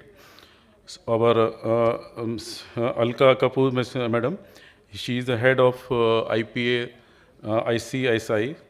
And so, before I start for this session on the issue of building the institution of insolvency professional, perspective of IBBI. So let me first tell you, I'm just representing here on behalf of our WTM, Shri Sudhakar Shukla ji, who is not well, and I may not be able to do justice. If had he been here, definitely this program would have gained, would have gained more insight and wisdom of at the which is at the level of WTM, which was really needed, because he is also holding the post of DC, disciplinary committee also. So before I start, I want to declare just one good initiative on this account which we have taken. Our chairperson has also announced in the morning that 75 districts we have conducted awareness program across the country, wherein we have created awareness about the profession of insolvency professional with special reference to graduate insolvency program. So this was the initiative was very well taken, and we have tried to penetrate even to the tier 2 cities also, and we have conducted program even at remote places also, even extreme northeast, Itanagar, and some very, very interior districts also. So this was a very successful drive by IBBI, and it was very well taken by the students and professionals who were attending this program. Another thing I want to just say here, that I think registered values are also in large number attending this program. So we are very thankful to them also for attending this program. Though it is an IP conclave, but we can certainly plan a RB conclave also for them, because a lot of issues are there for valuer side also. So I would request our chairperson to kindly consider this. So this conclave, what we organize it is generally to share the expectations of the regulator, and not only the regulator, other stakeholders also, like NCLT and other stakeholders like IPA, resolution applicant, or the COC. So we have a good number of stakeholders on the dais. I'm sure they will be all sharing the expectations and their experience with handling, with dealing with the insolvency professionals. So on the issue of role of IP, I want to just say something.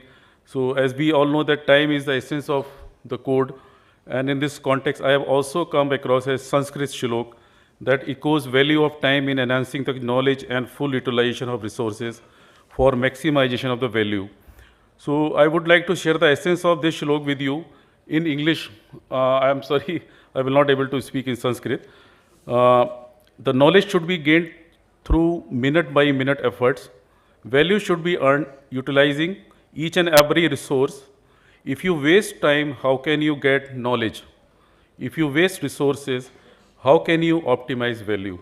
So it is all about the time and the opportunity you get. You have to optimally use it. So, but certainly it is not happening. So the issues is delay issues are very, very prevalent, as we all know. IP is also a key supporting institution under the code. He manages the affairs of the CD by exercising powers of the board of the directors and ensure compliance with applicable laws on behalf of the company. So he manages the operations of the CD to ensure that it remains as a going concern and also protects and preserves the assets of CD till the resolution is achieved. He runs the entire insolvency process while acting as a link between the debtor and its stakeholders, including creditors, suppliers, employees, and adjudicant authorities. So I want to share some positive developments which has happened post coming of IBC. So while the job of IP remains tough as the profession of IP matures, here are some positive developments. From perspective of jurisprudence, impressions are clear that debtor's paradise has lost. From the point of view of financial credit sector, though it is not a recovery too, yet recovery under IBC has been the best in comparison to other debt recovery instruments. From the perspective of economy, falling NPA heralds good news for redeployment of capital for optimum uses. From the perspective of entrepreneurs and enterprise, freedom to exit has been facilitated by the code. IBC has also resulted in ease of doing business with improvements in India's World Bank ranking as well as Global Innovation Index rankings. There are behavioral changes amongst the debtors and creditors. From welfare perspective, dealing corporates as going concern helped in preserving employment. In recently held international conference at Ahmedabad, the research have indicated that capital to debt ratio is showing improvement. So some positive outcomes. After this, some negative also I want to share. Realization for financial creditors in quarter ending March has been below the liquidation value. So this is a major concern for us, a grave one. It happened before also. The lowest recorded value was 94%, pertains to quarter 1 of 2019. COVID had a deep impact on the process being undertaken under the IBC. So number of monthly admissions during pre-COVID period, that is in 2017 to 2022 period, that has been reduced from number 100 to 57. So admission process has also taken a toll during the post-COVID period. Another negative outcome of the post-COVID has been that average time taken for liquidation order during the pre-COVID has increased from 310 days to 556 days during the post-COVID. Average time taken for resolution order during pre-COVID has increased from 408 days to 644 days during the post-COVID period. So these are the adverse impact on account of this COVID also. So another thing, this realization to FCs to claims during pre-COVID has also reduced from 43% to 22% during post-COVID. Percentage realization by financial creditors to liquidation value during pre-COVID has reduced from 199% to 133% during post-COVID period. So these are all the negatives and positives about the post-IBC era and the post-COVID period. So now hopefully we are overcoming this COVID pandemic period. So maybe the better is expected in the time to come. So during the course of regulation, IBBA also comes across with many complaints from different sources, either from individuals, sometimes from tribunals also. So the common mistakes which IPs may, which we have observed that IPs have common mistakes, they have been found on the wrong side. So some of the mistakes I would just like to highlight. Accepting assignments without having a valid authorization for assignment. Drawing remuneration without approval of COC. Delay in making public announcements, which delays all other activities and thus overall timelines.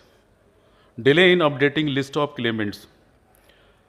constitution of defective committee comprising of related parties, delay in filing of applications before NCLT, such as resolution plans approved by COC, delay in appointment of valuers and other professionals, non-filing of disclosures with IPS, non-representation before NCLT and NCLAT, not attending some crucial hearings, payment to creditors during CIRP, non-compliance with applicable laws, non-compliance with timelines, non-compliance with compliances with orders of tribunal or the board, and non-maintenance of proper written records. So ideal situation should be the cooperation between the regulator and the regulated entity instead of the complaints or the DC action, and that should be the last resort. One recent case I want to highlight the outcome of that in Videocon case that has some learning for the IPs. Honourable NCLT Mumbai bench delivered a judgment on 8th June 2021 in the matter of Videocon, wherein it highlighted two important points.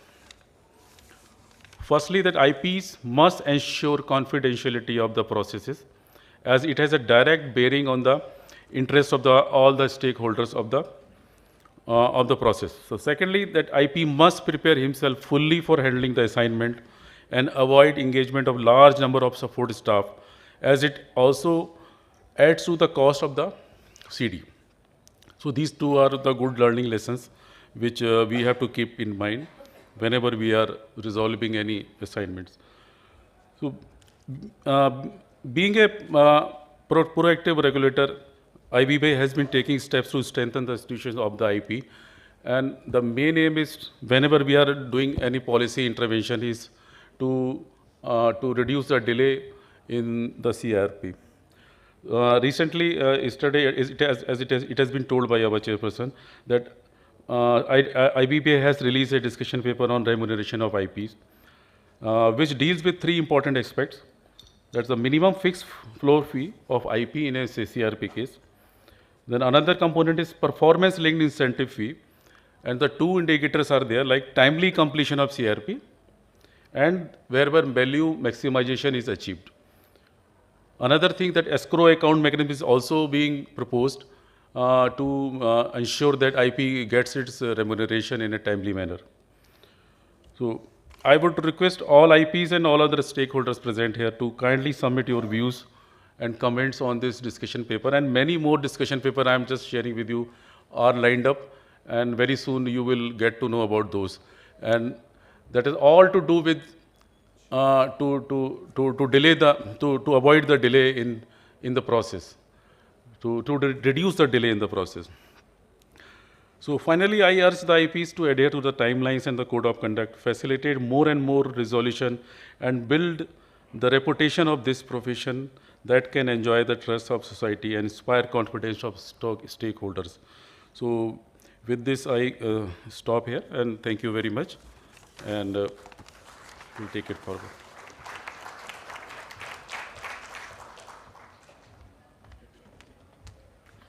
Thank you, sir, for sharing the regulator's perspective.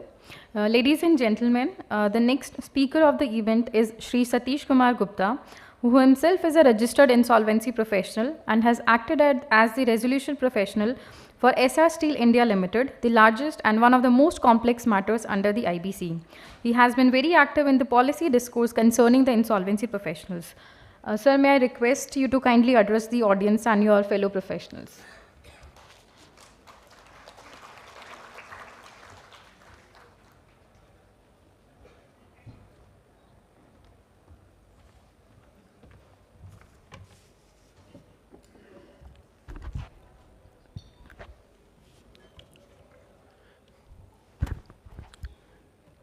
Good evening to all of you, respected IBBI chairman and members of IBBI, CEO NESL, and any members of NCLT, honorable member, if any present, colleague IPs and valuers. First of all, I would like to thank IBBI to give this opportunity, and it's my honor and privileged to be with you for sharing the experiences and how essentially the role of IP has developed in the last 5.5 years of its operation, how it has got established, how it has evolved, and how there are further challenges and issues which are being faced. And IBBI is continuously engaged with the IPs to resolve these issues. So while IBC code provides an ecosystem comprising of four pillars, we know, and IP is one of the main pillars, okay, of this insolvency regime, which is essentially creditor in control regime. So IP is essentially appointed by adjudicating authority, regulated by IBBI, and IP is supervised by COC and is a facilitator and largely responsible for success or failure of CIRP process. While clarifying the role of an IP, the Bankruptcy Law Reform Committee, which conceptualized the code, observed that IP forms a crucial pillar upon which rests the effective, timely functioning as well as credibility of the entire edifice of the insolvency and bankruptcy resolution process. IP is vested with powers and responsibility of the board of the CD and management of its affair immediately after appointment. So as we know, after enactment of the code, the process was a little slow in the few months, and thereafter it was decided to refer 12 large cases for insolvency. And that really expedited the entire process, instead of, taking baby steps, suddenly, very large cases came in, there were hardly any precedents, how these corporate debtors will be run. So in the initial phase of IBC, when top 12 large cases were being referred to IBC, there was an apprehension in the ecosystem, as the board of the corporate debtor was suspended, whether the IP will be able to manage the affairs of the CD, which can be quite complex at times. Further, COC or the lenders were also apprehensive on loss of value in the process and consequent liability thereof. In fact, the promoters of SR Steel had challenged the insolvency process on the same ground, but which was not accepted by the High Court and other court. So during the last more than 5 years, it has been now very well established, and a new set of professionals of IPs has developed who have demonstrated to the financial ecosystem that CD's operation can also be run without the involvement of the promoters also, with the Honourable Apex Court later on ruling out divine rights of the promoters to continue to run the operations. Successful operations without role of promoters have also led to behavioral changes in the stakeholders. Earlier, defaulted promoters used to come and say, okay, now you take control of the units, and lenders had no way to respond to it. But today we have not seen, promoters saying or going to the lenders now that you please take over my unit. Okay, very few. So promoters have real fear of losing control of operations. Not only the operation, cash flow, but also the influence over the personnel of the corporate debtor. For example, because of the fear of the inevitable consequences of the IBC processes, there is considerable evidence that debtors are avoiding defaults. Many applications for initiation of CIRP are being withdrawn before admission and at times after admission as the debtors pay up due to the fear of losing control of their companies. So that is very, very now real, that they can lose control of the operations, and not only the operations but in the process cash flow as well.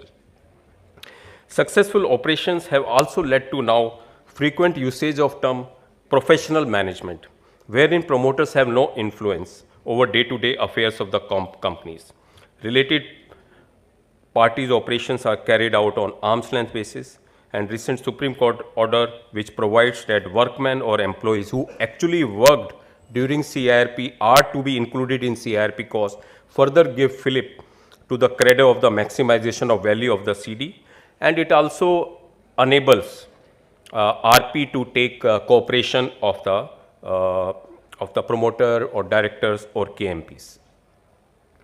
Now, there have been several cases where the courts have come in aid of the IPs to ensure cooperation of the promoters, erstwhile management KMPs, and it has been clarified that IRP is acting as a court officer, and any hindrance in the work of the CIRP will amount to the contempt of the court. That is a circular and the notification issued by IBBI, and which has really helped IPs a lot, whenever we face any problem with the courts or in the implementation of the various, sections or the code. It is now, that is why we observed that not many applications have been filed by IPs under section 19(2). And key KMPs, they cooperate because they are aware that their salaries are dependent on the cash flows and job on CDs remaining as going concern. In fact, experience of various successful resolution have given confidence to these personnel that they should cooperate with the IPs, and their employment is expected to be secured in case a successful resolution is achieved. You will be surprised to know that in case of SR Steel resolution, most of the top management, personnel, they continued their employment with the successful resolution applicant ArcelorMittal, and that shows, they had the confidence in their ability to perform as a professional management. So that is the realization with the KMPs and various personnel also.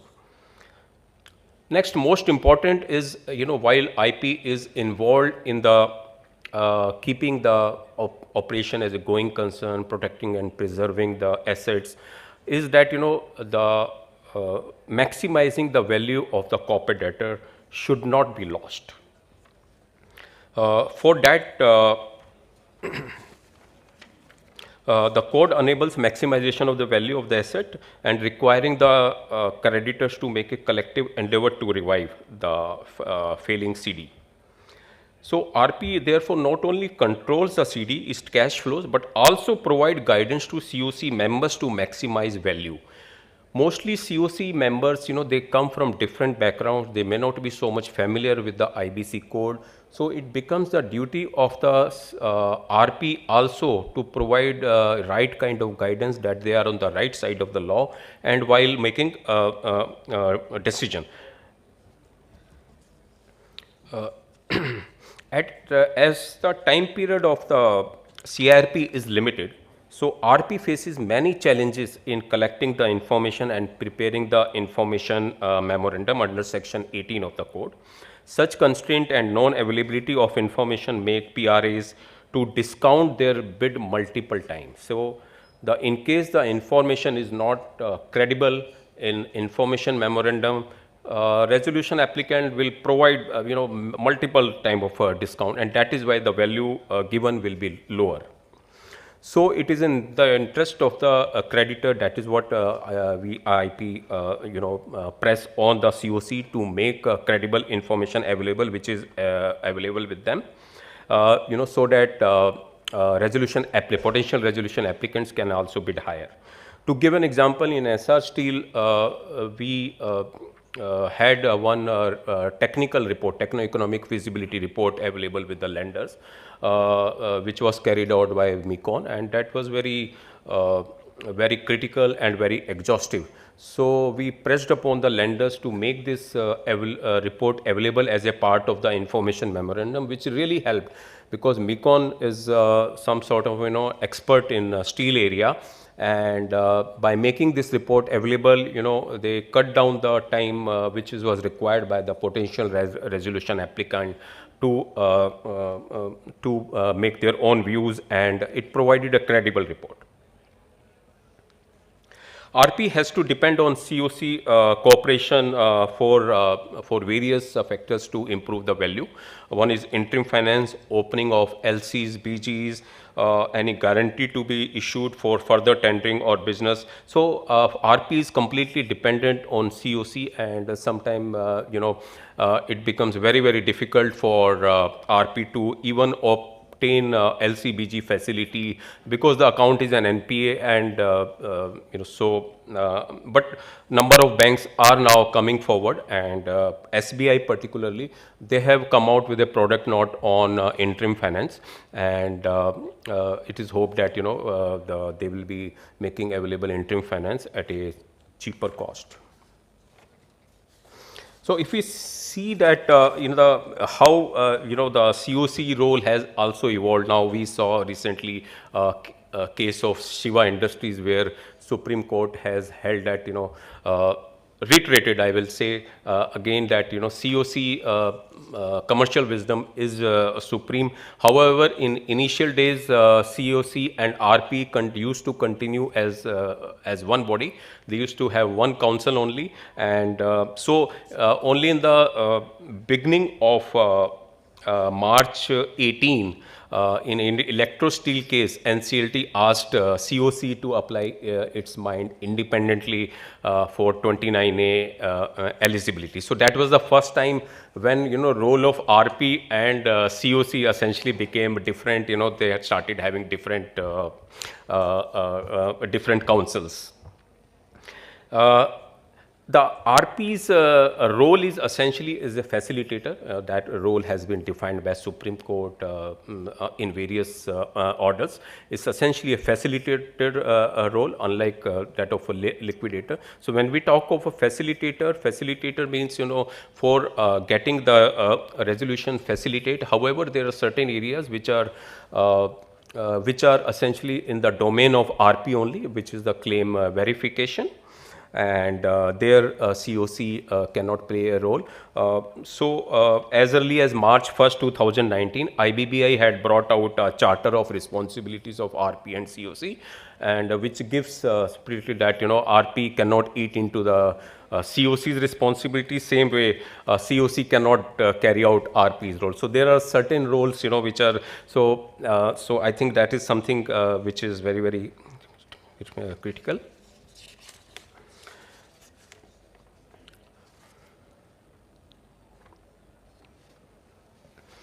Role of RP, so RP not only acts as a chairman of COC, RP acts as a chairman of COC, but also guides COC, and he presents the resolution plan after 29A eligibility and compliance with the law. There are certain issues like fees. I think this has already been taken care of in the discussion paper which has been issued recently, and we are grateful to IBBI for resolving this aspect. Over a period of time, RP's role has become more and more prominent and require independent, objective and rational decision making. In fact, the main mantra for decision making by RP is that the decision of the RP should maximize the value of CD. So that is very important. In the last, I would like to raise one point, that is the litigations against RP. Even after the plan is approved and implemented, there are certain litigation which continues against the RP, which becomes functions officio. However, even after 1 year or 2 years, these litigations go on, and for which RPs have to spend effort and cost. So that is one area or challenge which all of us face. And avoidance action, I think, in the discussion paper dated April 13, 2022, issued by IBBI, that resolved to take care of that aspect. So we are again grateful to IBBI for taking that aspect. So with that, I conclude my views, and once again, thanks a lot for giving.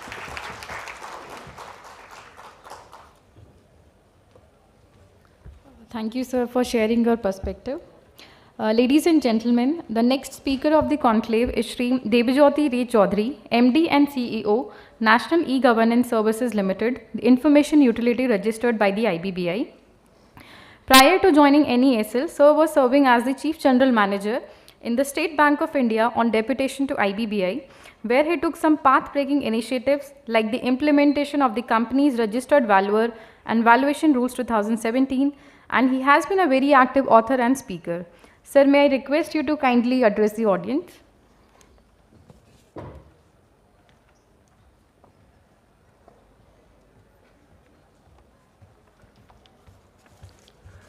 Thank you, Archana. Respected Chairperson IBBI, Shri Ravi Mittalji, distinguished dignitaries on the dais, ladies and gentlemen. Chairperson IBBI raised 4 issues. Firstly, the quality of IM. Secondly, about claim verification process. Thirdly, reduction of time in the process. And better quality resolution plans.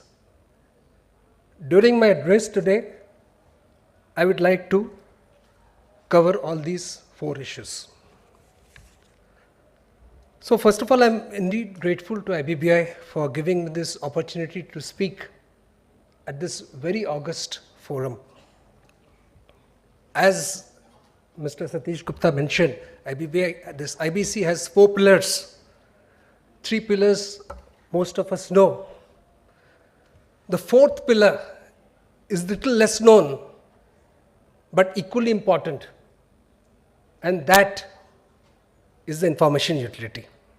As on date, National E-Governance Services Limited is the only registered information utility or IU with IBBI. When the code was implemented, the IU was not ready. But today, the IU has comprehensive information about the debt of corporates, use of the IU as the 4th pillar can help at every stage of the CRP. The 3 pillars of the IBC draw inspiration from insolvency legislation in advanced jurisdiction.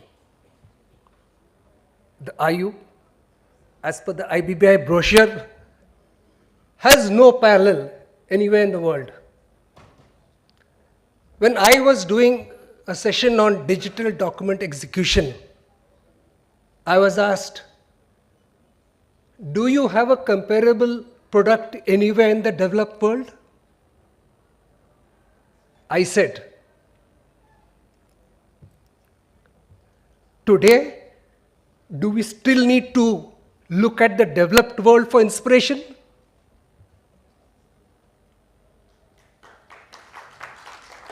Do we not have UPI?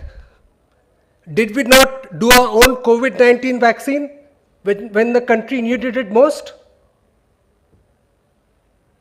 This is a brave new India which is not afraid to innovate and to set examples for the world to admire.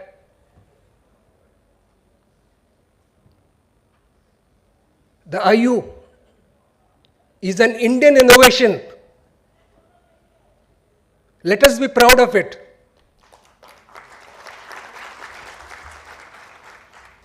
When the IU was set up, there was no precedent.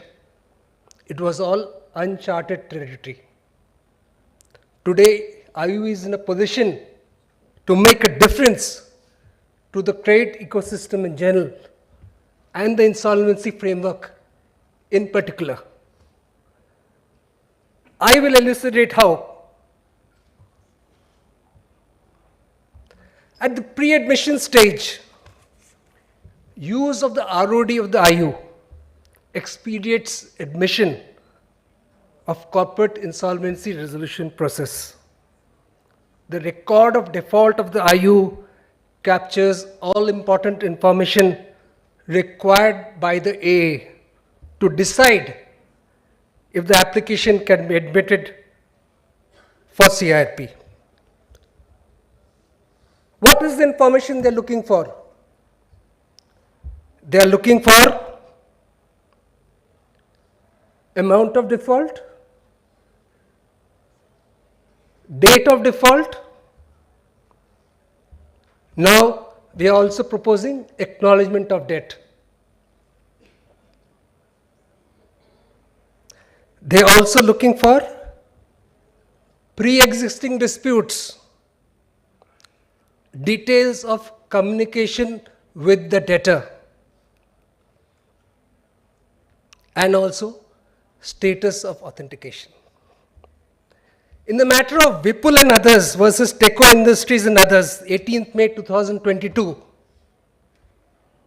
Honourable Enclat held that in case the record of IU shows that there is debt which is in default, the AA or Appellate Authority are not required to further examine the record maintained by the IU. More so, when the record of the IU is deemed to be authenticated and no dispute or refusion of the said record has been done by the corporate debtor earlier. The IU can also assist the IP during the CIRP. Let's see how. The code provides that all FCs shall submit information to the IU. RBI, via its advisories in 2017 and 19, has stated that regulated entities of IBBI have to submit information to the IU.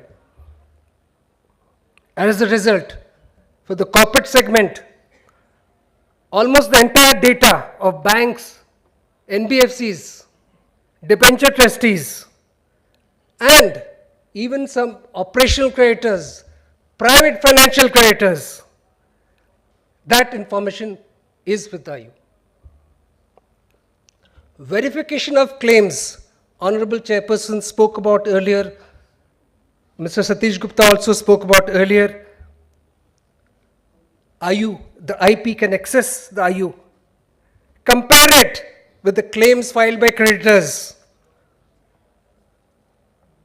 In EFPO versus Subodh Kumar Agarwal, Enclat was the opinion that when the IRP and RP comes into knowledge of orders against the corporate debtor or notice against the corporate debtor of ongoing proceedings, he should be under obligation to include it in the IM and bring the same to the notice of the COC to enable the COC take a wholesome view of entire sequence of facts and circumstances. In this case, the claims were not accepted because the law still provides for submission of claims to the IU.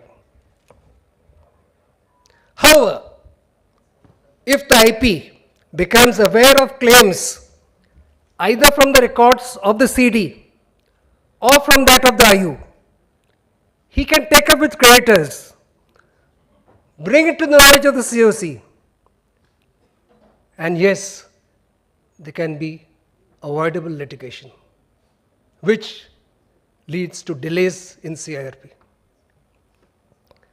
Section 7(2)(c) of IBC provides authority to the IRP to access the electronic records of CD. Regulations 7, 8, 8A, 9, 9A of CIRP regulations state that existence of debt due to financial creditors, operational creditors, workmen, employees may be proved on the basis of records available with the IU. The IU regulations provide that creditors update their claims on a monthly basis, and information of default has to be submitted within 7 days of occurrence of default. I can foresee that in future, the law might also provide for submission of claims to the IU. So if a CRP is initiated on 15th May, the FC has to simply update the information for 15 days from 30th April to 15th May and submit to the IU. OCs can also submit their claims to the IU after following simple process of registration, which only involves identification of the person submitting the information. NESL has a digital document execution facility, which can also provide evidence for the creation of debt. Now, what is so unique about the IU? It is not a creditor's version of truth.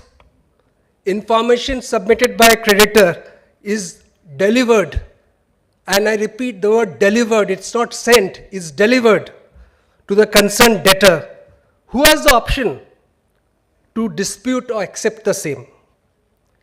He can, of course, choose to ignore the same, but in either case, the details of the IU's communication with the debtor becomes part of the credit history of the debtor, and it is stored with the IU and can be retrieved.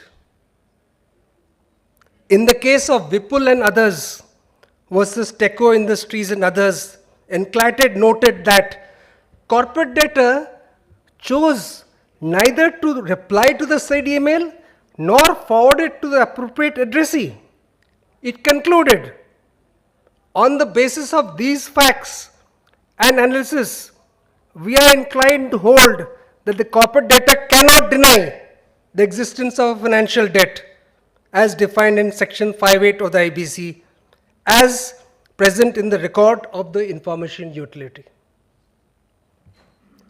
I also draw your attention to section 99(3) of the IBC, which states that the debt is registered with the IU, the debtor shall not be entitled to dispute the validity of such debt.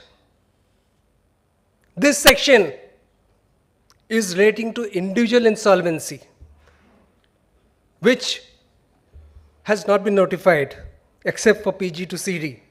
But the intent of the law seems to be very clear. If a debtor has been given an opportunity to accept or dispute a debt, and he has not done so, he cannot be allowed to dispute it later. How this is useful to the IP? As per our records, the number of disputes recorded with the IU are increasing. We see this as a positive development because CDs are increasingly coming on the platform and giving the confirmation or recording the dispute.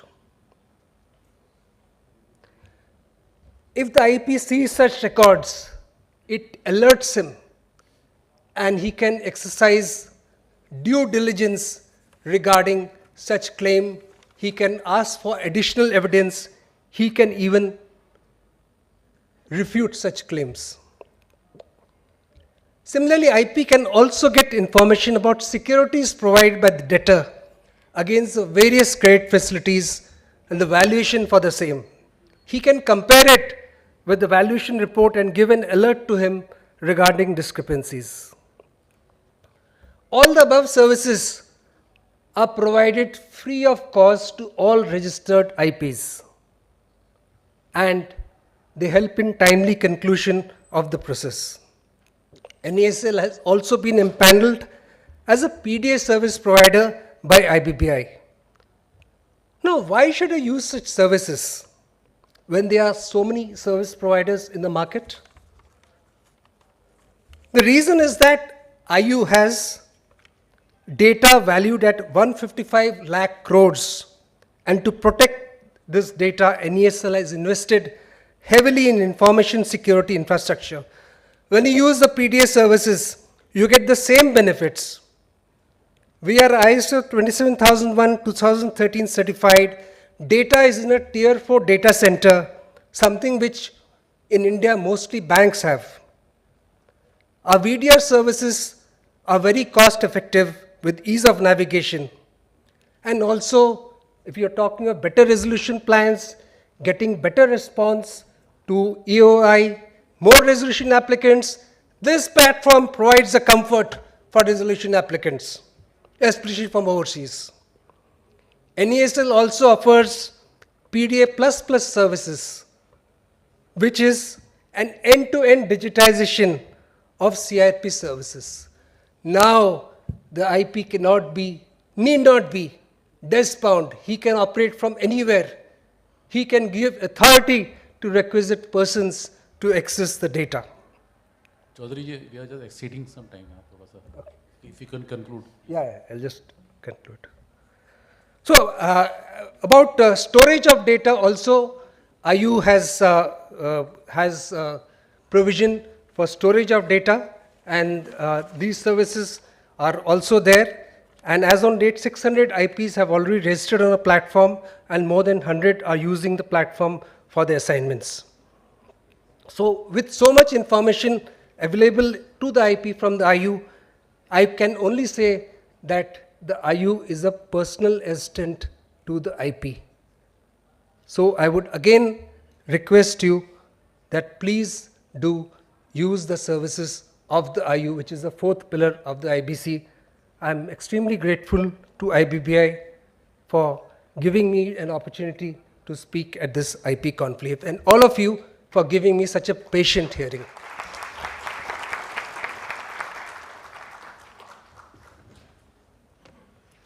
Thank you for your insightful address, sir.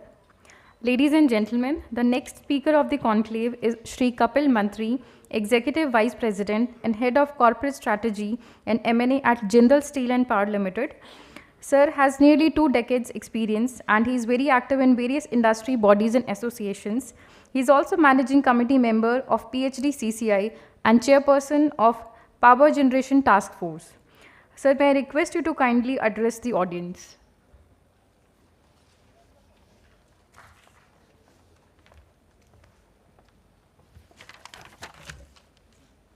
Good evening, everyone. Good evening, Honourable Chairperson IBBI, to respected fellow panelists, ladies and gentlemen. It's a great honor to be present in front of all of you, and thank you IBBI for giving me this opportunity to speak to all of you. William Shakespeare, in his play Hamlet, had written, neither a borrower nor a lender be, for loan oft loses itself and friend. And that was true before IBC came in picture, right? It was very difficult if you lend money to somebody to recover. Fortunately, post IBC coming in picture, it's not easy for a company or for a borrower to sit over lenders' money. I'm a big fan of IBC, and for 2 primary reasons. One, I think this is an amazing instrument for lenders to threaten as well as recover their monies. And this is the best tool ever for a resolution applicant to acquire a company.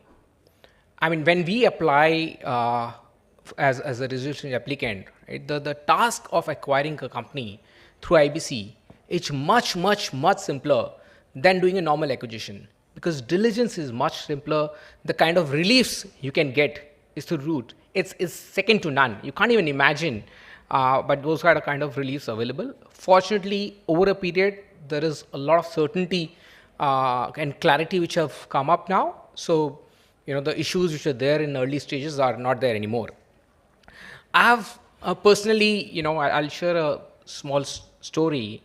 So, long ago, I'd booked an apartment with a very reputed builder in Gurgaon in a 25%, 75% payment scheme. I'd filled up the application form and paid 25% money and then received the contract.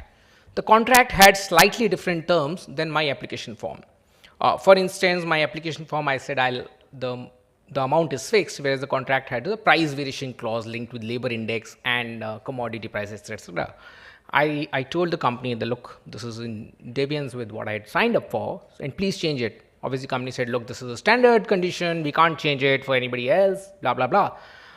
We kept on having email exchanges every 3 months, 6 months, and because the next tranche of 75% was 3-4 years later, nothing great happened, but there was a constant touch, they didn't do anything. And when the next tranche time came and they said, look, I'm not going ahead with this, either there are two options, either you return my money with interest or you change the contract as per my application form. As expected, they wouldn't do it, right? Then I said, look, forget interest, just pay me my principal and let me buy peace. They didn't agree. Then I requested my friends and my legal team that, look, let's file a Section 7.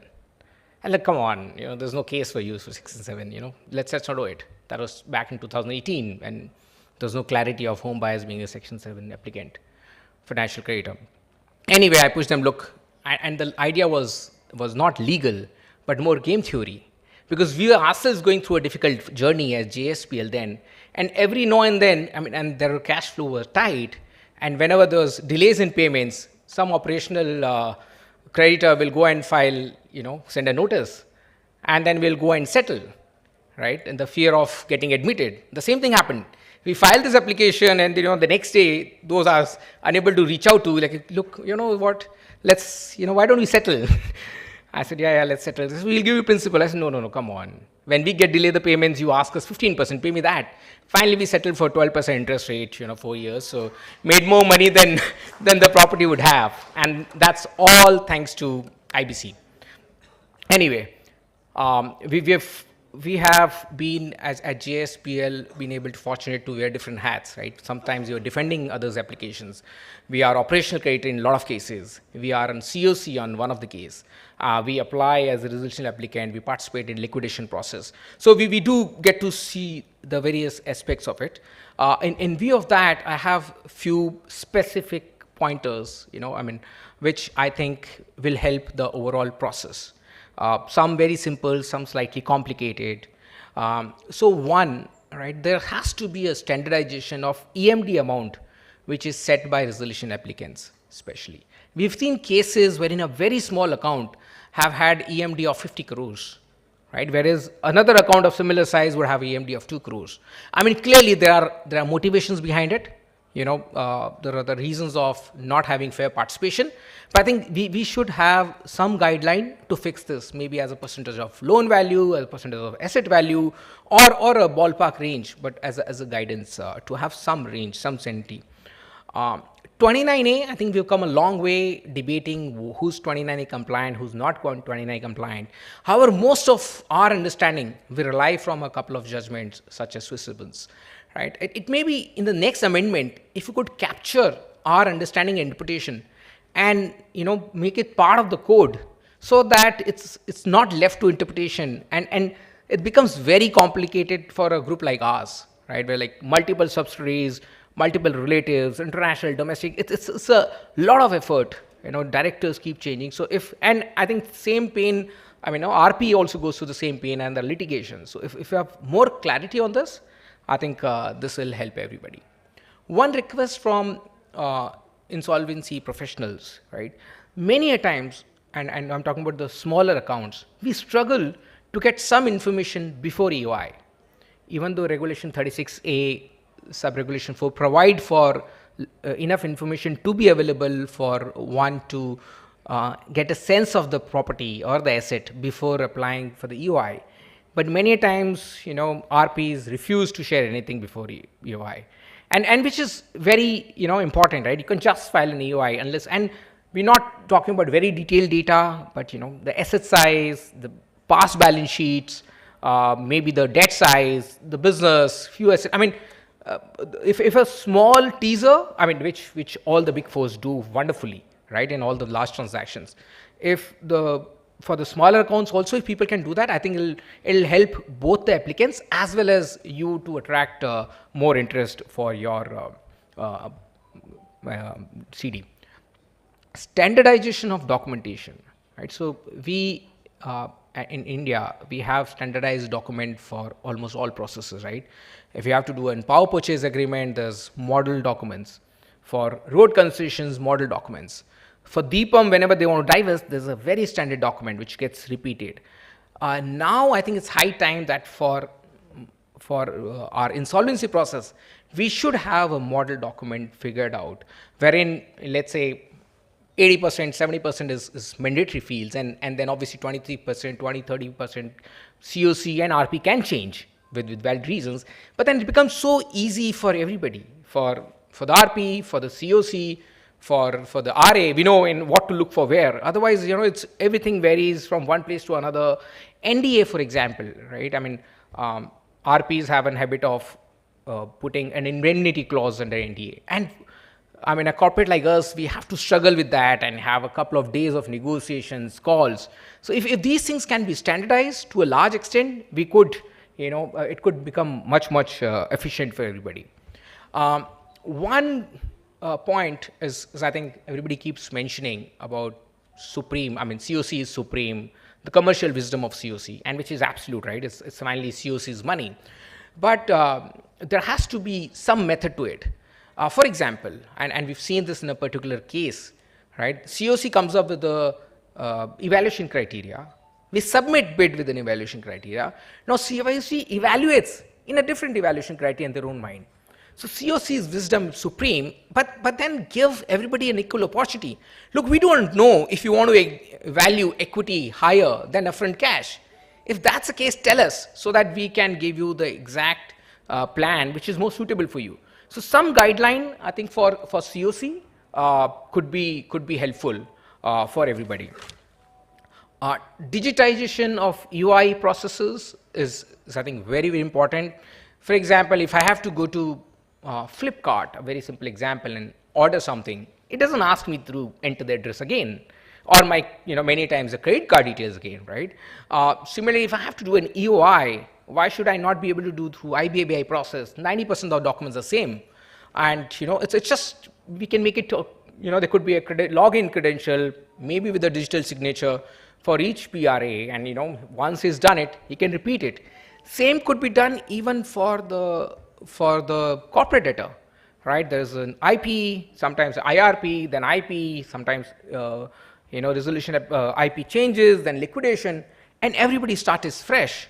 Right, and then asset and liquidation, if you ask him the details, he says, no, I don't have these details. IM, etc. was insolvency time. I mean, if there is information available, we should have it all consolidated, and you should use technology to simplify it for everybody. One point around valuation. So I think in the last session there was a discussion about why have valuation at all, whereas we think that we should have a relook at the valuation after every few months, 6 months, 9 months, 12 months, I don't know. But a lot of processes go for a long period. There are contracts which get terminated, right? We've seen multiple cases like that. There's macro situation which changes. There's like force majeure which happens, I mean, some calamities happen, theft, pilferage. So it may be important to relook at the valuations, in some time, so that otherwise what happens is, the cases go on and on, because by the time, if they reduce the price, the valuation reduces by twofold. And, you're never able to catch up. And in the end, COC loses, we lose time, asset quality deteriorates. So if we can bring some sanity, some validation of the valuation reports in due course of time, I think that'll be very helpful. And one important thing we've seen in our personal experience, that few cases of liquidation go on and on, right? For example, we are an operational creditor at a company called Gujarat NRE. The liquidation is going on for 3 years or 4 years now. There's another company, Bharat NRE, in which we are a financial creditor. The liquidation is going on and on, right? I mean, we should have, because we don't have, I mean, at least CIRP, we have time-bound process. We know the timelines, people are responsible, but in liquidation, even the lenders lose interest. Obviously, there's no active role of COC there. So we could have some monitoring mechanism of liquidation processes which have crossed a certain period of time. And maybe, at least if there is monitoring, we know, I mean, Many of these could be for legitimate reasons, getting stuck in courts, but at least somebody is answerable to and being questioned, so maybe a faster process. One question which keeps on coming multiple times is having a clause of MAE. Right now, obviously lenders and COC and RP do not want a material adverse effect clause and does not like in a resolution plan, and we completely understand the logic. However, sometimes the process takes such long and things actually change. So we may have to look at, and MAE is an integral part of any contract.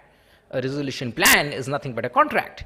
So we could be open, and this is a thought, to have a very limited MAE conditions, right? It's just so that if something very, very substantial changes, people should be able to walk out of the situation. And obviously this is purely by exception, but see, more certainty we bring in the process. In general, better will be the realization of the asset value. That's the general belief. And one important point is, I think, liquidation is going concern. We think that's an amazing concept and sort of unique to Indian IBC, right? You missed out on an opportunity of, say, IRP. You still have an opportunity as liquidation is going concern to revive the asset, right? And this is phenomenal. We've also acquired a company recently in liquidation is going concern, and we think we'll be able to operate it quickly. One important point there is there's still slight ambiguity about the reliefs which are applicable in case of insolvency. Will they be applicable in case of liquidation is going concern? If yes, to what extent? If not, so maybe some clarity there, or just a capturing in overall that okay, liquidation is a going concern is similar to resolution plan, and everything, all the reliefs which are available as resolution plan should be available for liquidation is going concern. Also, another point there is liquidation as a going concern should not be a time limit, right? Why restrict anything which is available with us? If a liquidator goes on, I think there's a 90-day limit for the liquidation going concern. Let him continue with both the options, right? If somebody, because at a certain price, it sometimes makes sense to do it a liquidation going concern. People who believe otherwise will say, no, the opportunity for resolution of the company has gone, but that's gone because the price expectation was much higher. It wasn't making sense to anybody. Now the price is reduced, and it still makes sense for people to operate the company, and that's the fundamental objective of IBC. So maybe that's something we can look at. And our last point before I rest is let's think about the consolidation of assets, right? There are a few assets which are, different insolvencies going on in parallel, and they are independent of each other but can't survive without each other. For example, one such example which we are participating is KSK Mahanadi, right? There are three assets. One KSK Mahanadi which has a power plant, one asset which has a pipeline, one asset which is a railway siding. Now, each one cannot operate without self. Obviously, there are different set of lenders, and this is designed in such a way so that a newcomer, an applicant finds it difficult to solve it, right? But we should have some methodology of and a legal framework to have a consolidation wherein maybe 80-90% of the dependency of one asset is on another one, right? That the case is going on for years now because of this complication, right? What will you do with the power plant if you don't have the pipeline? Or what will you do with the pipeline if you don't have the power plant? So such things, I think, we could see how best to incorporate. Not an easy one, but I think we can all brainstorm and figure it out. And this is all I had. Thank you very much for patient listening. Thank you.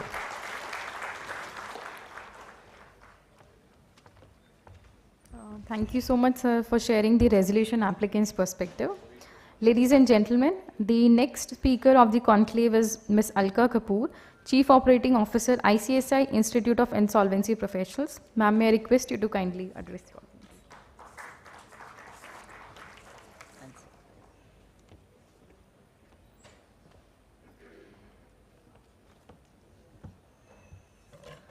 Good evening, everyone. Honourable Chairman IBBI, members of the adjudicating authority, my co-panelists, dear professionals and dear friends. It's indeed a pleasure to be here today amongst this gathering and to address this IP conclave being organized by IBBI as part of the celebration of 75 years of Azadi Ka Amrit Mahotsav.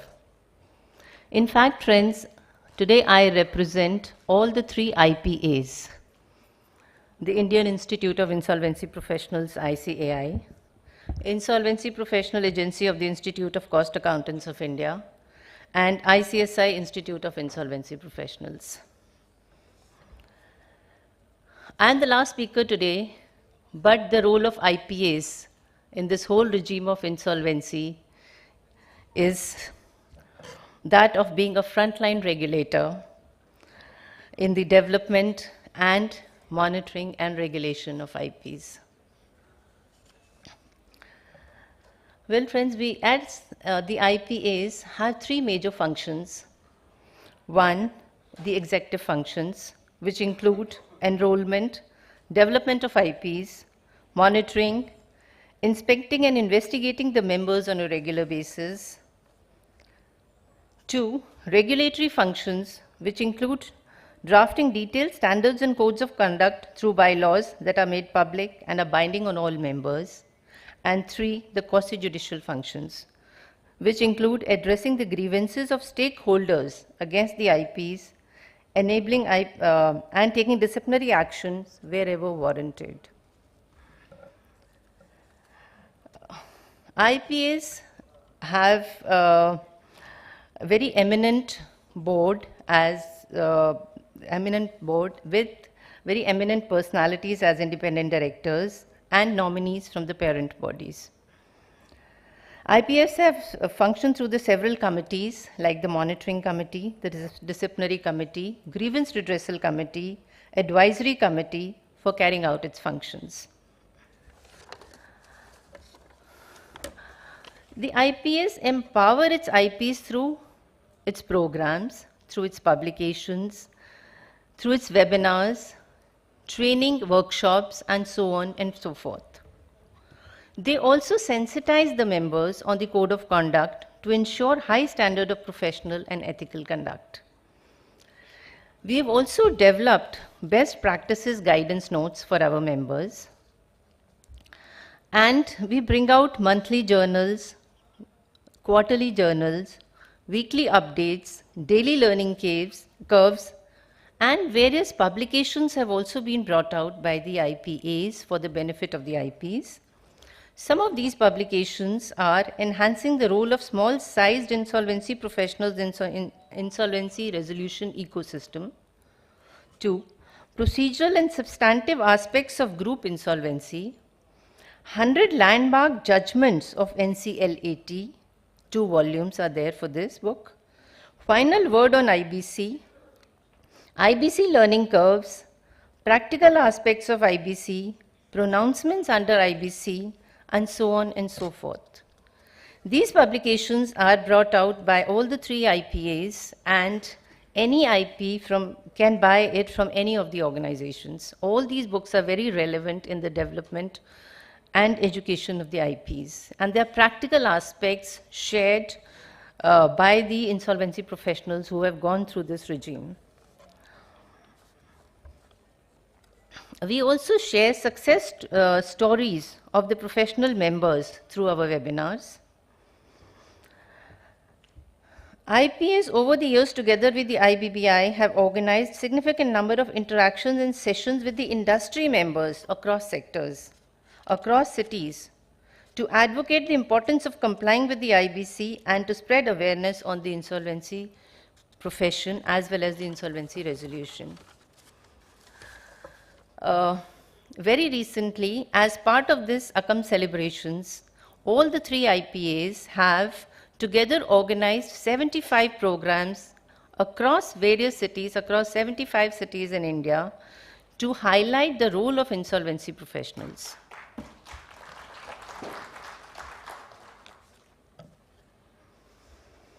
We also act as the licensing authority, and we take your concerns and issues to the regulator, to the IBBI, to the adjudicating authority, as well as to the MCA. Another very important role is the monitoring, inspection, and discipline. In fact, I would say here that the IPAs perform the role of parents. Just like a parent brings their child very lovingly, giving all the love, affection, giving them all the education, training, making them competent. But whenever they need be, they are also willing to scold them and even slap them. And that's what we do. We are there to support our IPs, but if need be, but silently, we are supporting you, but silently we are also monitoring you. We are asking you for certain information, and then subsequently taking disciplinary action if required. The IPS conduct desktop monitoring. We conduct inspections, which can be routine inspection based on what you give us, and also triggered-based inspections. The monitoring, though at times seems like a fault-finding exercise, but it is actually helpful in overall development of the profession. It also protects the IPs from incurring major defaults in future, which are likely to meet with heavy penalties in future. So even our monitoring, you should take it very positively. It is not a fault-finding exercise. It is for your benefit, and in fact, it protects you from further penalties, which may be levied due to non-compliance of certain laws. IPS develop professional standards and code of ethics under the code. We audit the functioning of their members, discipline them, and take actions against them if necessary, as I mentioned. During monitoring, inspections, and disciplining, we have seen certain issues which have also been highlighted by the ED today. Even at the cost of repetition, I would still highlight them. Delay in submission of disclosures. So be very vigilant on these aspects. Delay in complying with the timelines mentioned in the code and regulations. The insolvency professionals undertook assignments without having valid authorization for assignment AFA, and there are many cases like that, not one or two. Appointments of professionals were made without appointment letters and invoices. Different professionals were appointed, however, the fee was not approved or ratified by the Committee of Creditors. Unregistered valuers were appointed by the insolvency professionals. There was lack of transparency or non-maintenance of records during CIRP, which was revealed during our monitoring. And during our inspection, when we go to your places to inspect the records, there is deviation in timelines, non-adherence to reporting requirements, and there are many instances where the IRP or RP failed to file non-cooperation applications or filed it so late that it lost its purpose and effectiveness, and there's so many others. The rigorous monitoring and timely compliance verification carried out by the IPAs has improved the conduct and of the insolvency professionals. No doubt there is an improvement. Well, friends, the adjudicating authorities have issued various orders, and as you all know, they have played a major role in the development of the insolvency professionals.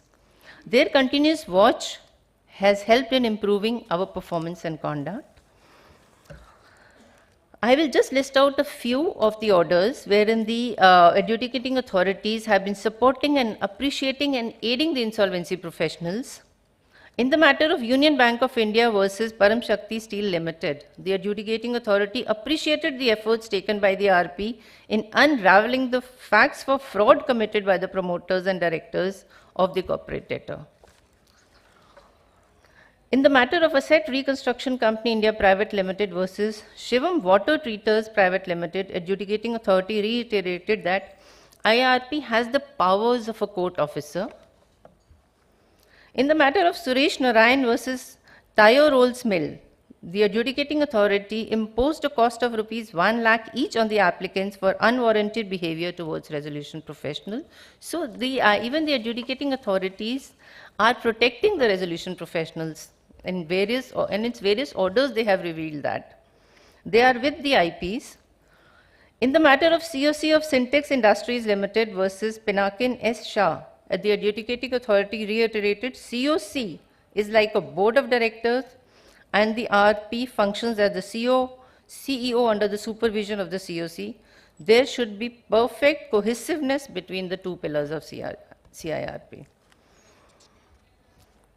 But yes, the adjudicating authority has also directed the insolvency professionals many a times. And in the matter of BMW India Financial Services Private Limited versus SK Wheels Private Limited, the NCLT imposed a penalty of rupees 1 lakh on resolution professional for abuse of his dominant position. We have to be very careful of because our position is very coveted, but there should not be any abuse of it. In the matter of ArcelorMittal India Private Limited versus Satish Kumar Gupta and others, the RP is not empowered to decide whether resolution plan contravenes any of the provisions of the law.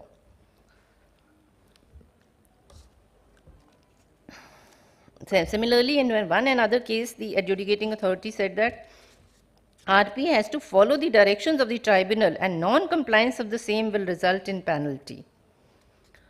So, as mentioned earlier, the main function of the IP is maximization of the value of the CD, while at the same time ensuring that he observes and continues to observe his ethical behavior and conduct. To support the IPs have developed professional standards and code of ethics, which are available on the websites of all the IPAs. Please go through those. We have also developed statement of best practices for IPs on gray areas, and of course there are many such gray areas. So you will find the statement of best practices on our websites. You can go through those. Certainly every insolvency professional is expected to abide by the fundamental principles, as you all know, fundamental principles of ethics, which include integrity, objectivity, professional competence, confidentiality, independence, as well as impartiality. They are the torchbearers of the ethical conduct. Well, friends, with these few words, I would just say that now the IBBI is very open to suggestions, as you've all seen.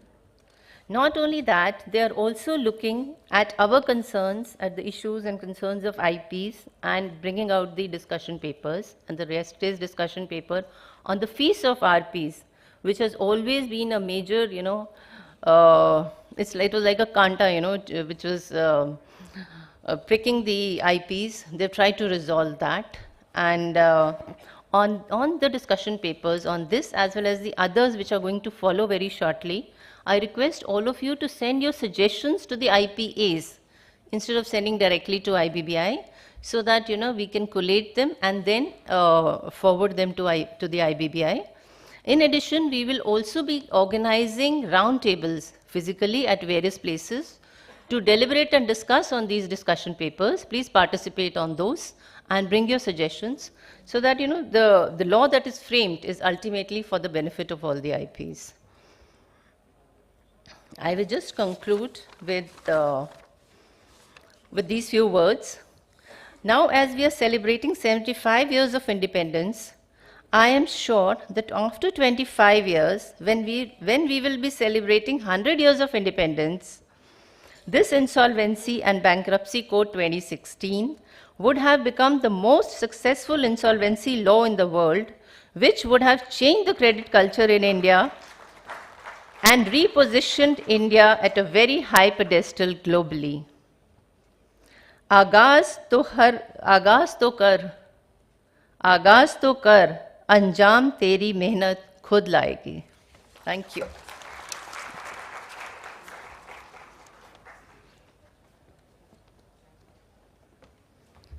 Thank you so much, ma'am, for your comprehensive address. We are extremely grateful to our esteemed speakers for sparing their valuable time and gracing us with their presence today. I request the senior officers IBBI to felicitate the speakers as a token of our gratitude and appreciation. May I request Shri Rajesh Kumar Gupta, Chief General Manager, to kindly present a memento to Shri Kapil Mantri.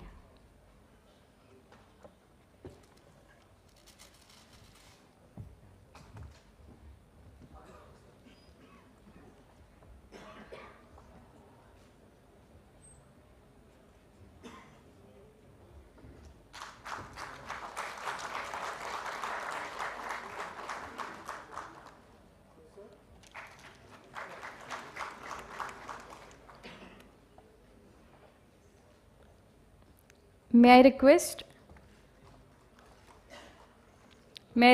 Shri Shiv Anand Shankar, Chief General Manager, to kindly present a memento to Shri Debjyoti Ray Chaudhary.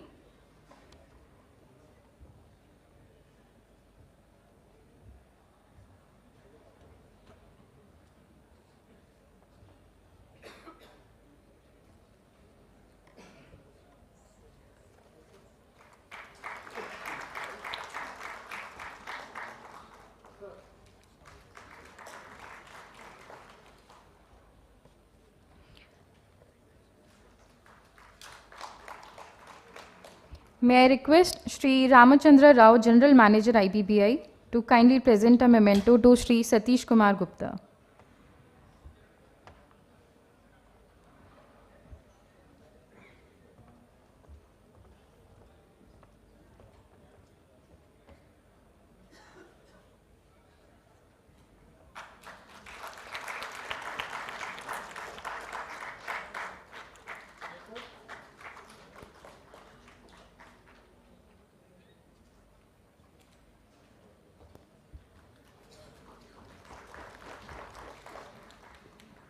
May I request Dr. Kokila Jairam, Deputy General Manager IBBI, to kindly present a memento and shawl to Ms. Alka Kapoor.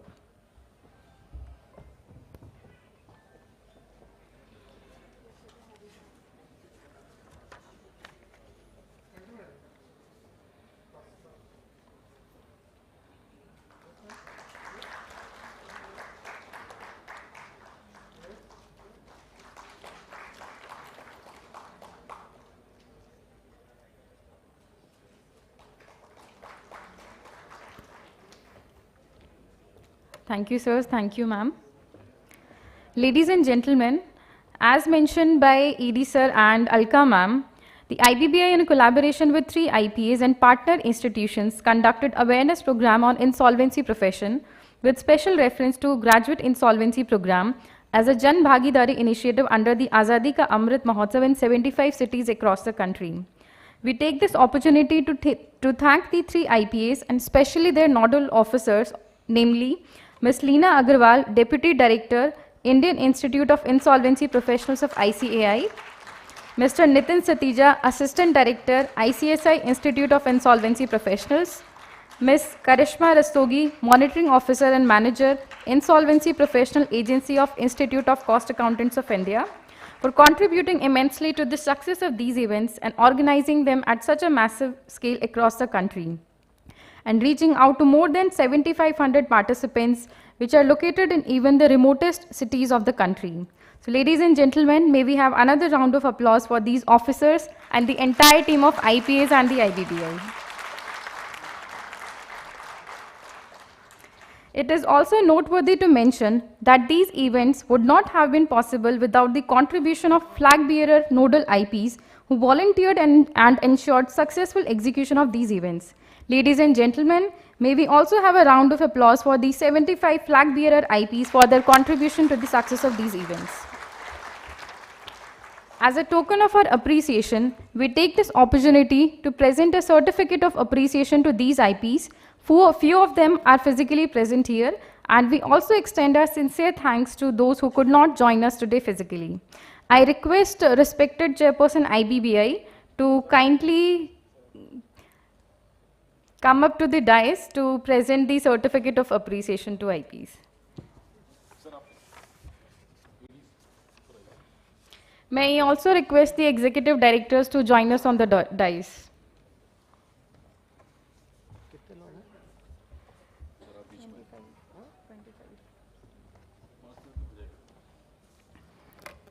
May I request Mr. Akhil Ahuja to please come up to the dais. Ladies and gentlemen, please have a round of applause for these IPs.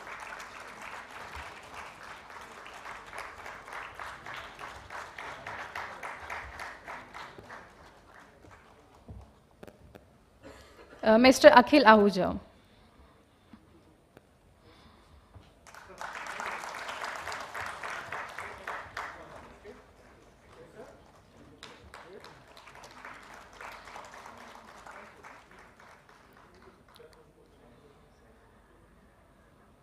May I request Mr. Akhilesh Gupta to please come up to the dais.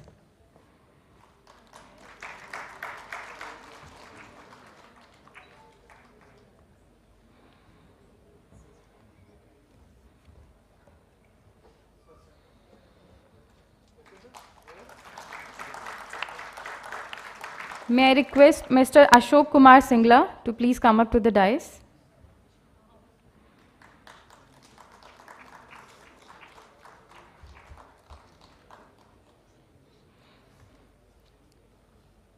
The next IPs in the row may also like to come up to the dais. Mr. Avnish Srivastav.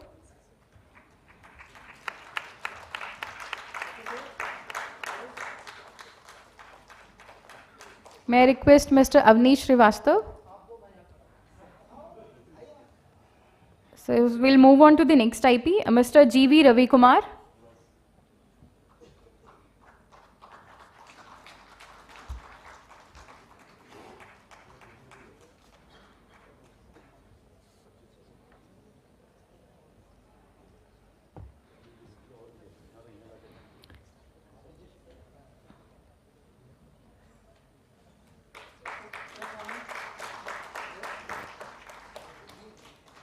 May I request Mr. Gyaneshwar Sahai to please join us on the dais.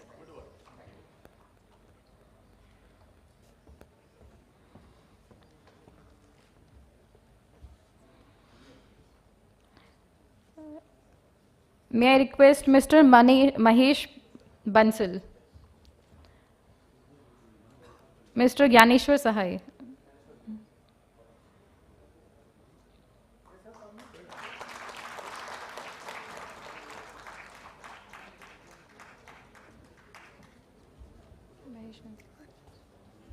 May I request Mr. Mahesh Bansal?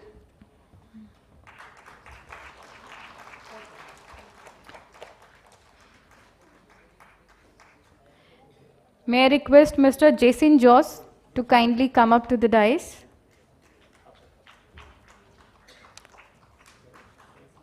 Mr. Jason Joss? Mr. Narendra Kumar Sharma? We'll move on to the next insolvency professional.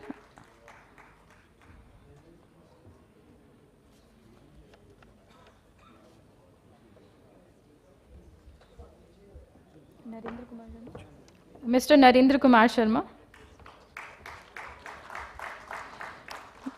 May I invite Mr. Navneet Gupta to kindly come up to the dais?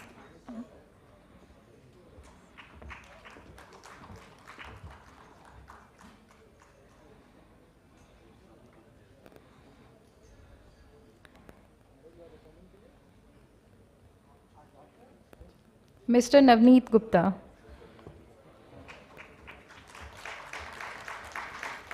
May I invite Mr. Parminder Singh Bhullar?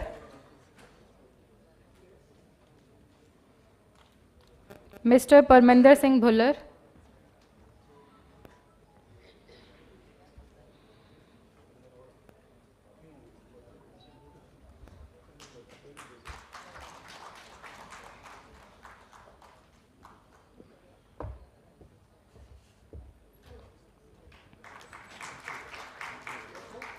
May I invite Mr. Pavan Puri? We'll move on to the next IP, Mr. Pratim Bayal.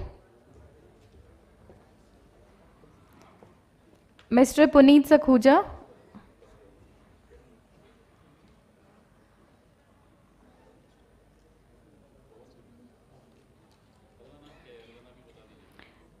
Pavan Puri, Pratim Bayal, Mr. Puneet Sakhuja.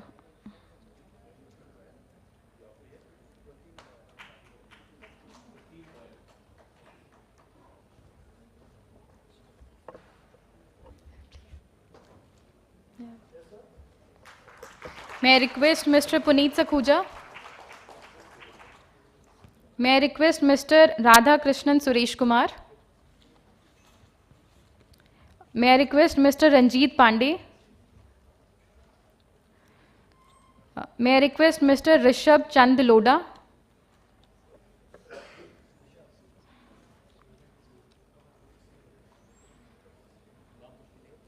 Mr. Rishabh Chand Loda.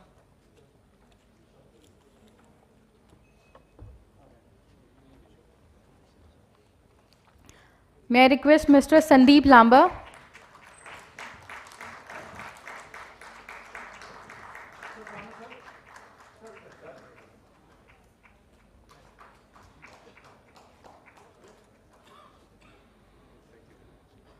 Mr. Sandeep Lamba?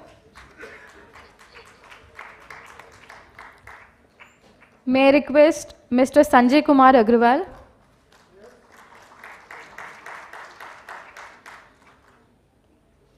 Mr. Sanjay Kumar Agrawal to kindly come up to the dais.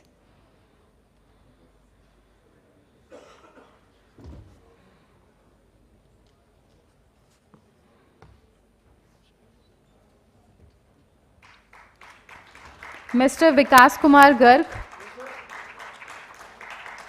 Mr. Vibin Vincent. Mr. Vishwajit Gupta.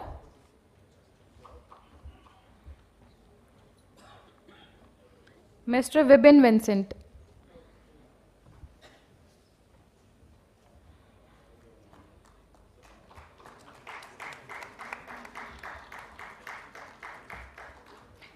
May I invite Mr. Vishwajit Gupta? Mr. Vishwajit Gupta.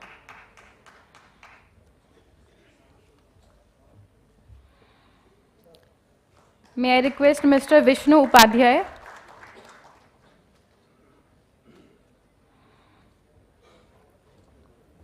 Mr. Vishnu Upadhyay.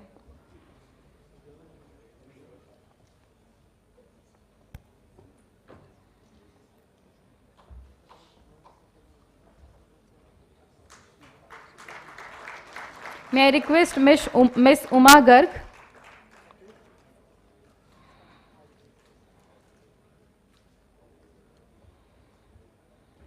Ladies and gentlemen, can we have a big round of applause for these insolvency professionals? Miss Uma Garg.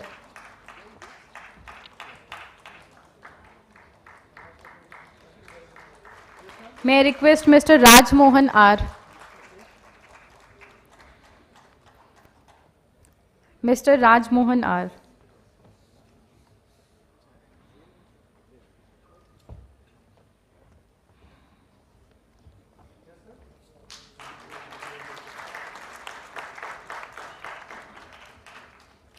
Thank you so much to all these insolvency professionals for making these events a grand success. May I request our esteemed speakers to please join us for a group photograph. Sir.